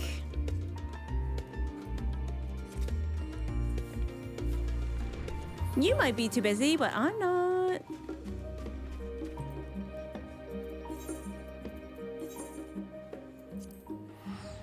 I like that outfit.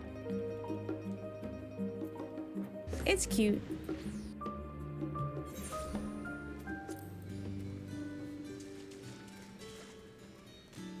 So where's Graha, I wonder?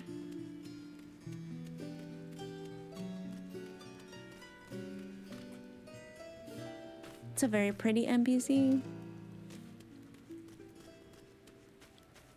Dear Kryl, Baldisian, or current resident. Aww. There's so many quests I should do here. Margaret. Though it is not the first time I have seen it, I remain in awe of this sky's magnificence. Never did it occur to me that such an expansive facsimile was within man's power to create. I believe we have found our researcher. Zero, why are you hiding behind this chocobo? The first person Yoriyage asked about our target immediately told us where to go. Is there a place where you do not have allies?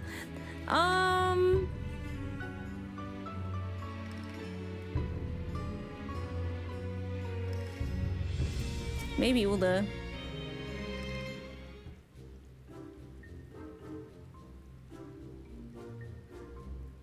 Visitors, how delightful! If you require assistance, then ask away. It so happens you caught me in post-deadline bliss. Forgive us the abruptness of our inquiry, but 'tis our understanding that thou had charge of the Ragnarok's propulsion systems.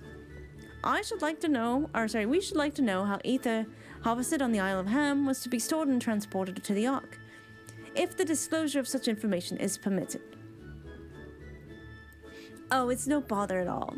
We built special tanks that can store ether just like we use casks to store wine. Simple, really. Simple, but quite brilliant in construction. They rivaled even crystals for ethereal capacity. A pity we never got to use them. Ah, how muddled and distant the memory. When Doom's deadline loomed large, and we extricated ourselves from a waist-high mire of work only to end up chin-deep in another. I was at one with the world, a conduit for the energies of creation. But now I'm truly alive. Who would have thought that sleeping in a bed and eating warm meals could make such a difference? Why, I feel positively functional. I dare say it rivals the thrill of dancing on the knife edge of failure. Oh, she was the crazy one. She like when we were going around helping people. Wasn't she the one that was like, this one cannot be helped?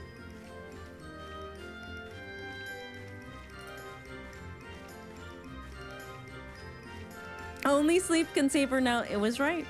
It was right. We are glad for you. Quite.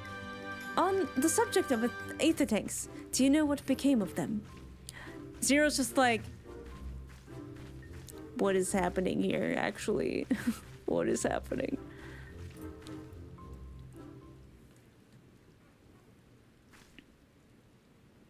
What did become of them?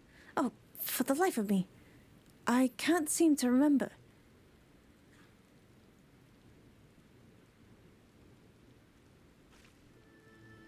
Oh, but I do remember someone who might remember. He should be back by now. Just look for the fellow wearing an outfit that screams, I've been on a vacation and you haven't. Very well, we shall seek out this conspicuous colleague of thine. Our sincerest gratitude, Margaret. And do look after thyself. Yuraji is concerned. Come, let us seek out this individual attired in a manner suggested of recent furloughing.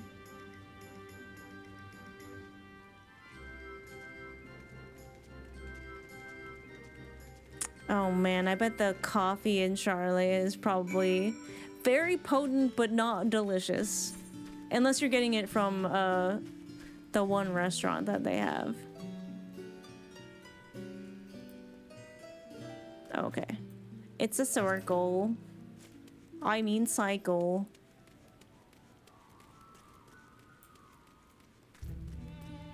Yeah, I wonder if Zero's like, what the fuck? How is it raining inside? The last stand, thank you.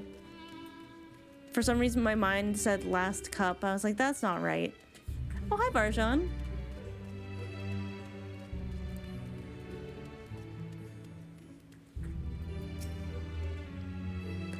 If we can avail ourselves of these tanks, we shall be well on our way to securing the aether we require.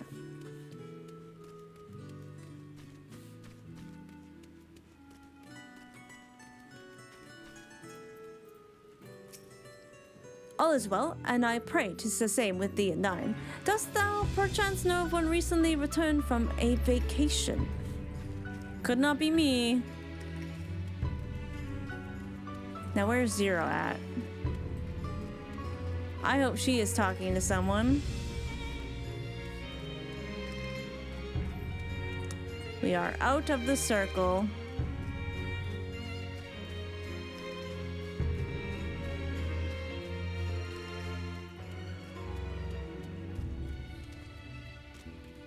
Ooh, hell up, get in there.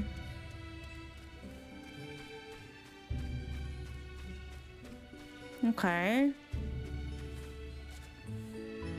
Oh, there's Zero. Hey, it's Coco! I had a feeling he would be part of this.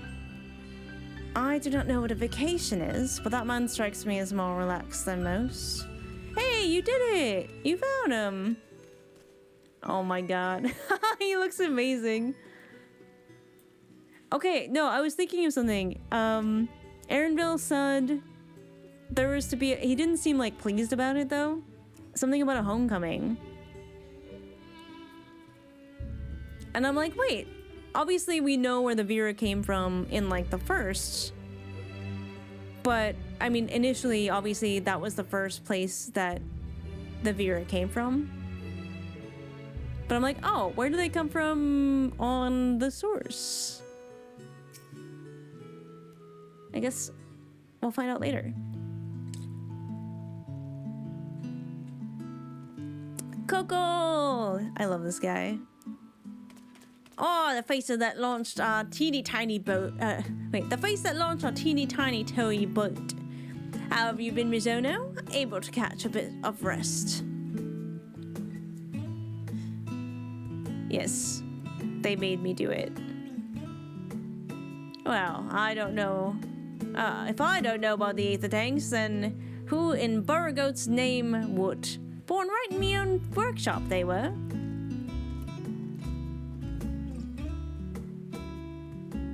Ah, a pleasure as always, Master Coco. I trust thy respite proved rejuvenating. And then some, but I would bore you with the tales, at least not without a drink in me, so why the interest in our little old tanks? Permit me to explain.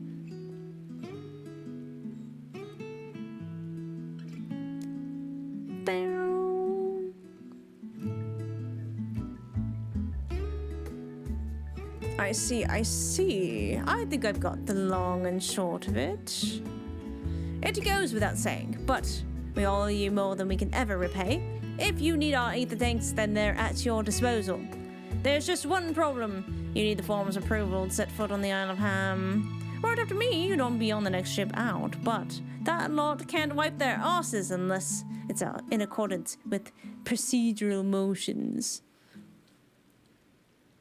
Oh no, this is not a line I ever wanted Vorshino to say. I can't believe I have to fucking read this right now. You may be assured that my backside is immaculate. I hate it here. I like read. I'm like, no, man. Not the kind of fan service that I wanted today.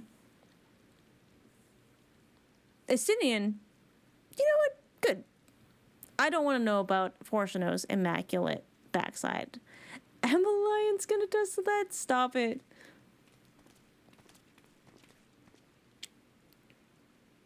Tally extumbent dies, Master Fortuno and Scarlock Monteshane. What a surprise. Pardon the intrusion. The forum has deliberated your petition, and we proceeded to deliver our verdict directly. You have been granted special dispensation to travel to the Isle of Ham for the purposes of etheric extraction on one condition. On the account of its rich deposits of ether, the island is home to throngs of vicious beasts. We ask that you call any such creatures you encounter. Oh, okay, is that all? That's all. Given the vast amounts of ether we seek, I expected a far higher price. Oh, believe me, do not underestimate the value of what you desire. Nay, we simply owe the students of Odyssean and their esteemed collaborators a debt of gratitude. And we felt that expediting your request was a suitable way to repay it. A debt of gratitude. I love when she's thinking. We have taken the liberty of arranging our passage to the Isle of Ham. Your vessel awaits in Scholar's Harbor. Then I'd better get those ether tanks loaded onto the airship. We'll be ready to take them where you need, assuming it's safe. I shall head back to the annex, but you should you need anything else, don't hesitate to call. Okay, that went a lot more swiftly than I thought.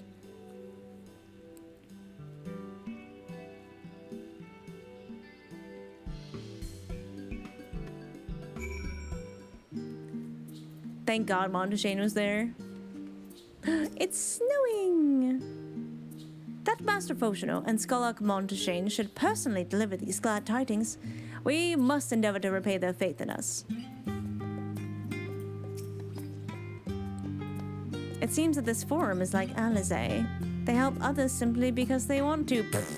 Okay, Alizé would hate that comparison, I think.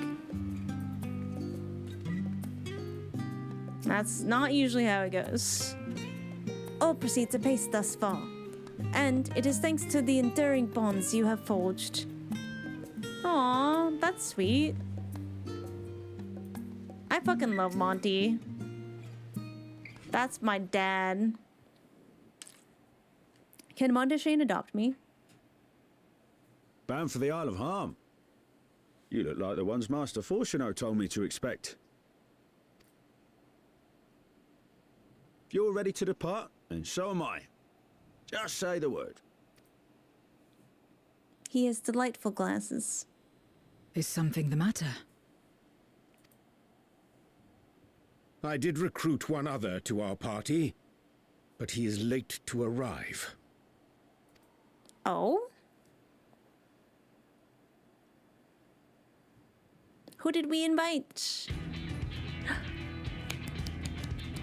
Oh boy, both dads are here. Forgive me my delay. He's like, we can't leave without my boyfriend. We can't leave without Thancred. Thancred? 'Tis good to see you. It truly is.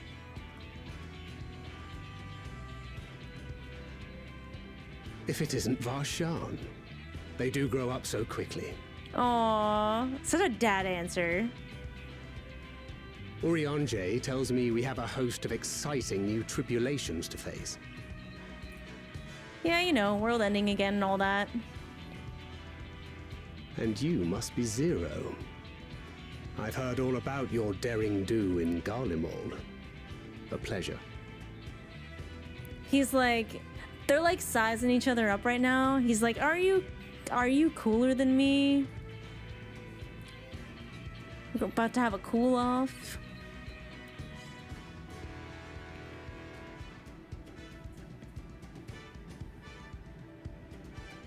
Apart from strengthening our company with his redoubtable skill at arms, Thancred may also serve as a mentor in those matters that trouble thee.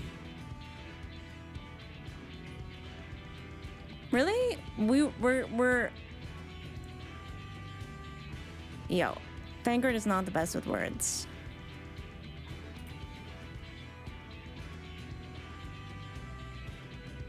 I speak of the intangible forces which bring souls together.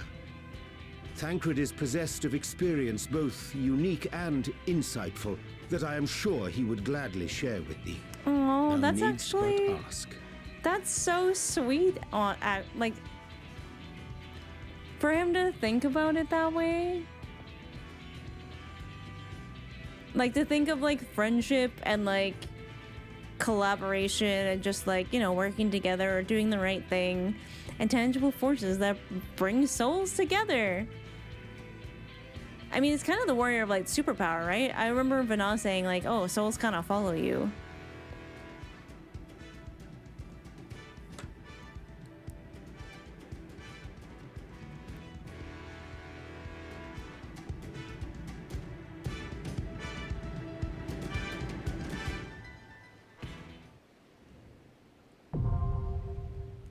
Oh, good. Aetherfont now accessible. Cool. Cool. Let me check something real fast. I assume we're about to get into a dungeon. All right, let me change my earbuds while I got the time. Because they will die in this dungeon.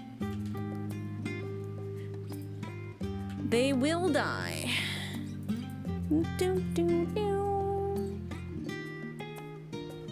Is it perhaps one of the only 2 scions who could be a tank for a duty support? I was like, it's gonna be Thancred or Graha. I've definitely considered going back to do some dungeons in Trust for the fun. Alright, I'm good now. Bow, bow, bow. Also, thank you to everyone who like group up before we get to dungeons. I mean, I don't mind like waiting and like getting people together, but it's good.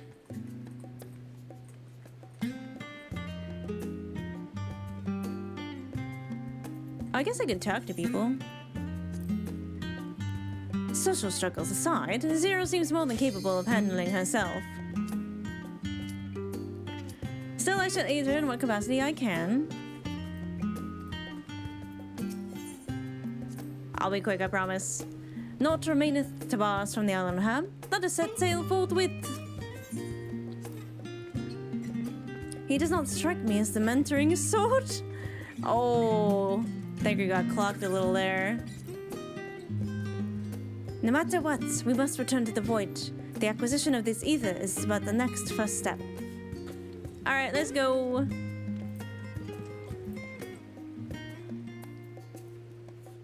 I'm ready. Yippee! Every time I see him, I immediately think Bagagua.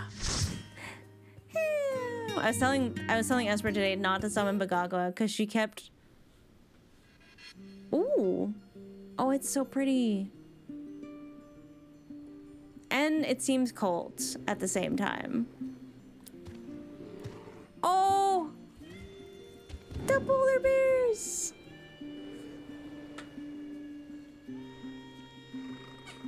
Okay, some of these are not as cute, but the polar bears were really cute.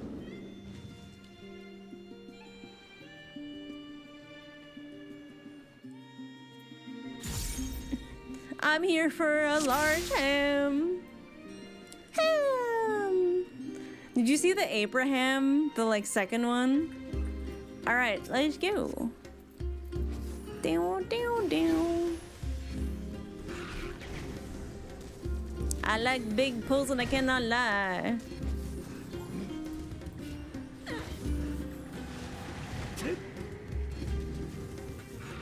Down.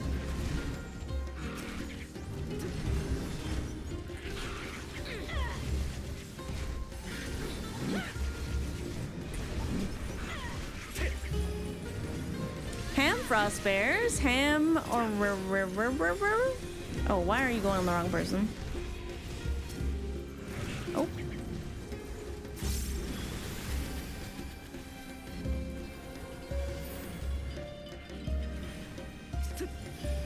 Blood for the Blood Lily? Because why not?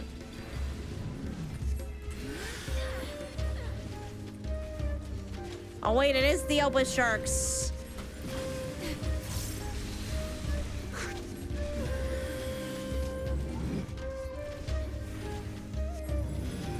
They survived! Of all the things to survive the fucking final days. Oh, it's so pretty. Down, down, down, down, down, down, down. This version of the Charlean theme is really nice.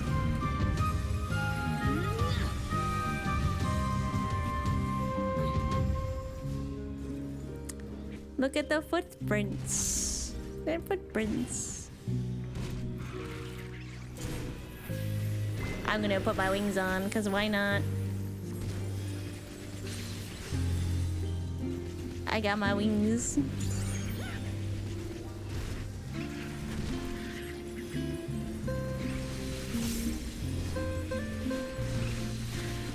Not the OG carbuncles.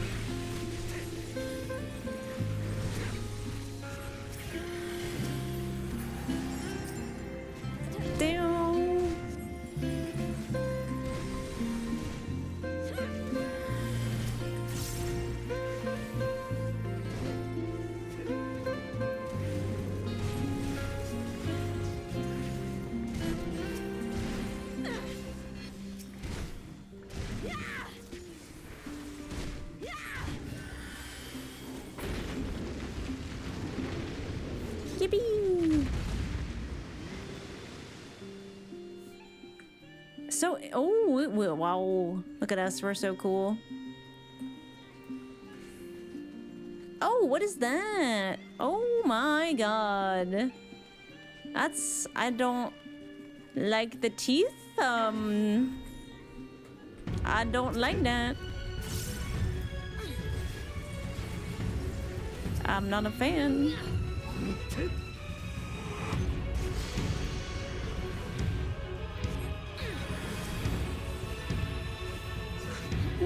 I feel like it's gonna breed some stuff, yeah.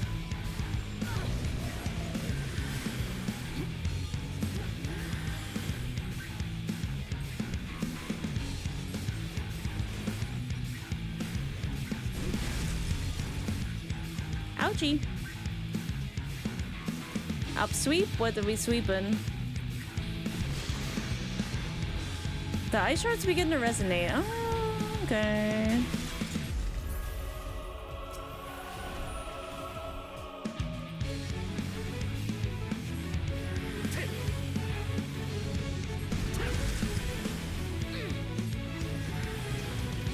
I don't know, I feel like whenever there's something, I should hide behind it. I think I should get away from them now.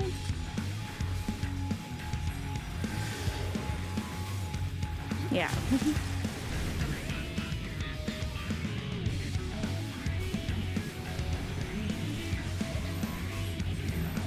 Oh, plushie! No, he's terrifying. He'd be one of those creepy plushie that have like the real teeth or whatever.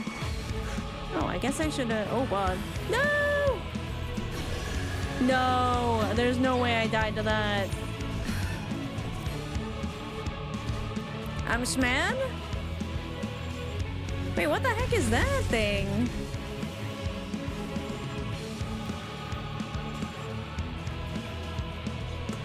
Bright is one way. It's kind of like, look at those rows of teeth, man.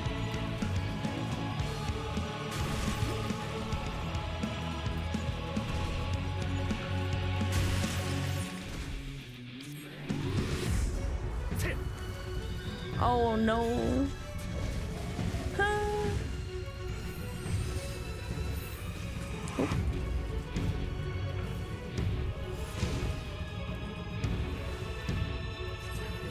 We're fine, we're fine, we're fine, we're fine. I'm gonna use it. Yeah.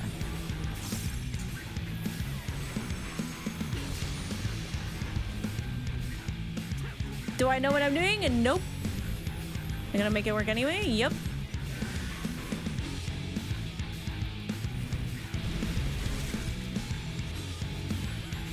Not you using a void. Wait, is that? No, wait, that's the Dark Knight thing.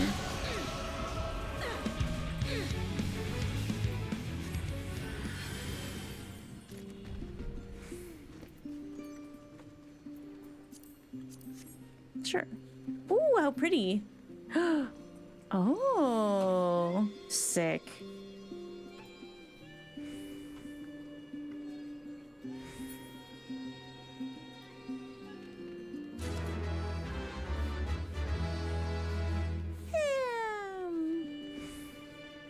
Wait, did I level? Did someone level?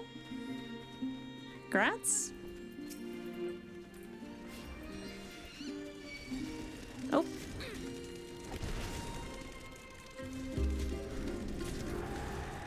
Down, down, down, down, down. Oh boy.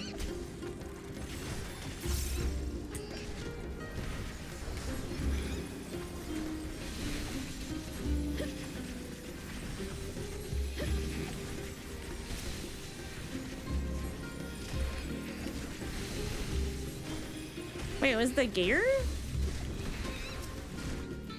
Was it special?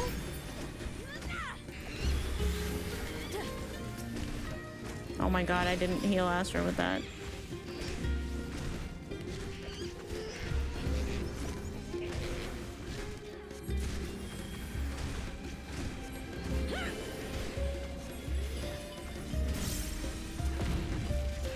It was just a bracelet.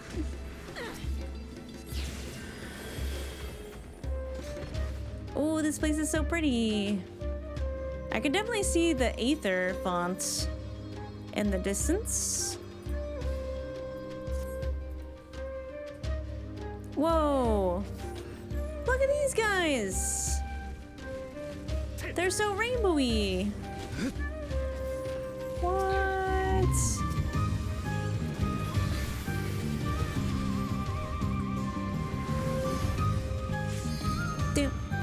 Down.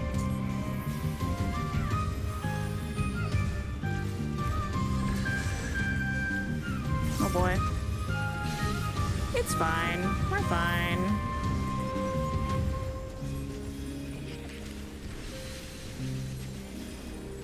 Oh my god, the gay rocks. That's because being gay rocks, chat. Being gay rocks.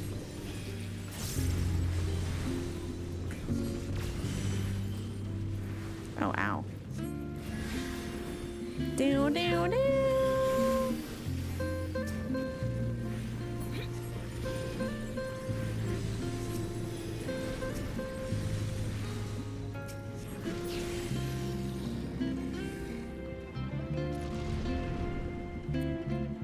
The flowers here are so pretty.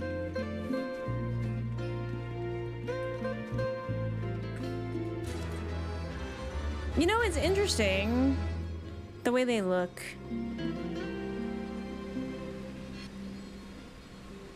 It's like really iridescent plants in the void, but they also kind of look like Elpis flowers. Oh my god. Do not think that bear is okay.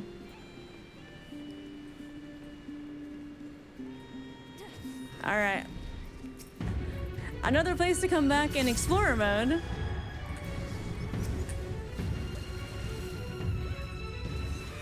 For G-pose reasons.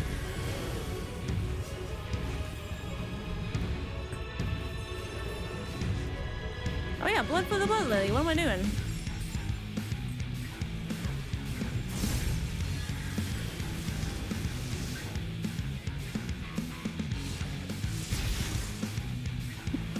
All right, noted.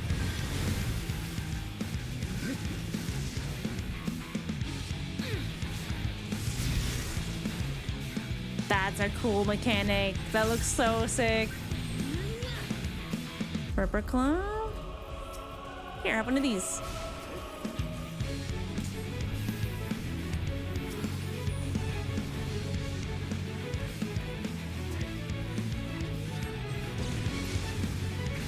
Wait, he's basically Volibear from League of Legends. Volibear was also lightning polar bear. Oh, ow.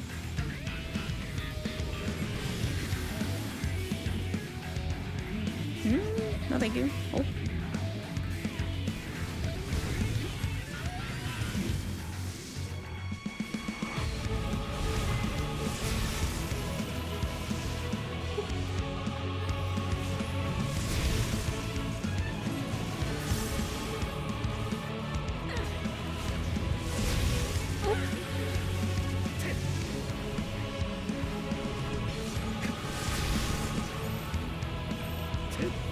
Yippee!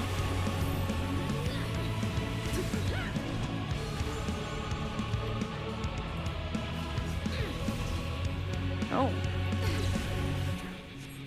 The circle got a bit bigger than it originally looked.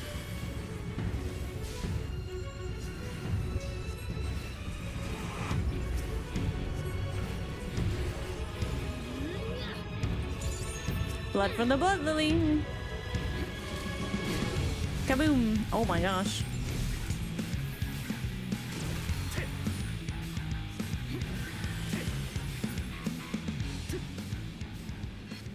Bye, Arcus. You're really cool looking. Look at him. Aw. Goodbye. Oh, treasure. Sure. Oh, it's getting so pretty. Secret tunnel. Sparkly secret tunnel. Oh, what? every time I think it doesn't get any prettier, it gets more pretty. Whoa! I need that like anime like wow! Bam bam bam bam! Wow!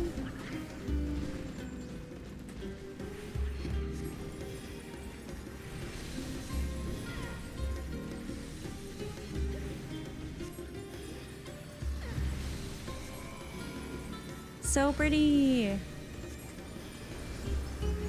I'm admiring the landscape and Astra is dying. It's fine. Ham polycrystals. Ham Merilith. Ham. Down, down, down, down, down.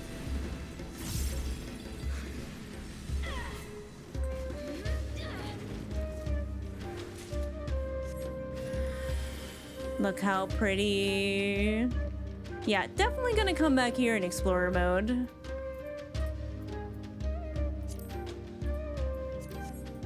I can read that. Whoa!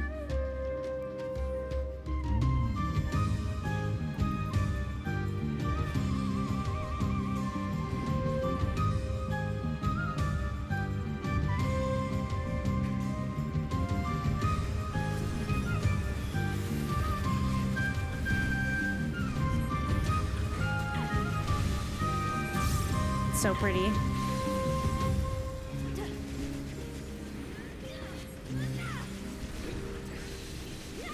Oh, apparently that cannot be stunned.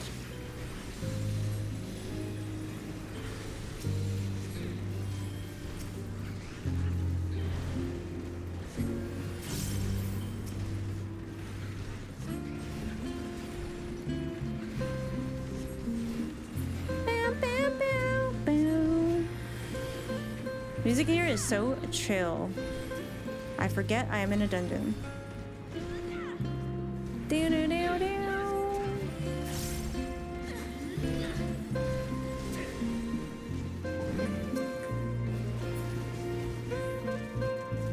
Wow.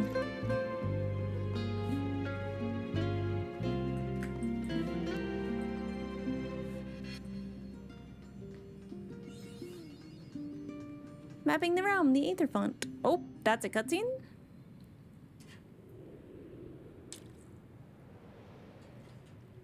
What could it be? It's so pretty. Oh, of course.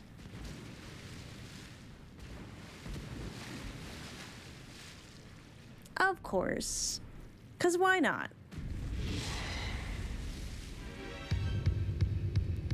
Oh, great. An Octomammoth. Amazing. Do not say Octomommy. Excuse you.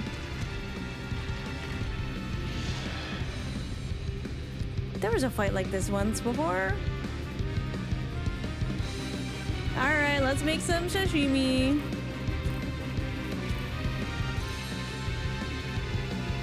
Whee, yippee. Damn. Well, shall we?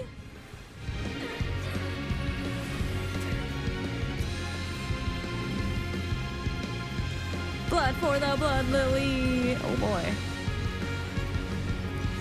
Down, down, down, down, down, down, down, down. Okay, okay.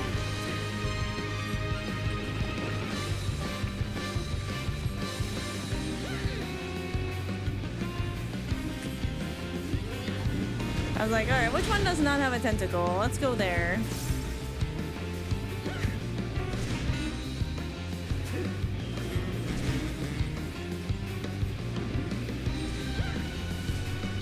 Oh, okay, wow. I don't know what that is. I want to get away from it. Alright, my instincts are a little bit more on point this fight so far.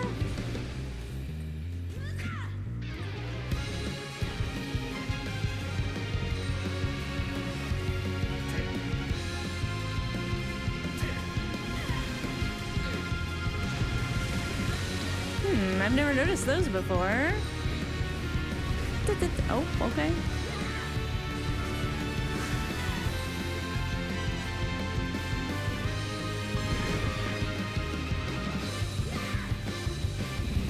Alright, not sure what's gonna happen here. It's doing something. Okay, alright. We're in the right place.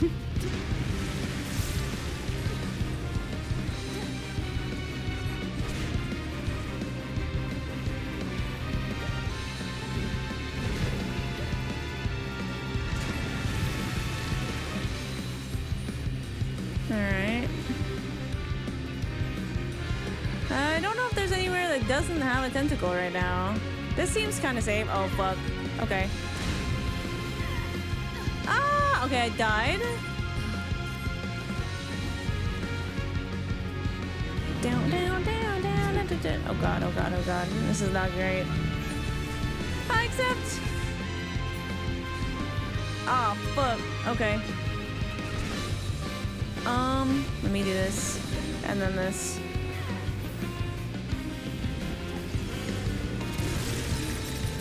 Oh, I gave the heals to Astra. Oh, fuck. Okay, this is fine. This is fine. Oh, no, I'm still giving them to Astra. Okay.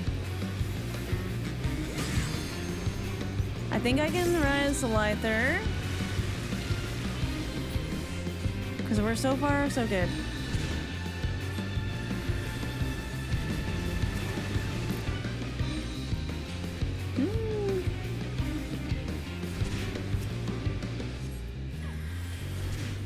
I'm gonna put a bow.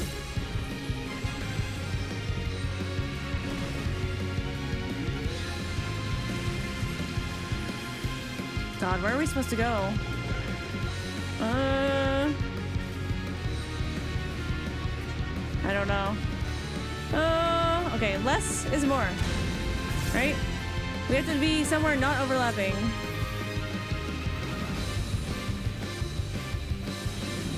Oh. Give me a size real quick.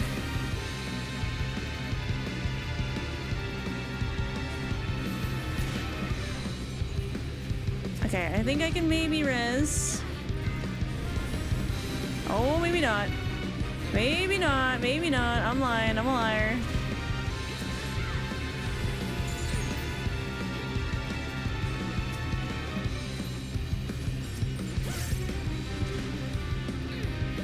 I'll try to get you up soon. Think I can do it now? Yes.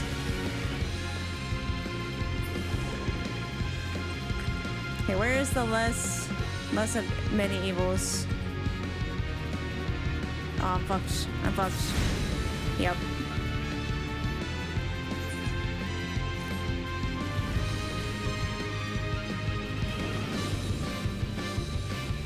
Did you shower? Oh boy, I should have... Man.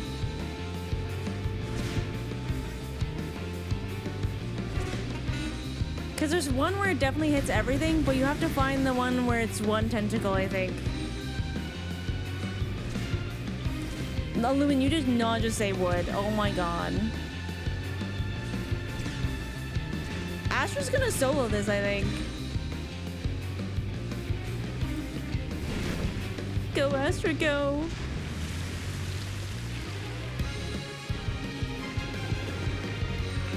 I wish there was an emote for when you're dead. That would be great.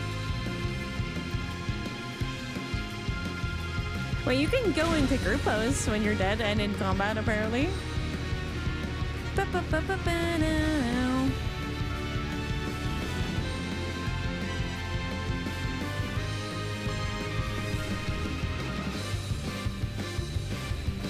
Go, Astra, go! Go, go, go, go, go, go, go! Oh, she got this.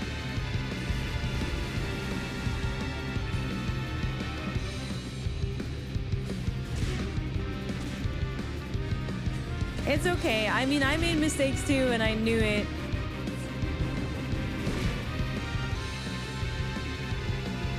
Alright, chat. Many claps for Astra for clutching that. Many claps.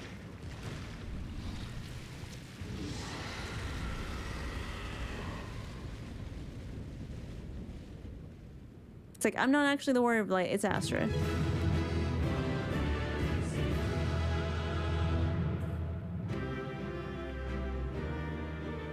That one wasn't minimum eye level? Oh shit.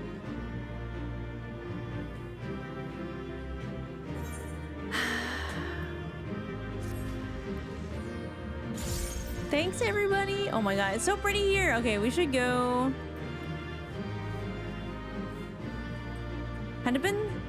Had it been squid? Wait. I gotta see what they're saying. I think one of the end, yeah, let's go to one of the ends and group pose like over here. Cause look at that. That's pretty. Oh, apparently you can't do those in, here we go.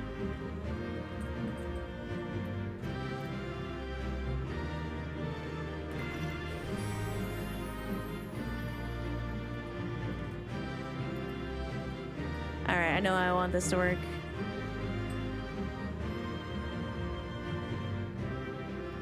Yeah.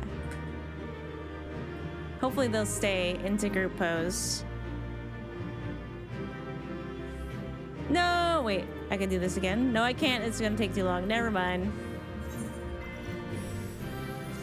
Wait, it worked.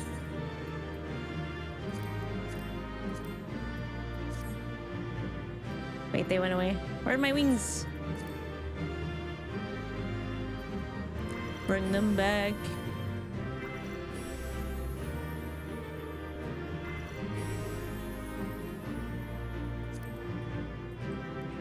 Yay! We're pretty!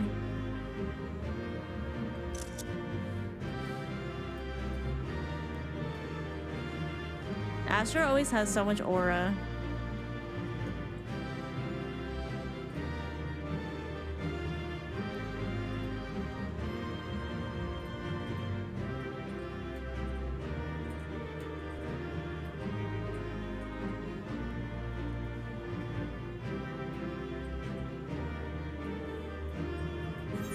I guess it might be better if I'm looking this way.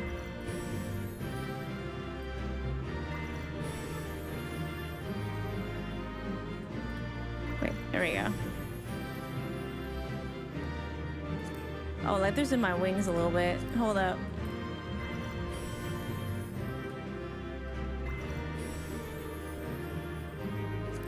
That's better. Oh, look how pretty Astra looks. That bow is also incredible.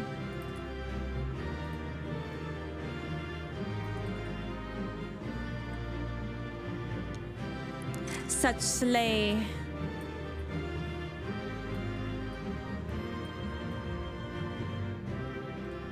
Yay! Alright, I got a few. Feel free to take some of your own if you wish.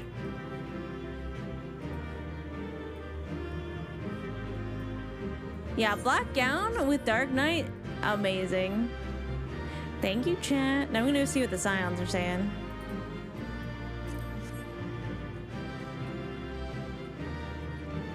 Had it been squid, we might have taken some first Indian. Wait. Seems the geyser is just beyond. Nothing to it. Nothing to say, Yoriyashe? Mayhap these waters are connected to the sea. Like the ethereal sea or the sea? Oh, sick.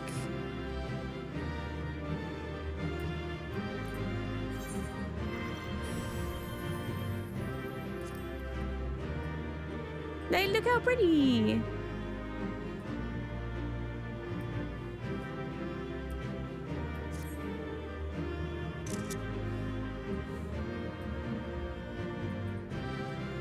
That's my warrior blight right there.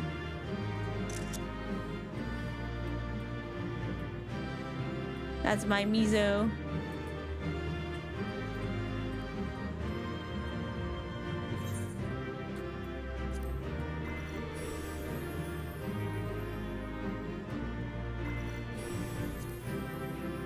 Oh, wait. Oh my god. That's my Goral.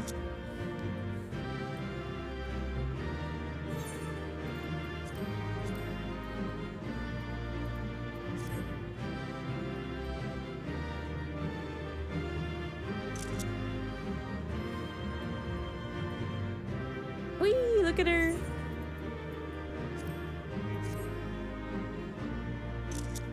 Get flashbang, chat.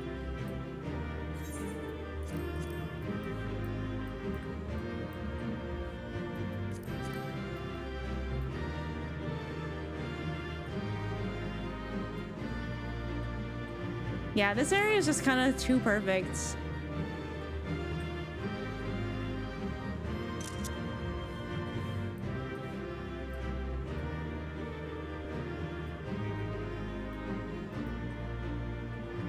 Wow, from this angle though? Oh my gosh.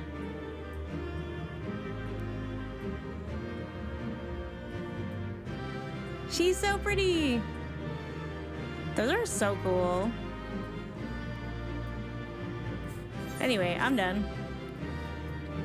Oh, thank you for playing, Fenrir. I know the crystal trees. Little fountains. Like, those are really cool. The way the crystals grow. And that one especially, that one's huge. We're gonna fill all our barrels.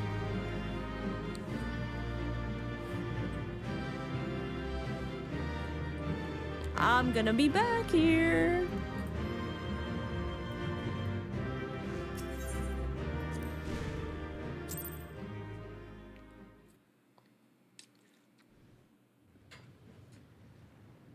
All right, let's see what happens now.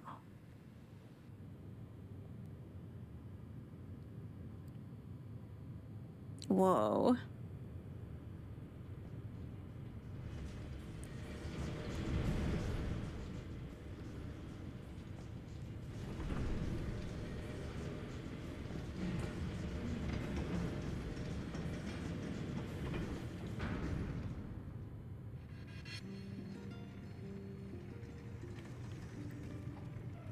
Much obliged for clearing the way. We'll get to work at once. Ooh, the lighting here. The lighting is so pretty.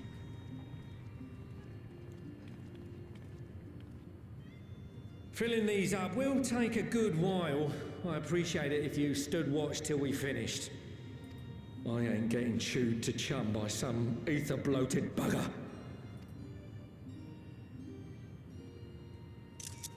Oh yeah.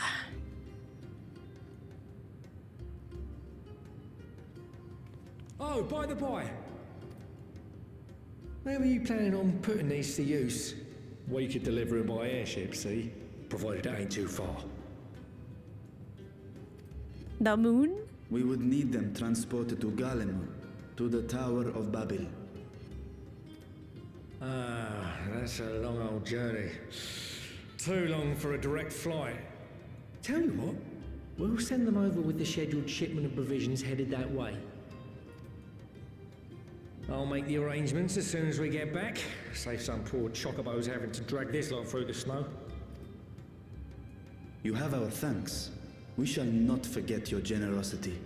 I mean, we do still have to get permission to access the Tower of Babel, so that makes that's fine probably.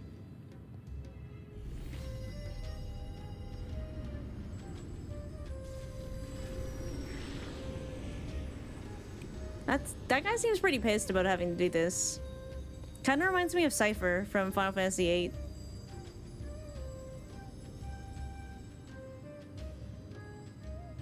Everything seems to be proceeding apace. I dare say you would have been fine without me. Yeah, but then Urianger would have been sad. Why would you say such a thing? You were not bound by contract or the threat of force, and you gain no advantage by devaluing your own contribution. Zero's so confused by self-deprecating humor. Where's Taco? Yet you must be bound by something to speak thus. What is it? Okay, this is too pretty of a shot of Zero to not take a screenshot. Look at her eyes, they're so pretty. What binds me?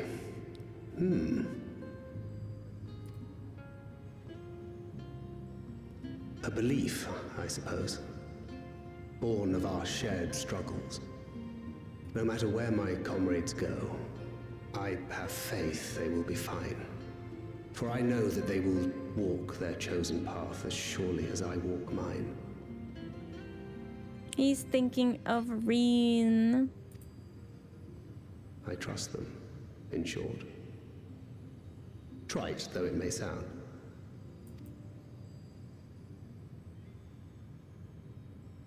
Just like trust. Trust? What's that? I remember the word. How long has it been since last I used it?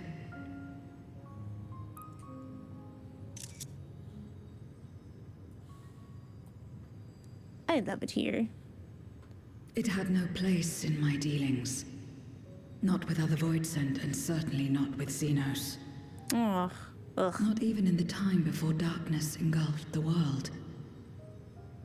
Okay, that's sad. Cause like I get the 13th after the whole darkness thing, there not being a lot of trust because everything's transactional and ether and everything, and there's gonna be a certain point where they forget what it's like to be human. I also understand that not even with Xenos, cause fuck that guy. But even before their world was like turned to darkness, no trust. Full often did Memorials betray their own, corrupted by the very power they wielded. You could trust no one but yourself. Alone we fought, and alone we fell.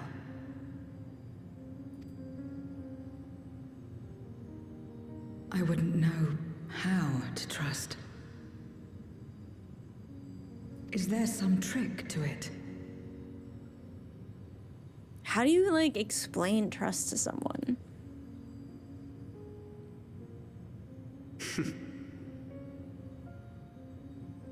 Just stay close to this one. You'll learn in no time. Oh, yeah, no pressure. Thanks, Thancred.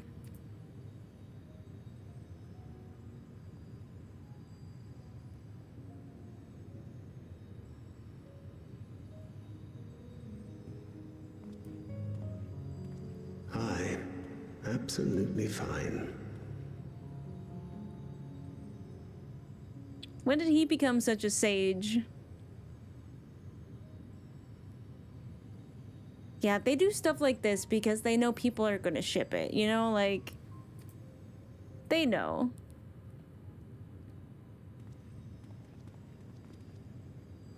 I confess I thought thou mightst have more words of counsel to offer. Urianger, have you learned nothing? This guy could barely tell Reen 5 words of encouragement throughout the entire expansion of Shadowbringers.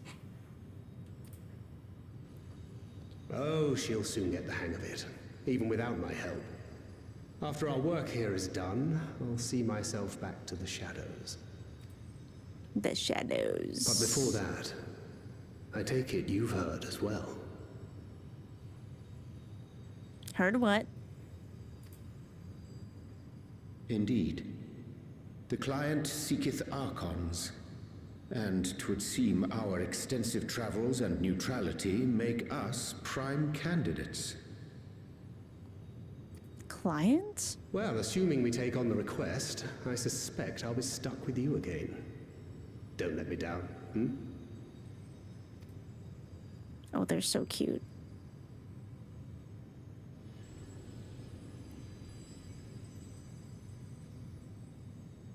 I guess they got a contract lined up after this.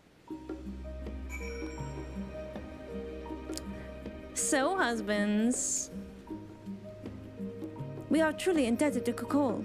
I must invite him to Radzat as a guest of honor. For his next vacation, no doubt. By simply staying close to you, will I really learn about trust? Thanks, Thancred. Zero straight as an arrow, isn't she? I disagree. Or we're using different definitions of straight, I fear. She's not straight. There's no way.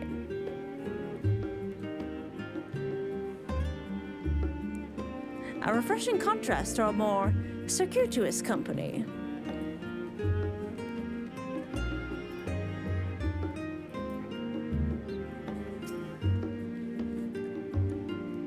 To not only allow us the use of the tanks, but to arrange their transportation to Golomod. Besides, blessed are we to count Kokol among our allies. Unto thee we must also give thanks. Thancred. Thanks, Thancred. Thanks, Thancred. For coming to our aid on such short notice. Please, you know I'm always happy to help. Don't hesitate to call on me again.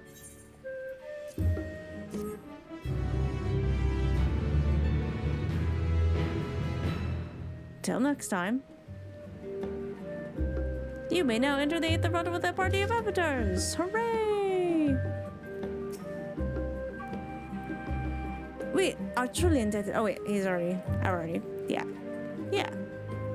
All right. Let me see. What's this one? L.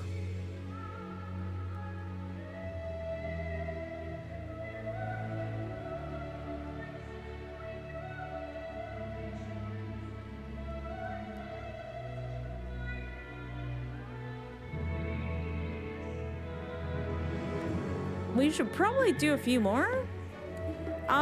Coco didn't give a direct stopping point. But this is like the third quest into 6.4.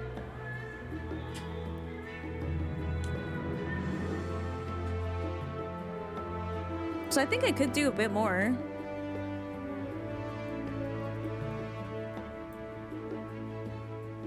I'll at least do this one, I think.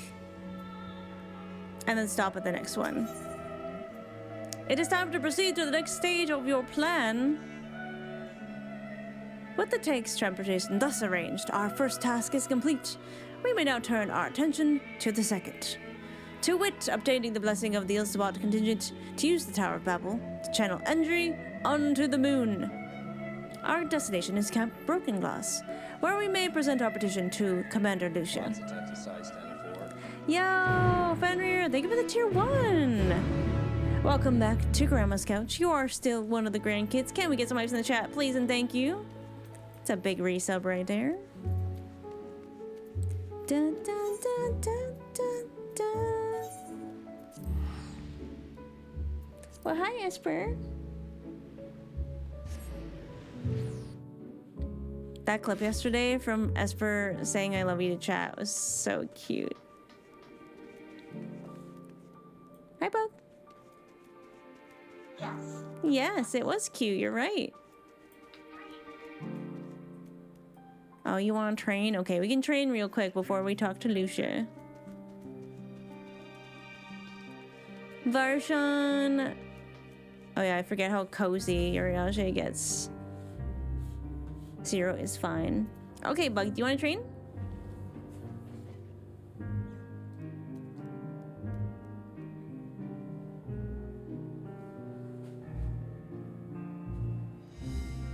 Please?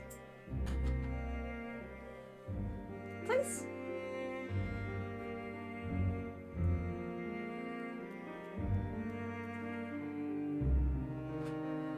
Esper, please?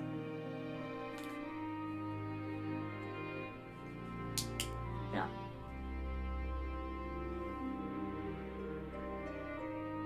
Esper gazed in the chat soul, she knows you're there. Esper, sit pretty?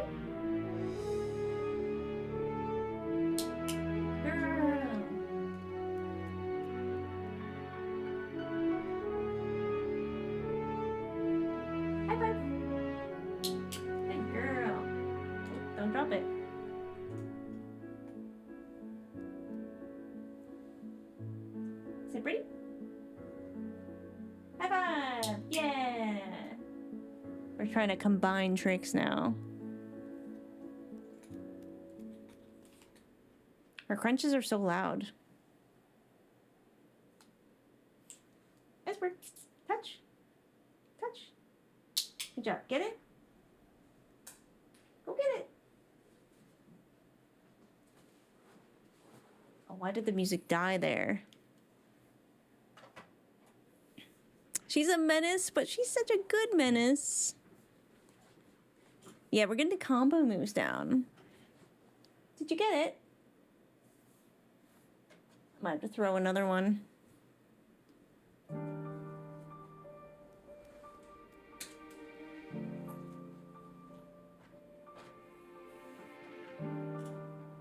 Alright. Back to Garlemald we go.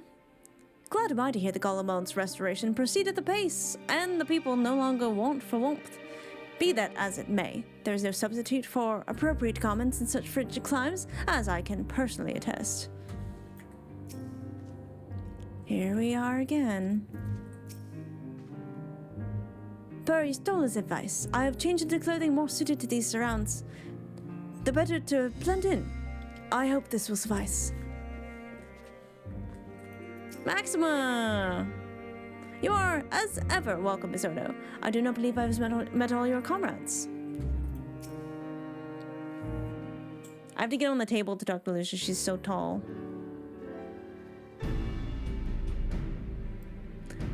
Miss Ono, allow me to personally thank you for your assistance during the recent Void Scent incursion. Your actions saved many. What brings you here today? Pray, forgive us for not sending word in advance, Commander, but we seek your cooperation in a matter of great import. You see, we have to go to the moon again.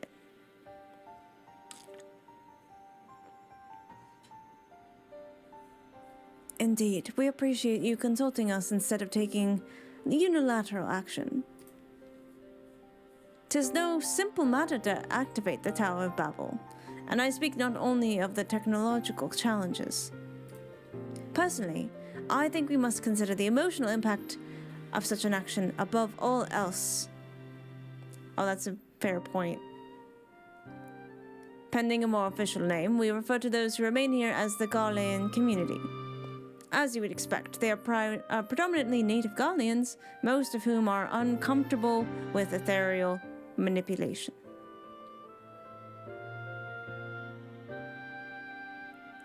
To compound matters, the trauma inflicted by Anima is still fresh. If the tower were to suddenly light up again, it's likely to cause distress and reopen old wounds.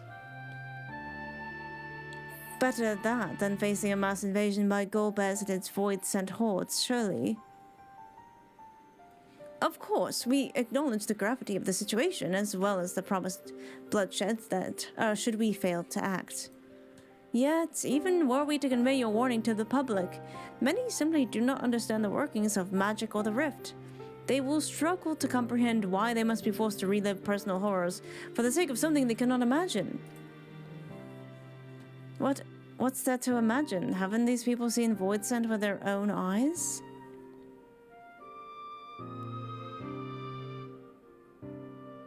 It's like, that's a good point. Let us suppose you encounter someone who is freezing and is cold. A natural thing to do might be to make them a fire, yes. But what if that person's sole experience with fire was being badly burned by it, and they harbored an acute fear? Sorry, I was thinking of Volpixie because Vol was badly burned by fire during the calamity and does harbor an acute fear. So that would have been an interesting reaction to see to this. Despite the benefits, nay, the necessity of the warmth you offer, they may flee on instinct, or worse, misinterpret your actions for aggression and lash out. I mean, like, we knew that when we first got to Garlemald, right? When we were helping people and they were like so freaked out by our magic that they fucking ran away and they died.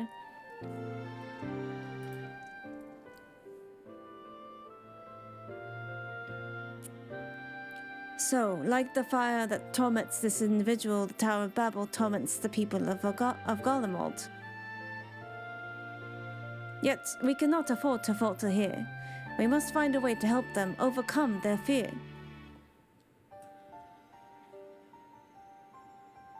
I agree. And to that end, the contingent will assist however we can. We should speak with Alphino and Alizé. With the rapport they have with the established Garlean people, I dare say they can provide invaluable insights. In the meantime, Uriange, might I ask that you remain here to oversee the technical aspects of the tower's activation? Ciro's like, what do you mean they're afraid? I will relay the particulars of your endeavor to the members of the contingent. Rest assured, we will do our best to assist you. Truth be told, had you approached us with your petition earlier, we are like to have declined it. The situation was simply too precarious. But the people have begun to pull themselves up. I dare to hope they will lend an ear to your words. Full faith I have that you will win over the Garlean populace. In the meantime, I shall see to it that all is in readiness with the tower. Okay. Wait, where are we going? Oh, right. Titosium.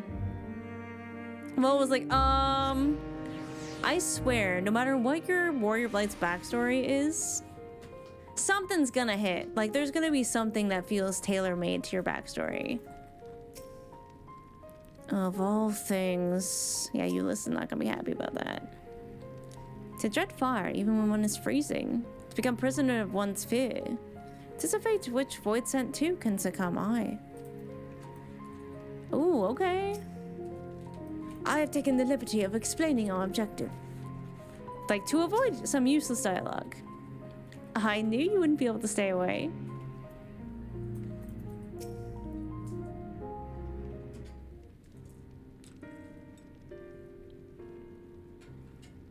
I'm glad to see you, Bizzono. Britra has explained our present dilemma. 'Tis no unfounded concern that the Garleans might take poorly to the reactivation of the Tower of Babel. That's putting it mildly. Many would be up in arms over it. Trust in the Ilsbad contingent is fragile enough.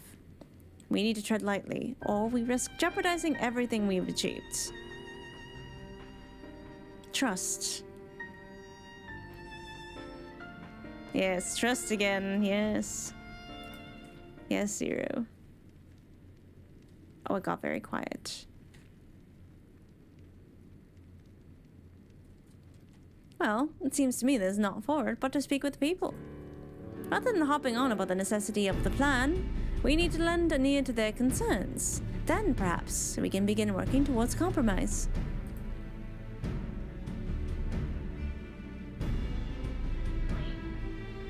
No bug. Play all done. In that case, I'll take you to meet the community leaders. They're at a station. That's right, no. No play. In that case, I'll take you to meet the community leaders. They're at a station called Senatus, near the Aw. I love you too. Okay, hi, I love you. Yes. How are you now? Love you too, bud. Thank you for the follow. They're at a station called Senatus, near the Seneculum Imperialis. Imperialis? I would be honored to speak with them. She's emotionally manipulating me right now. I love you too. I would be honored to speak with them, though it would be prudent to learn where the... She knows what she's doing now. Though would it be prudent to learn where people elsewhere stand as well? But that I will leave to the others, save Zero. Might you accompany me? Love you too, Bug. I'm sure those in the Tapas Den will have their own opinions. Alphino, if I might drag you along. Tashi, and we leave to you. You are no stranger to the people here, so it should take little prodding to convince them to speak freely. Yeah, last time they were like, you are a murderer of our people and we hate you. Hi, I know. You want some attention, huh?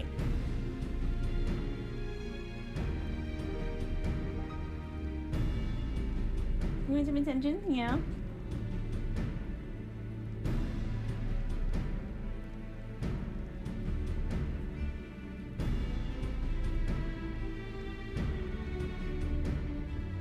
This'll help.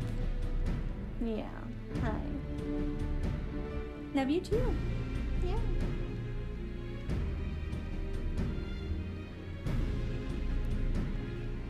Purring so loudly.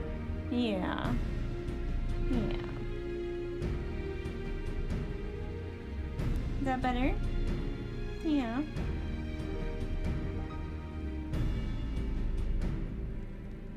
Yeah. She's like, Mom, it's bedtime. Bedtime? Yeah. Soon, okay? Yeah. Oh, the little foot. Yeah. Is that your footy? Yeah. Oh. She bites.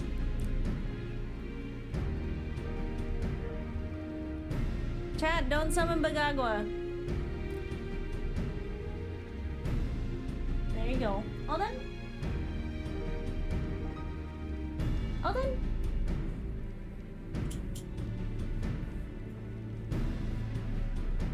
Alright. Bagagwa. The I love yous always work.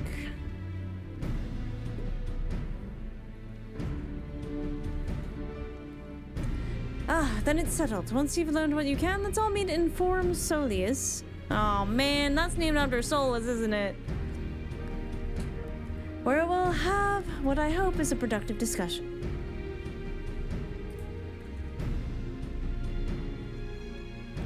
Bagagwa. Yeah, she's good now, I think. If I could just scooch into my desk a little bit more. There we go. Alright. Sorry, she's in her tree. Let us start with the fretting lady.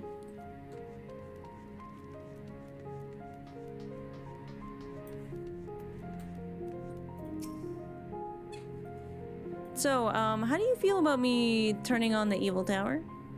Fine. That tower isn't right, I tell you. All those magics. Years ago, when I lived in the provinces, the locals razed our village to the ground with the stuff. Made things appear and disappear and fly and burn. I can still see it when I close my eyes. You've done us a good turn, dear. But let's not talk about that tower any longer. It's unnatural. You wanna know what? I got some fucking questions. Understandable. Ghost, thank you for the huge raid. I hope you had a good stream. What were you playing today? Now I've got cat hair everywhere. Heh. Where do we go from here? Deadlock? Oh, I hope you had good games. No! Stop it! The tower is evil. It'll turn us all evil. I don't want to hear it. Leave me alone. They're so scared.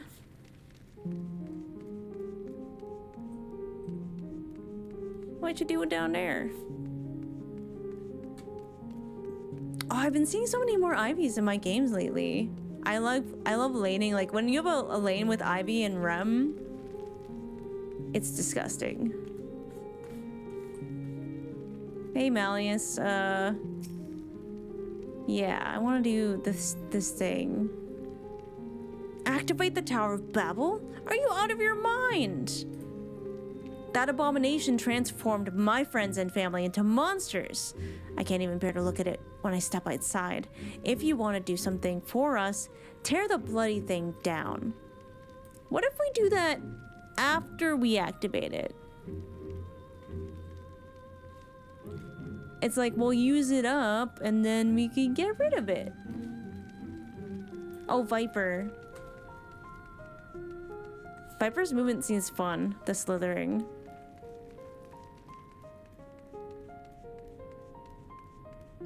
Amani.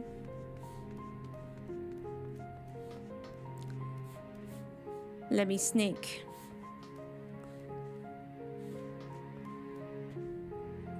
Oh, it's Popeye. Whatever its present state, the Imperial Palace was once the pride of Garlemald. I mean no disrespect to you and yours, but shouldn't the Garlean people be its caretakers instead of foreigners? Though, if we dare speak thus to some of the contingent, they might make assumptions. Cut our rations or worse. No. No, forget I said anything, please.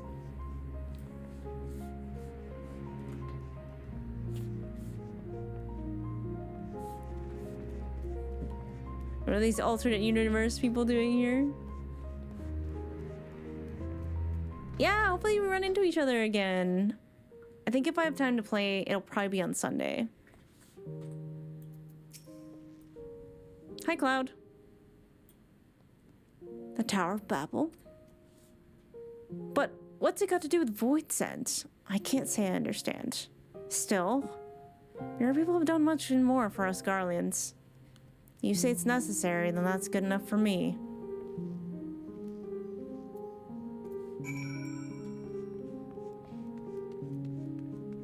Alright, well that was, you know, one somewhat positive.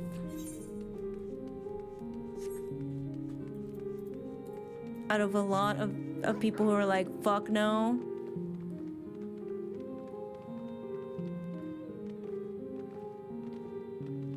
Beepy.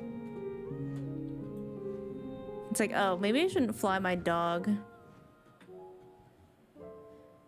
It sure is creepy though. I wish we could tear it down.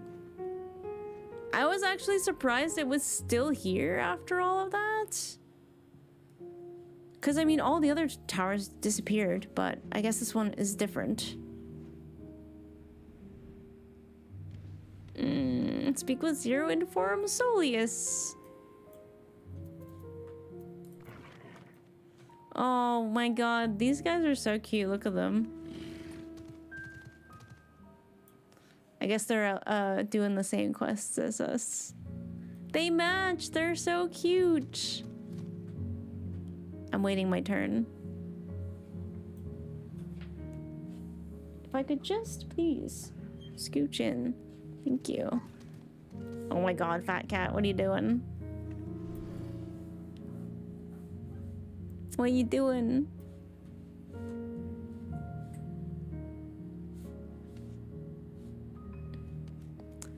Isn't this the park that Solus built because he believed children should play outside? And I'm just like, oh, come on, man.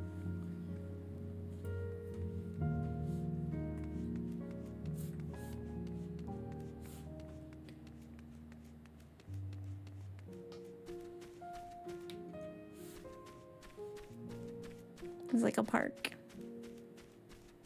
for kids.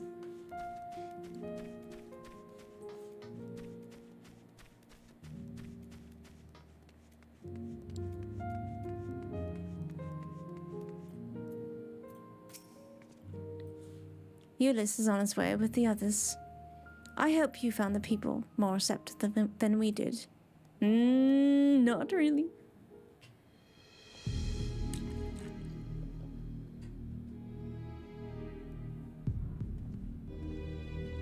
The music does not bode well. Oh! Why does it have to be this music? This always reminds me of Emmett. Mizono, may I present to you Lords Neus and Metius, magistrates of our political council. They have been spearheading the efforts to establish a new system of government here. When we raised the subject of the Tower of Babel, they insisted that we speak no further until joined by representatives of the Ilzabad contingent. I see Alphino and Alizé have yet to arrive though, so perhaps we should wait.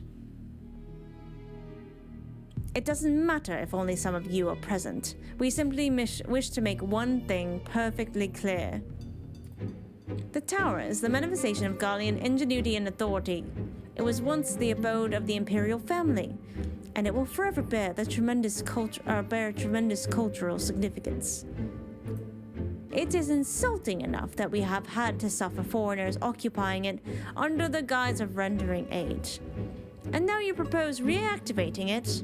Nay, we have had enough. The Garlemald of old may have fallen, but she fell in civil war to her own people, not to Eorzea or any other land. We came here to assert our unequivocal claim to our territory. Garlemald and all that lies within her bounds is beholden to no one.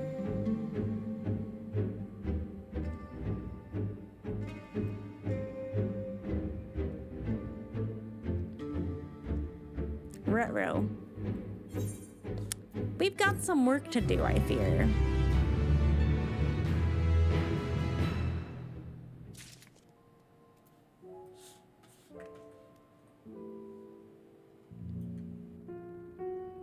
This is still part of the same.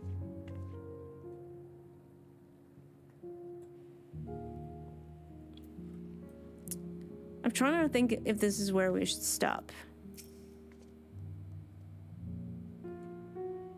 There's no common ground to be found with these men. In spite of this, you would still engage with them.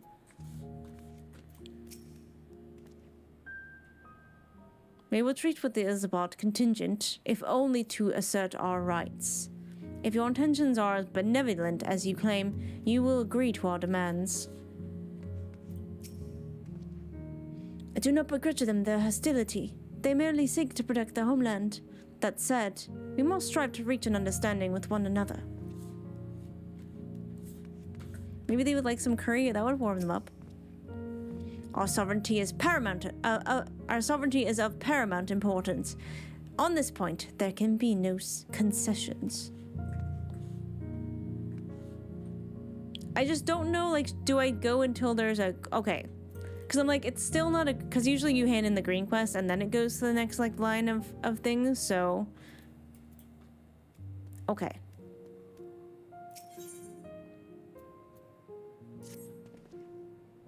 Since their excellencies are resolved to negotiate with the contingent, I will escort them to Tertium. I'll also instruct Alphino and Alzay to meet us there. Lord Mitius, Lord Neus, by your leave, my comrades and I would speak with the residents of Sonatus. Though the Ilsabard contingent holds the Tower of Babel, it is I who wishes it to be reactivated, and thus I think it meet that I be present for this discussion. Yet my understanding of your people's hardships, their hopes and desires, of dreams for the future, is sorely lacking. In my ignorance, I would struggle to contribute. Lest you worry, I will not plead our case to the community in your absence. I wish only to identify common ground, upon which we might build a relationship that sees us overcome our differences. Very well, but know that the gods will not hesitate to escort you from the premises should they judge your actions to be inappropriate. If it's settled then you should all head to Sonatus. I shall join you there after I see their excellencies safely return to Tertium. Oh boy.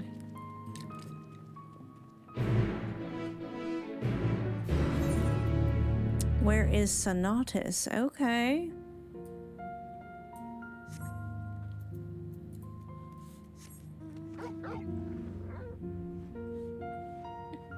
Man, it makes me sad to see, because like obviously a bunch of people lost their homes, but like obviously this is also what the ruins of Amarant look like below the Tempest, like before Emmett made them look like they were okay with his ether powers. He would be so sad again. Because this is probably the closest he got to rebuilding that shit.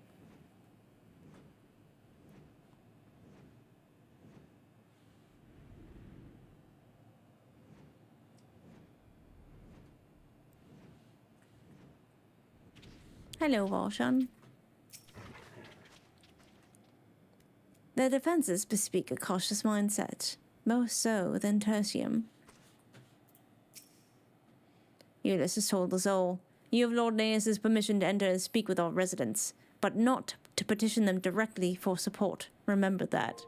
Oh, are we about to have a fishes scenario? Here it is, Senatus. A temporary refuge for political dignitaries, hence the tight security. I am given to understand that outsiders are not normally permitted so much as a glimpse inside. We should consider ourselves fortunate enough to be given this opportunity. I hope that it will be worth the trouble. As do I, Zero. As do I. Ooh, let's go in.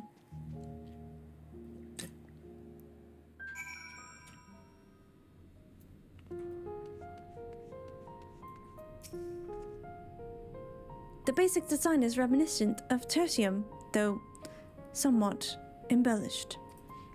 Excuse me, sheesh. To begin, I propose we split up and ask the residents for their views on the Ilsabot contingent and the current state of affairs.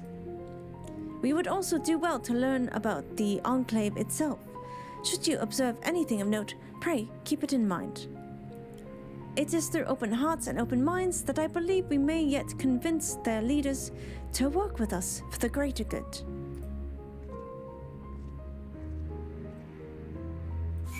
Okay, okay.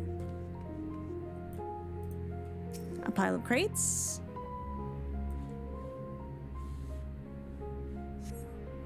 The stockpile of assorted supplies bears the markings indicating they were provided by the Elsbart contingent.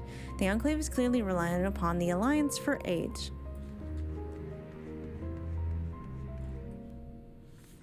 Would you read it?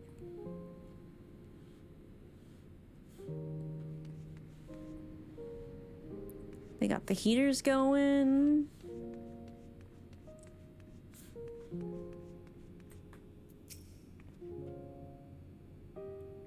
I like her hair. You want to know what I think? I'm a soldier. I try not to think about politics at all. I'll say this much. Our leaders labor to preserve our culture and our way of life. What remains of it at any rate. I trust them to do what's best for Garlemald. She's like, I'm a soldier. They don't pay me to think. It's like, they don't pay you at all. Just reading the lyrics to Lose Yourself? Okay. You recognize the large casks as the very same you and your comrades used to transport ceruleum from Lapis Manalis. Why they're in Senatus is unclear. That's interesting.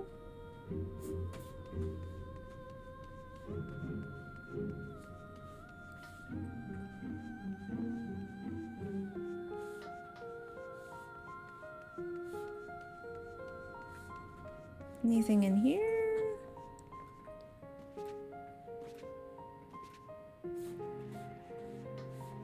Like, what you hiding? Please, I wish to hear your concerns regarding the tower.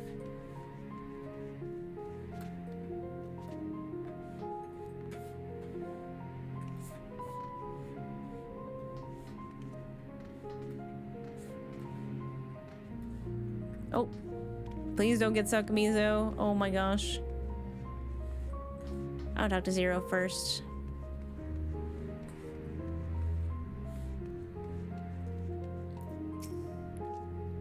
The furnishings are quite lavish. I am reminded of Troa. This is lavish to you? I mean, I guess some of it is. Hello, Marcus. How do I feel about the contingent? Conflicted, to say the least. I've been tasked with the distribution of supplies, and I know as well as any that we couldn't survive without outside aid. Be that as it may, even though the Empire has collapsed, we have our pride. People don't want to be beholden to others forever. There's no denying that it chafes to see our benefactors occupying the Imperial Palace. like, yeah, we know we need help. We don't like being reminded of that, though. Okay, that's pretty much it. I think Varshan was over here still.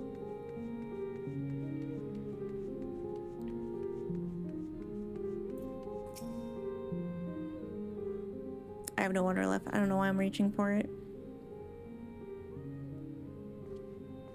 Varshan, why are you still wearing sandals?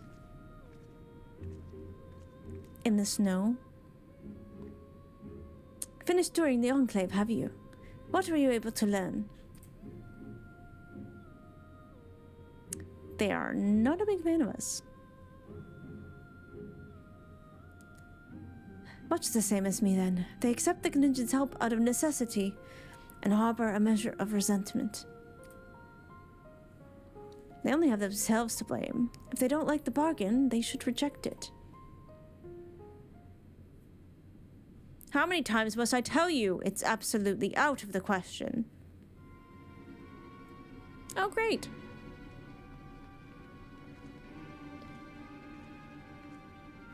Yelling. Just what we need.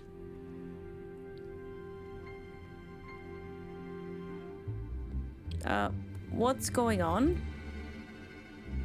We were wondering the very same. We came running when we heard shouting.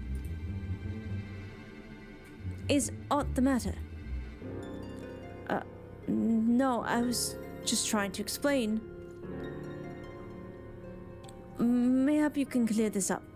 The contingent has made a reasonable request, but this man insists that it's impossible.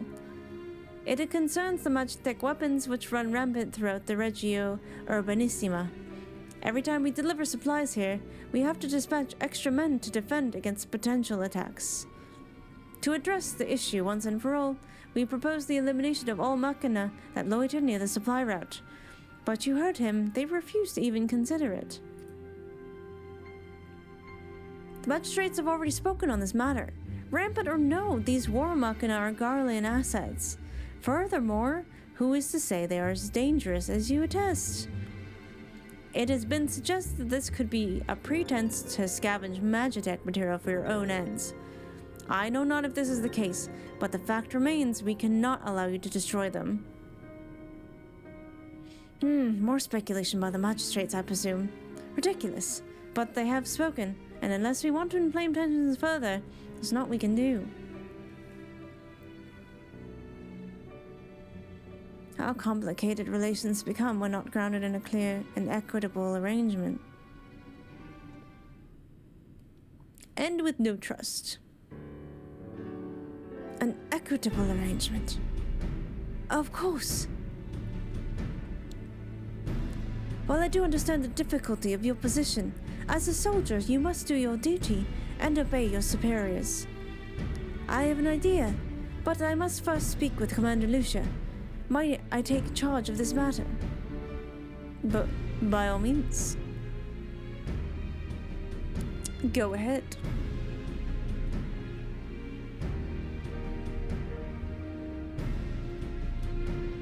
It's like, well...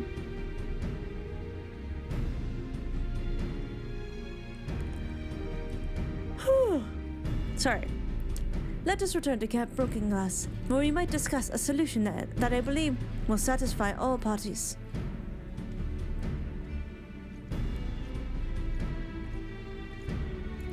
I mean, you know, Dragon acting as a mitigator between two parties of people, it's kind of been a thing for a while. He's kind of been doing this a long time.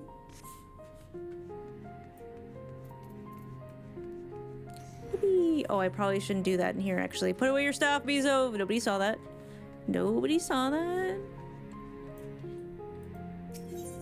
Imagine if you did magic in there, they just kick you out. You have failed your team.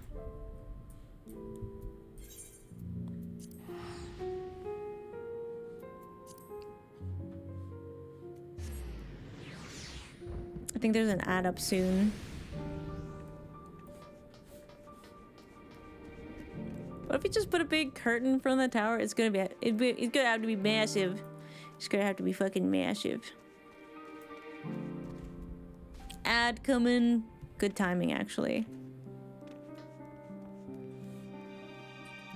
Good timing. I need some water. I will be right back. Very fast. Me mouth is dry.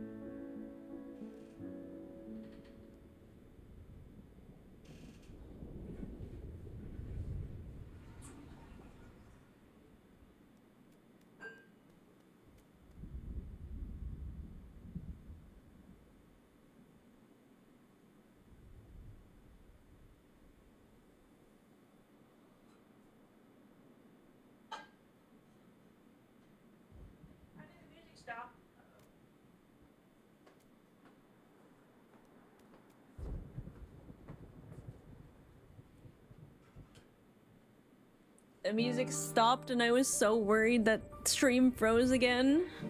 I was like, God, no. Please, no. Oh, God, please, no. Careful, Esper. No, all done. No, no. Bedtime. Oh my gosh. Alright, you can have pets. Come here. Come here. Your greed disgusts me. Your greed disgusts me. Yeah, she wants pets. Come here. Alright. Yeah. Oh, is your ear itchy? Is that what's up? Is that what's up? Your ear itchy? Mom help? Yeah.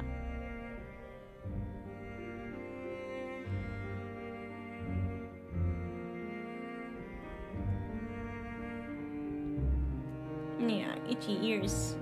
I'll have to clean them tomorrow. Yeah. Yeah. She gets very waxy ears. Yeah, pets.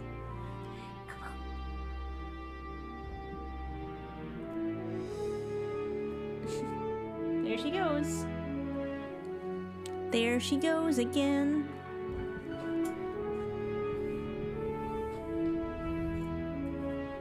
Making sure I'm not rolling over her as I roll back into my chair. Alright, ad's almost up. Who is this person again? They're like, who is she? What do you suppose he has in mind? He seems awfully confident. Sorry, Esper, all done. I have completed mine inspection of the tower. Thou shalt be pleased to hear that the transference of ether will pose no difficulty. Yeah, but the people involved might. Leave this to me, my friend. Alright, we're doing this one. You have returned with glad tidings, I hope? Well, not exactly. Alright, Varshan, what's your plan? Welcome back, all of you. I pray there has been positive developments with your efforts to appeal to the Guardian community. Mayhap not yet, but there is a method by which I believe to stand gain, or by which I believe all stand to gain. As Satrap, I intend to propose a trade agreement between Radzat Han and the people of Garlemald. Oh! Wait. Please, continue. The people of this nation have lived through its collapse and more. Yet they have chosen to remain, for this is their home. That they have been able to survive thus far is thanks to the Ilsabard contingent, or rather, in less flattering terms, they are entirely at your mercy. Despite your noble intentions, this is a one-sided relationship and has fueled feelings of frustration and resentment. It is no surprise, then, that some Gauleans are loath to engage with foreigners for fear of indebting themselves further, or surrendering more of their already limited autonomy. That is why I wish to present them with an equitable arrangement. One that would restore them to a sense of agency after having been forced to rely upon charity.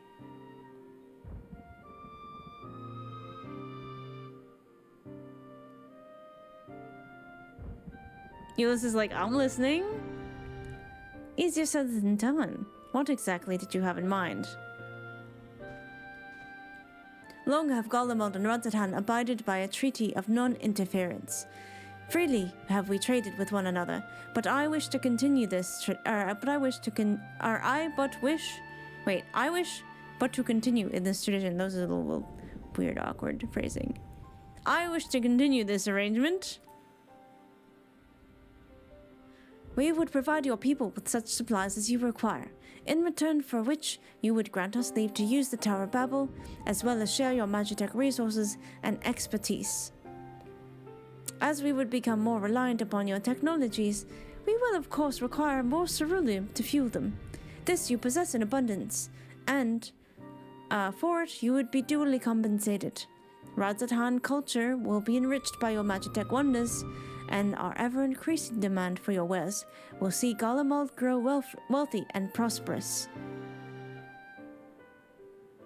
Only when both sides keep the interest of the other in mind can an equitable relationship be forged.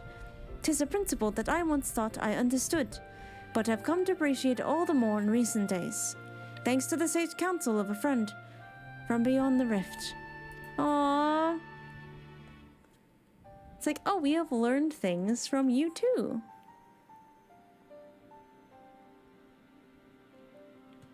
Your Excellency, thank you for your careful consideration of Golemald's future.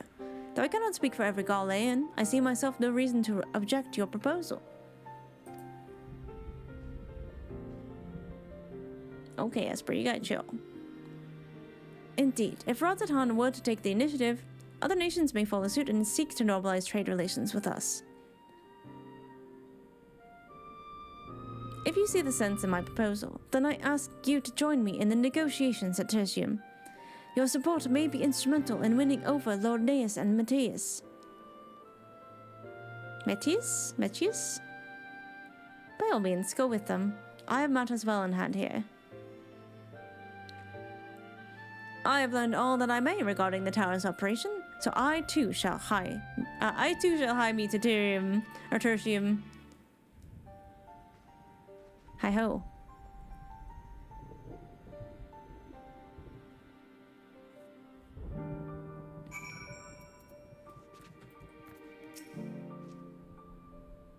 Touch up as a pragmatic vision for the future.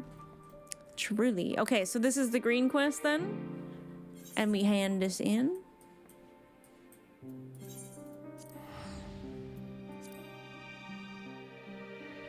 And then I think we are done for the night.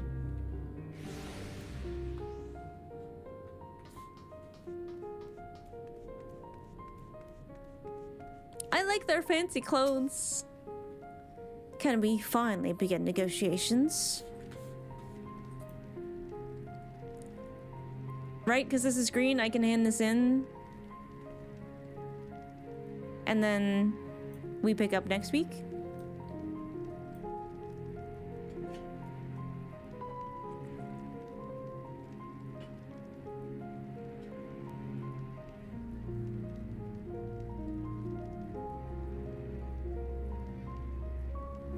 Yup, alrighty then. Oh, it's a cutscene, I'm nervous. I'm nervous.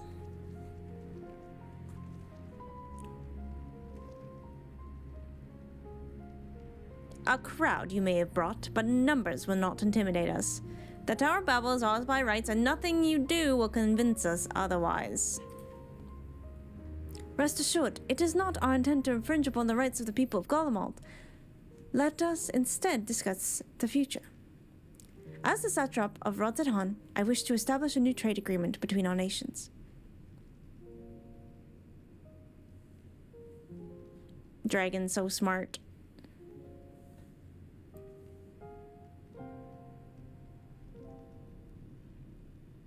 The aid we presently receive will not last forever, my lords. Sooner or later, we must stand on our own 2 feet. But to do so, we must secure a means to replenish our coffers. And the proposed agreement presents a rare opportunity. 'Tis true we do not want for Magitech and ceruleum, and foreign currency will be needed to procure such things as we lack. It would depend on the precise terms, but I can see the merits. What?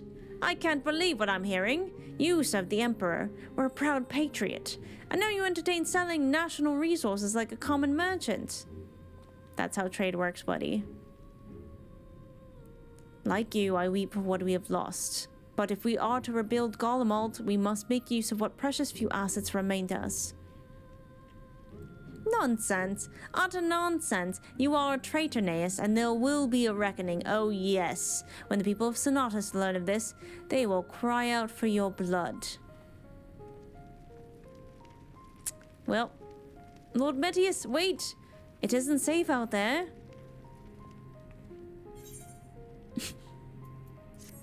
Oh no, stop. No, don't. Alright. I fear for Lord Metius. Oh, he's probably fine. An embarrassing display. A man of Metius' station should have the capacity to keep his emotions in check. While I'm thrilled Lord Naeus was willing to consider my proposal, I am worried about Lord Metius. To the best of my knowledge, Lord Metius is a civil servant with no combat experience. Should he meet with misfortune, he may fare poorly. I know, it's terrible, isn't it? I'm not surprised. Some people cannot be moved by mere words. Yeah, not you, Zero, right? Surely. Surely not you.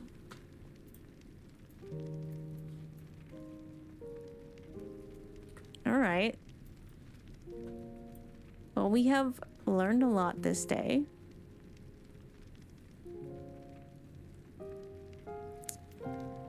We got the question marks again. Amazing. I need to do something. Oh, it's thundering outside? Sick.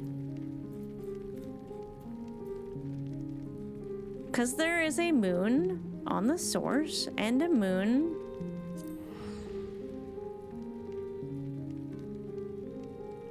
in the 13th. My tallest non-ancient wave. It's true though. It's daytime here, unfortunately.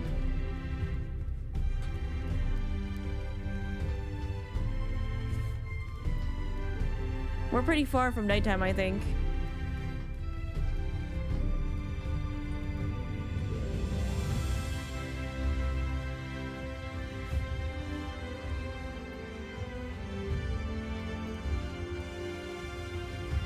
Go to bed. Don't tell me what to do.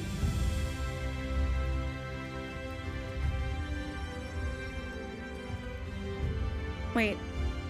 Wait, is that Luke? Is that... No.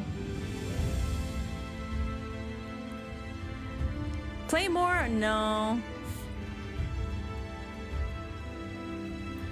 Always rewatch some of the night scenes from the inn? I could. Wait, the inn.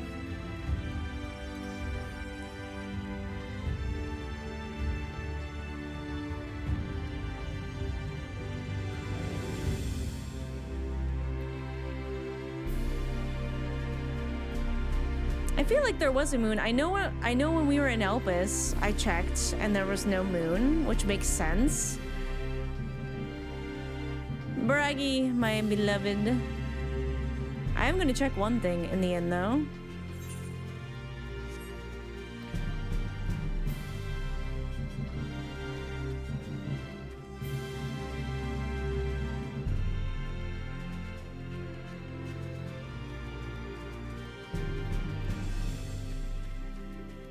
Oh yeah, the music is still cranked all the way up. We can turn that back down.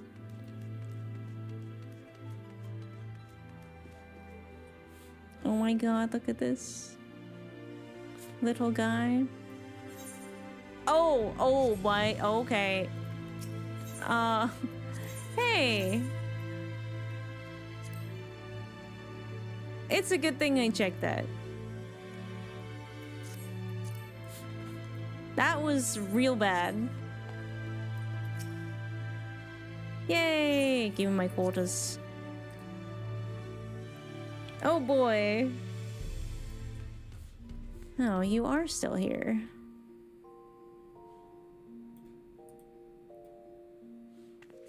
Sometimes he's on the table though.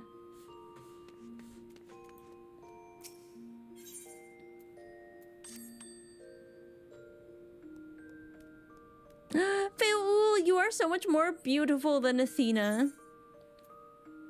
Ooh, I got money. Give me my money. Thank you. You have no need of Zinnia? So be it.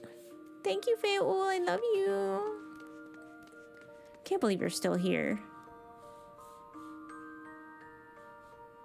Just staring menacingly. Alright, I just wanted to see if it was still there.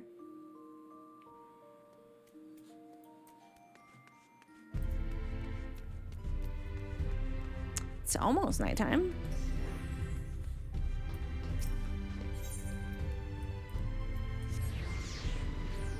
No, there is a moon because I for sure took some pictures of nighttime with the crystarium and the moon. There's a moon.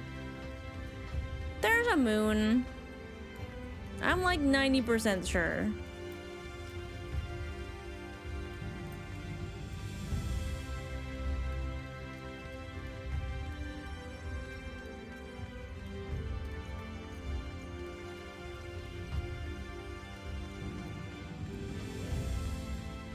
Like, did the crystal tower bring the moon with it?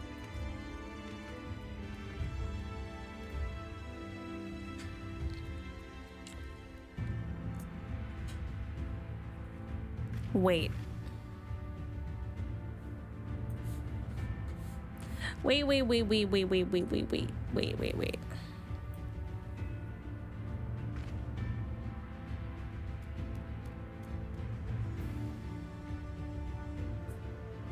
Well, like, okay. Part of the Sundering was to make sure that they couldn't try to summon Zodiark again by sundering the people, but also sundering Zodiark. So it would stand to reason that every shard would have a piece of Zodiark. And I guess my guess would be he would be imprisoned in the same fashion?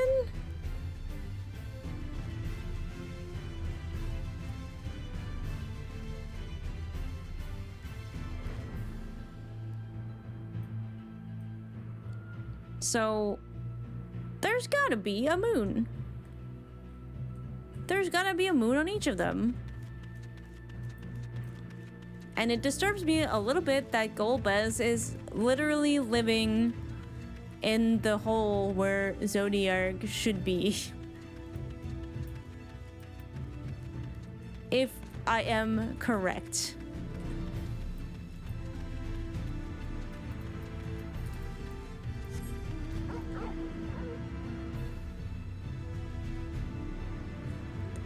Okay, there would be... I mean, you should be able to see the moon during the day too, but maybe not. Gomez, get out of Zodiac's hole. That's not your hole. Man, what a day. We have seen a lot more of Estinian.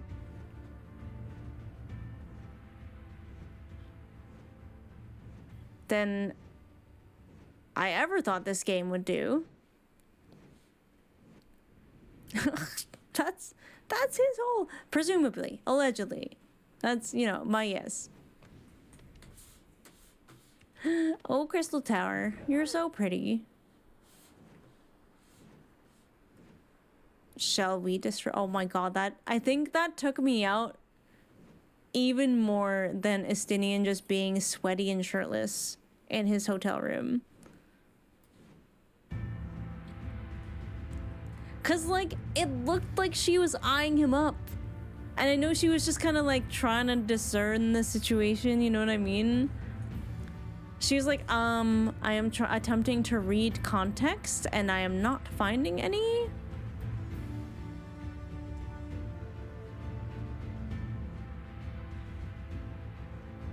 So she's like, oh, am I overdressed for the occasion?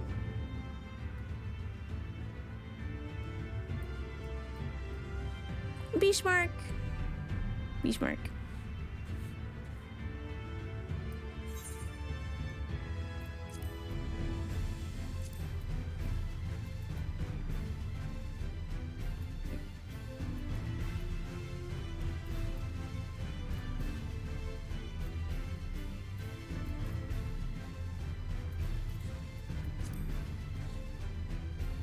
Come on, nighttime. Crystal Tower used to look bad? Okay, I have an idea. Did it really? I mean, I guess I have, like, some basis of comparison because I did a lot of the stuff in that area before the texture update.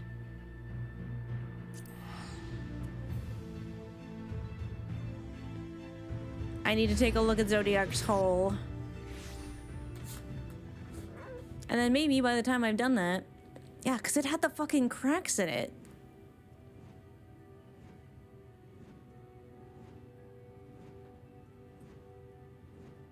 It was very much cracked like this.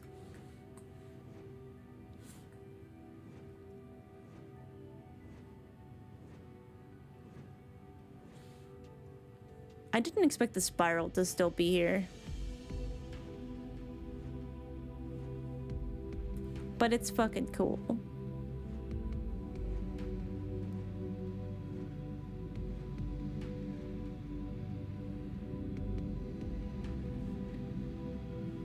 And like there were these purple things.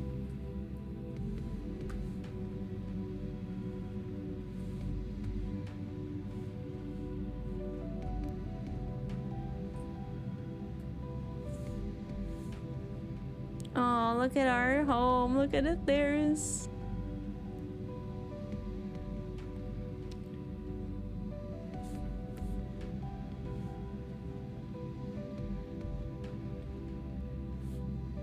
And it's sort of like, okay.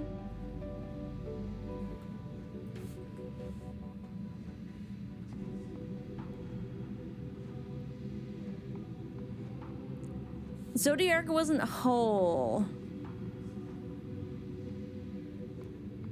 And it's like, okay, does that mean the other bits of him still fucking exist? On the other shards.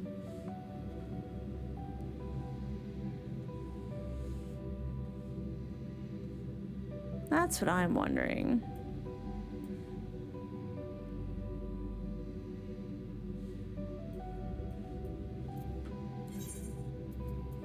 Again, theoretically, if I am correct.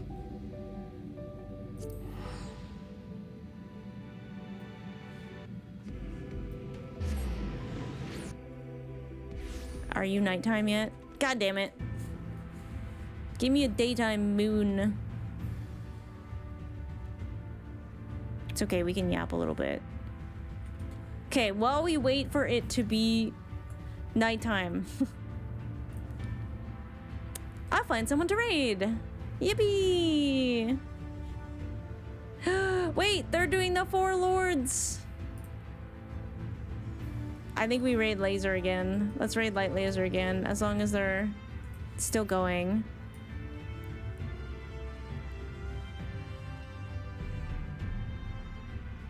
Okay, they're just finishing though. I don't know if they're gonna continue. Oh, really? Aw, crap.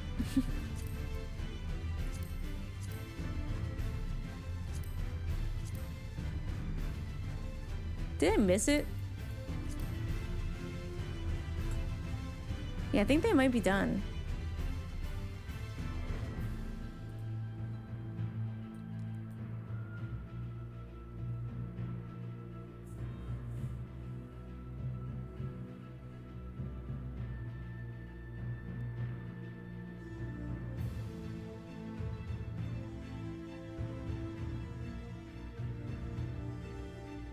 Oh no, they're still going. Okay, we can do that. We'll definitely raid laser again. Yeah, so it's only it's not even noon. It's only morning. I wish I could speed up time. Okay, you know it's gonna be way faster. I'm just gonna check my screenshots folder. Wait, I don't even need to do that. I just need to check Mizo's website. Hold up.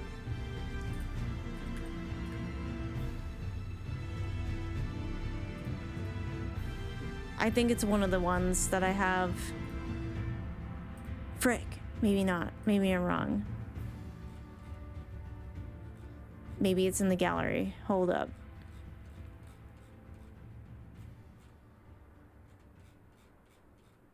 Oh, I'm hurting my feelings right now. So bad. I'm hurting my feelings.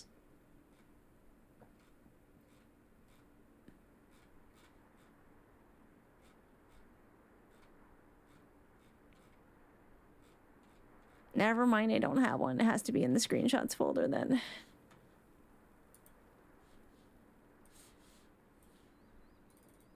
It might become nighttime by the time we get there. You could have watched a cutscene in the journal thing by now. You're right. I'm sorry.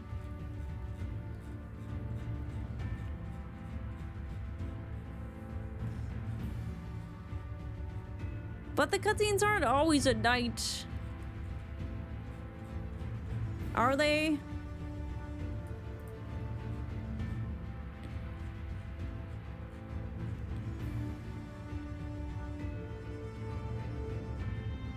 Dun, dun, dun, dun, dun, dun, dun. I know, I was in there to see the fuck-ass bird.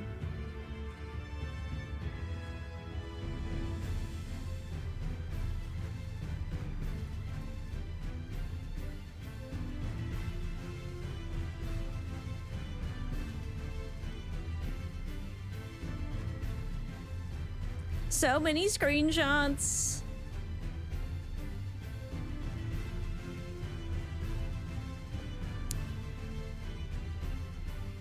I'm still very certain. Okay, I found her Light Warden era.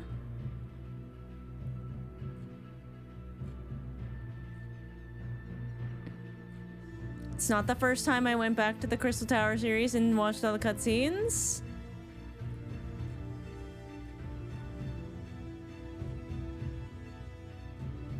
Oh my god. The Crown of the Immaculate screenshots. Holy fuck.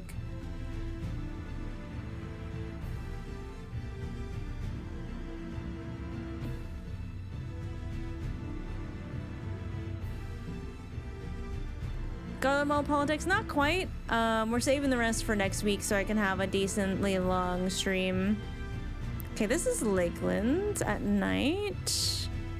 No shots of the sky currently, though. I know I took a bunch of shots with the Crystal Tower at night, though. I know I did that. The question is when. I see Fallen Light wardens. We are probably getting closer.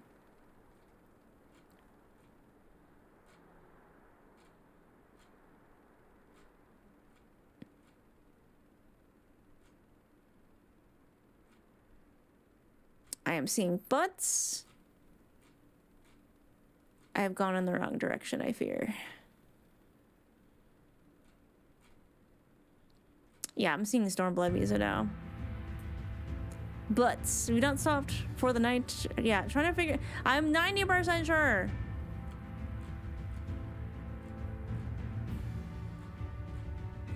I have sad photos of Miso in Lakeland in front of the Crystal Tower, and there is a moon.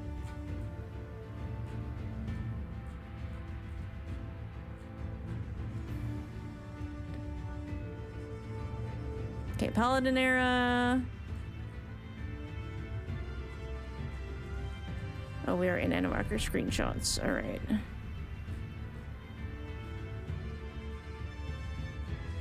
Going around to Raktika. We have fucked up the moon. We are in Elpis. Okay. Wait, is this going up or down?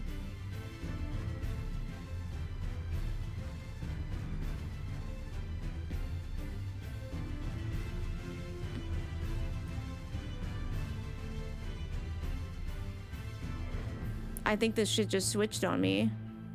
It did! Why did you switch? Oh my gosh, I have so many screenshots. I am so sorry.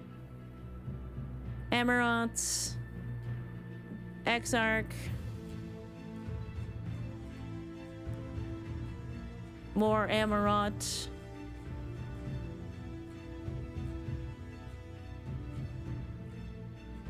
Emmett Hair. It's gonna be nighttime in game by the time I find this shit. Oh my gosh. 5.3. Alright. Telophorite Towers.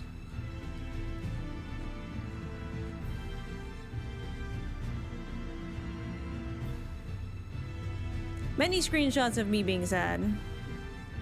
Where are they, man? It'll be next morning. Did I miss? There's no way I missed nighttime. There's no way, right?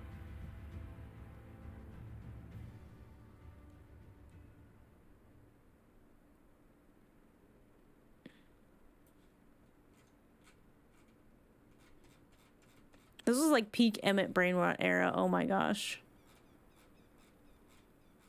Where are they?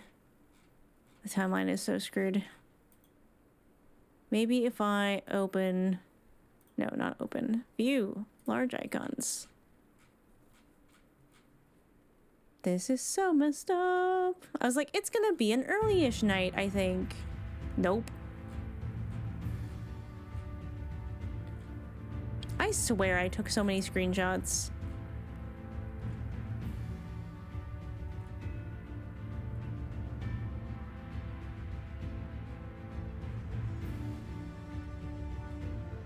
Are they just not in this folder?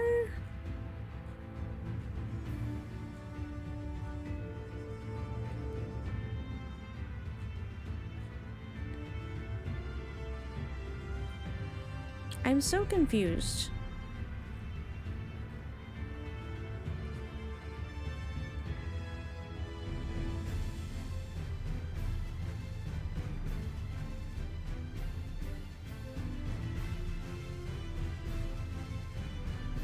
I'm so sorry. I'm just invested now.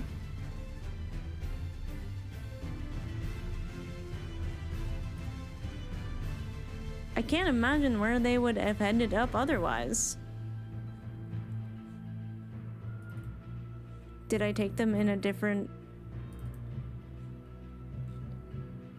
These are all videos, I think. No?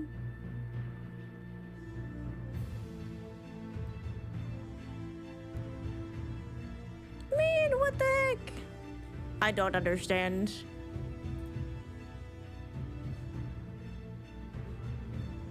Unless I guess I might be misremembering where the shit was. I used to take so many pictures with the Crystal Tower. What the heck happened?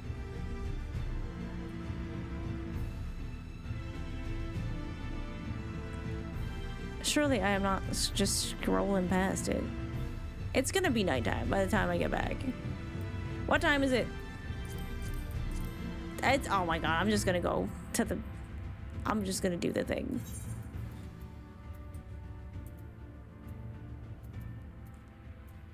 But then we have to watch a whole cutscene anyway. Time passes so slowly. I feel like we should have been in nighttime then. When we first got here. But now I have to know.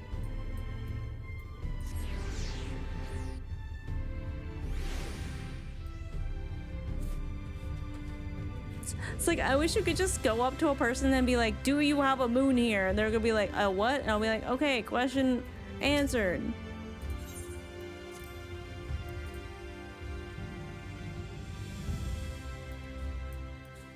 Fuck ass bird. All right.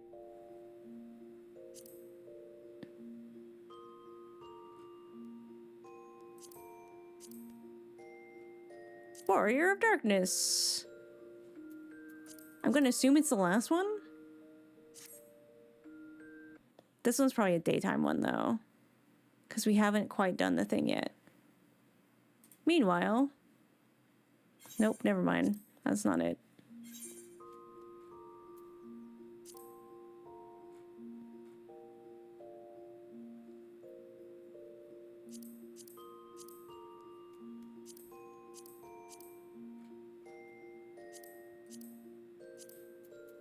Now it's like, which ones?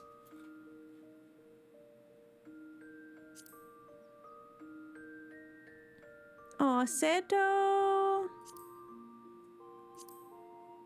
How am I supposed to find this then? Oh my god.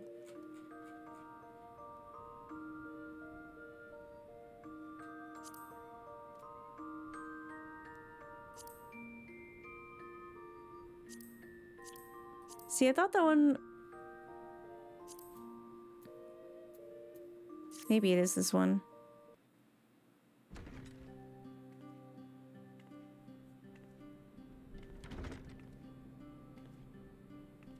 Please tell me this is nighttime. Please end my suffering.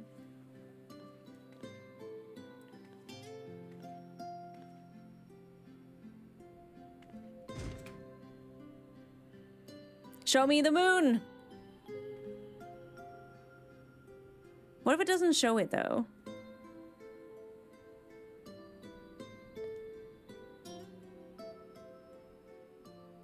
I didn't see one. Hi, Cupid. So it's your lot's turn to be the warriors of dark. Yeah. Excuse me, is my private quarters, sir? Aye, I know. Just the place. In case you've forgotten, you're the only one who can see me. There is like moonlight though. Those white-haired twins who are with you, are they your friends then? Come on, man. Aye. Then I suggest you keep them close. Not that you need telling. Show me the moon. Give me the window. I don't remember when it was that I learned. You get numb to it all over the years.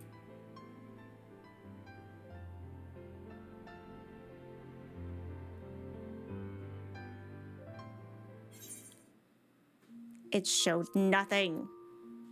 It's only 4 p.m. now. What about one of the cutscenes where, like, you...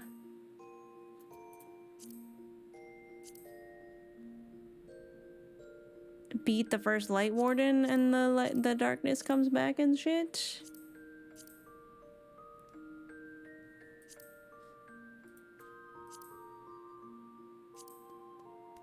Yeah, come on, show moon.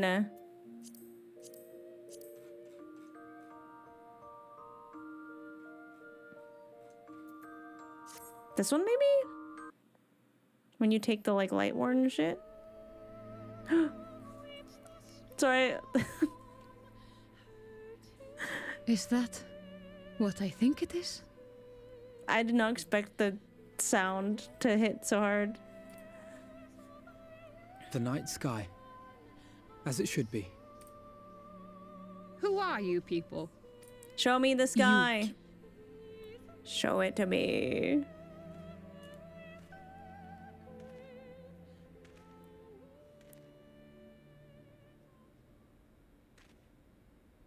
My lord? Yeah, my reaction exactly. You have vanquished the Light Ward without the ever. Yeah, I don't see it either. Though darkness has fallen here, I just watched this one? yet Okay. bask beneath burning skies. What about the one before it where you like take the light into yourself? Would it be this one?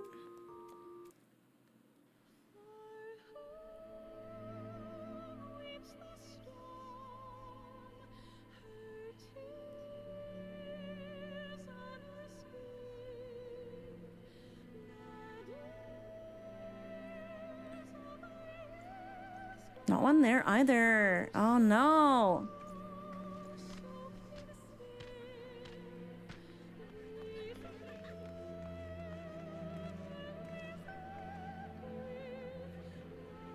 It's gone. It can't be.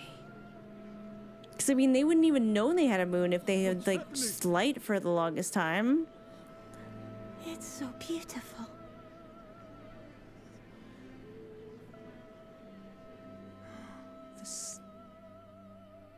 The warrior of darkness has come.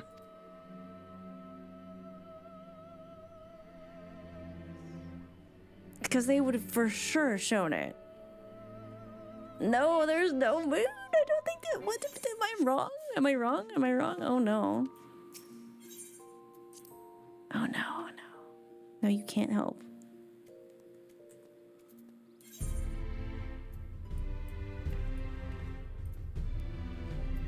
Alright, I think I have to end though. I think I do.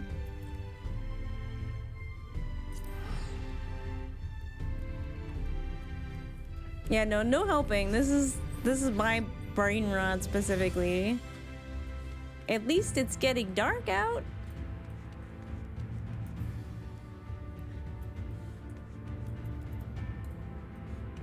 We're getting closer.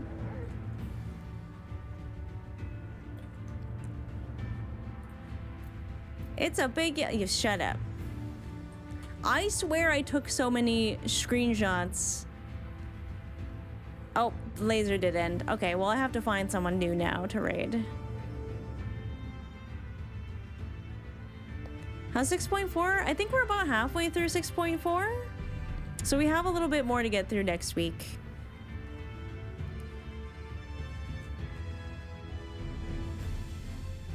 Let's see, Aaron is playing. Yeah, we are not done yet.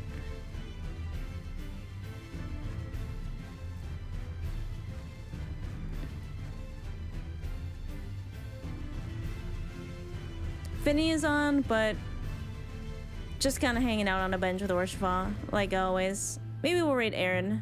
Aaron's just getting going. We like Aaron.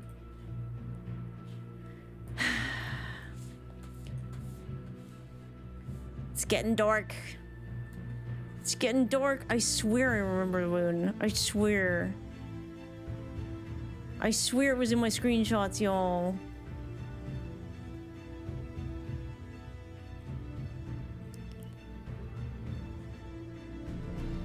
I fucking swear.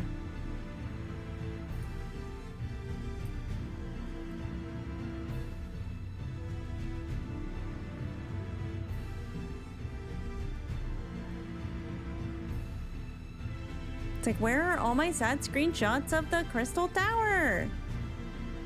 That I for sure knew that I took.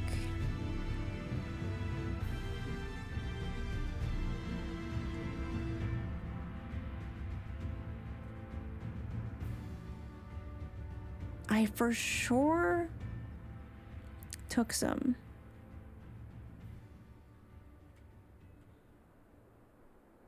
They should literally be right here. But they're not. I am having fun. Oh my god, Endwalker is so peak. They're not here.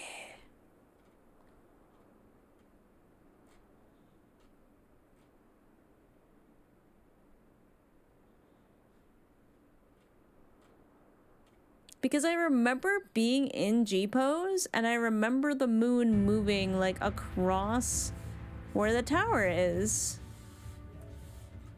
But like, was I thinking of, oh my god.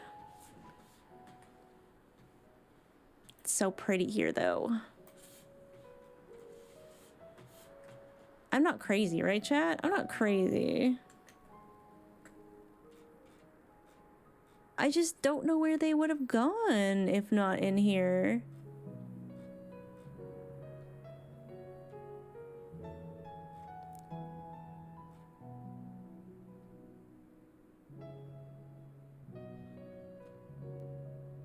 It was seriously... It's not even on the Shadowbringers, like, screen. I'm so doubting myself now. I'm like, there had to have been... Frick. Oh my god, if there was fog, I would just rage quit stream. The entire stream. I would just turn it off.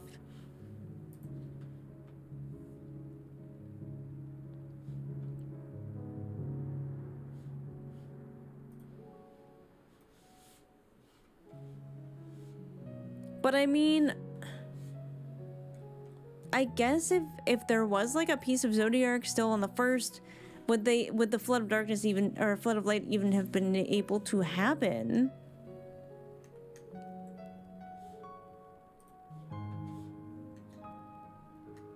I'm so surprised it's not even on Misa's website. I swear.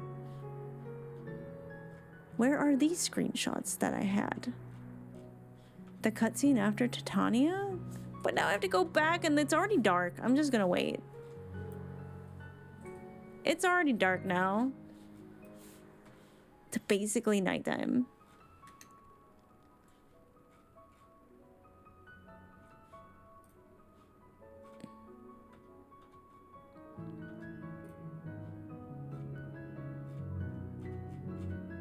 Maybe the journal. Nope. Man. I hate myself for not having that. I don't know where it went.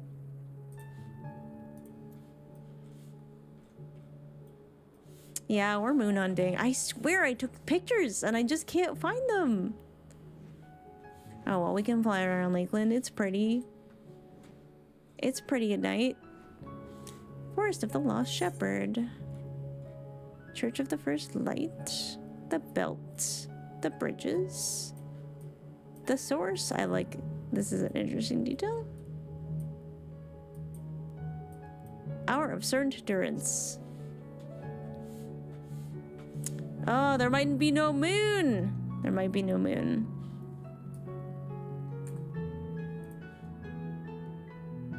I'm once again staying up way too late. It's fine.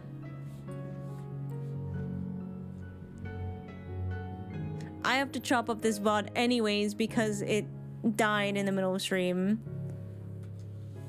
But hey, if you're watching on YouTube and you're enjoying this and you're laughing at me, I'm gonna reiterate, do not say anything in the comments about the moon on the 1st. Thank you. I'm sure I will find out soon enough. Oh my god, stars are starting to appear.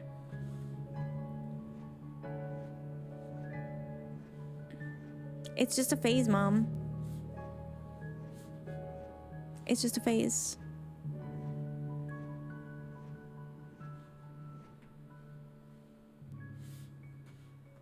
It's getting darker. No, because people on YouTube don't listen. No matter how many times I reiterate, please do not answer. They info dump. Regardless.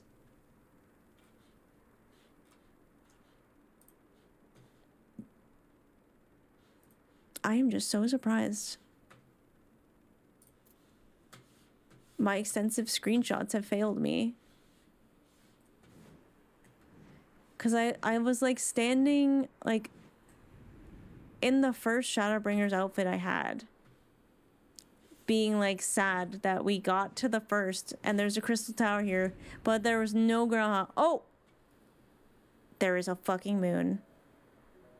There is a fucking moon. There is a fucking moon. I feel so validated now. I feel so validated. Get mooned.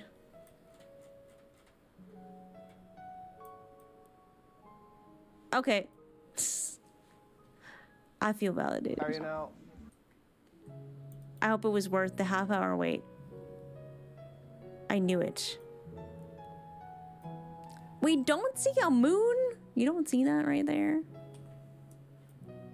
I'm being gaslit. Help.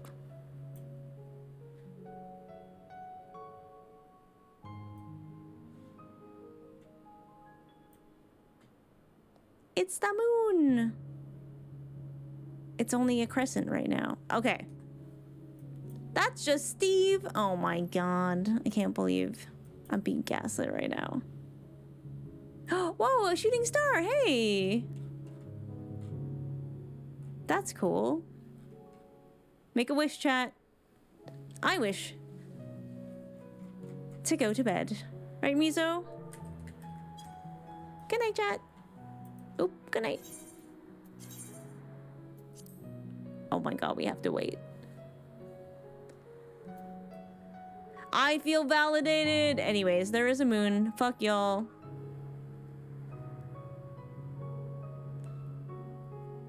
So my theory could still be correct. My theory could still be correct. Okay. Toxic streamer? No. I just like to be right. All right. Goodbye, everybody. I hope you had a good time. It was interesting today. We got half naked Estinian and almost naked Zero because she completely misread that situation. We got to go back to Garlemald and figure out some stuff.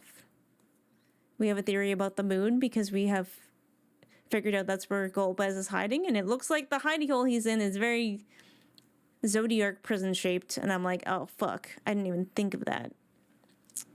I didn't even think of that. So, we're trying to figure out a way to teleport from our moon to their moon, and we need the Tower of Babel for that. So, gotta convince the Garlands to let us use that shit. So yeah, I hope you all have a good weekend. We're gonna raid Aaron. I think we might as well end on Neath Dark Waters at this point because we're in Shadowbringers mode now. We're gonna raid Aaron. Aaron is playing Overwatch, so if you want to go get some of your drops for the new season, go do that. Aaron is very cool, and she has a little pet cam of her doggy Potato. We love Potato. If you would like to join the raid, feel free to use the following raid commands. If you'd like to hang out with me outside the stream, feel free to follow me on my socials. Or if you want to learn more about my Warrior of Light Mizo, here is her whole ass website, because I am very normal. Or if you would like to hang out more with the community, we do have a Discord. Get comfy on Grandpa's couch and join the Discord. We do have a little screening process, so just let me know you came from stream and what your Twitch name is, and we will let you in, because there have been some weird bots, and it's the best way to keep them out. So, yes, don't worry. We will see you, and we will let you right in. How are you now? Aw, thank you for the follow, Aaron, for Final Fantasy XIV. I appreciate it. We're going to go raid Aaron Overwatch. So, I hope you enjoy that. Hope you have a fantastic weekend. We will see you Tuesday for more Overwatch. But if you only enjoy Final Fantasy XIV, come back for Friday. We will finish some MSQ stuff. And yeah, I'll see you next time. Bye-bye.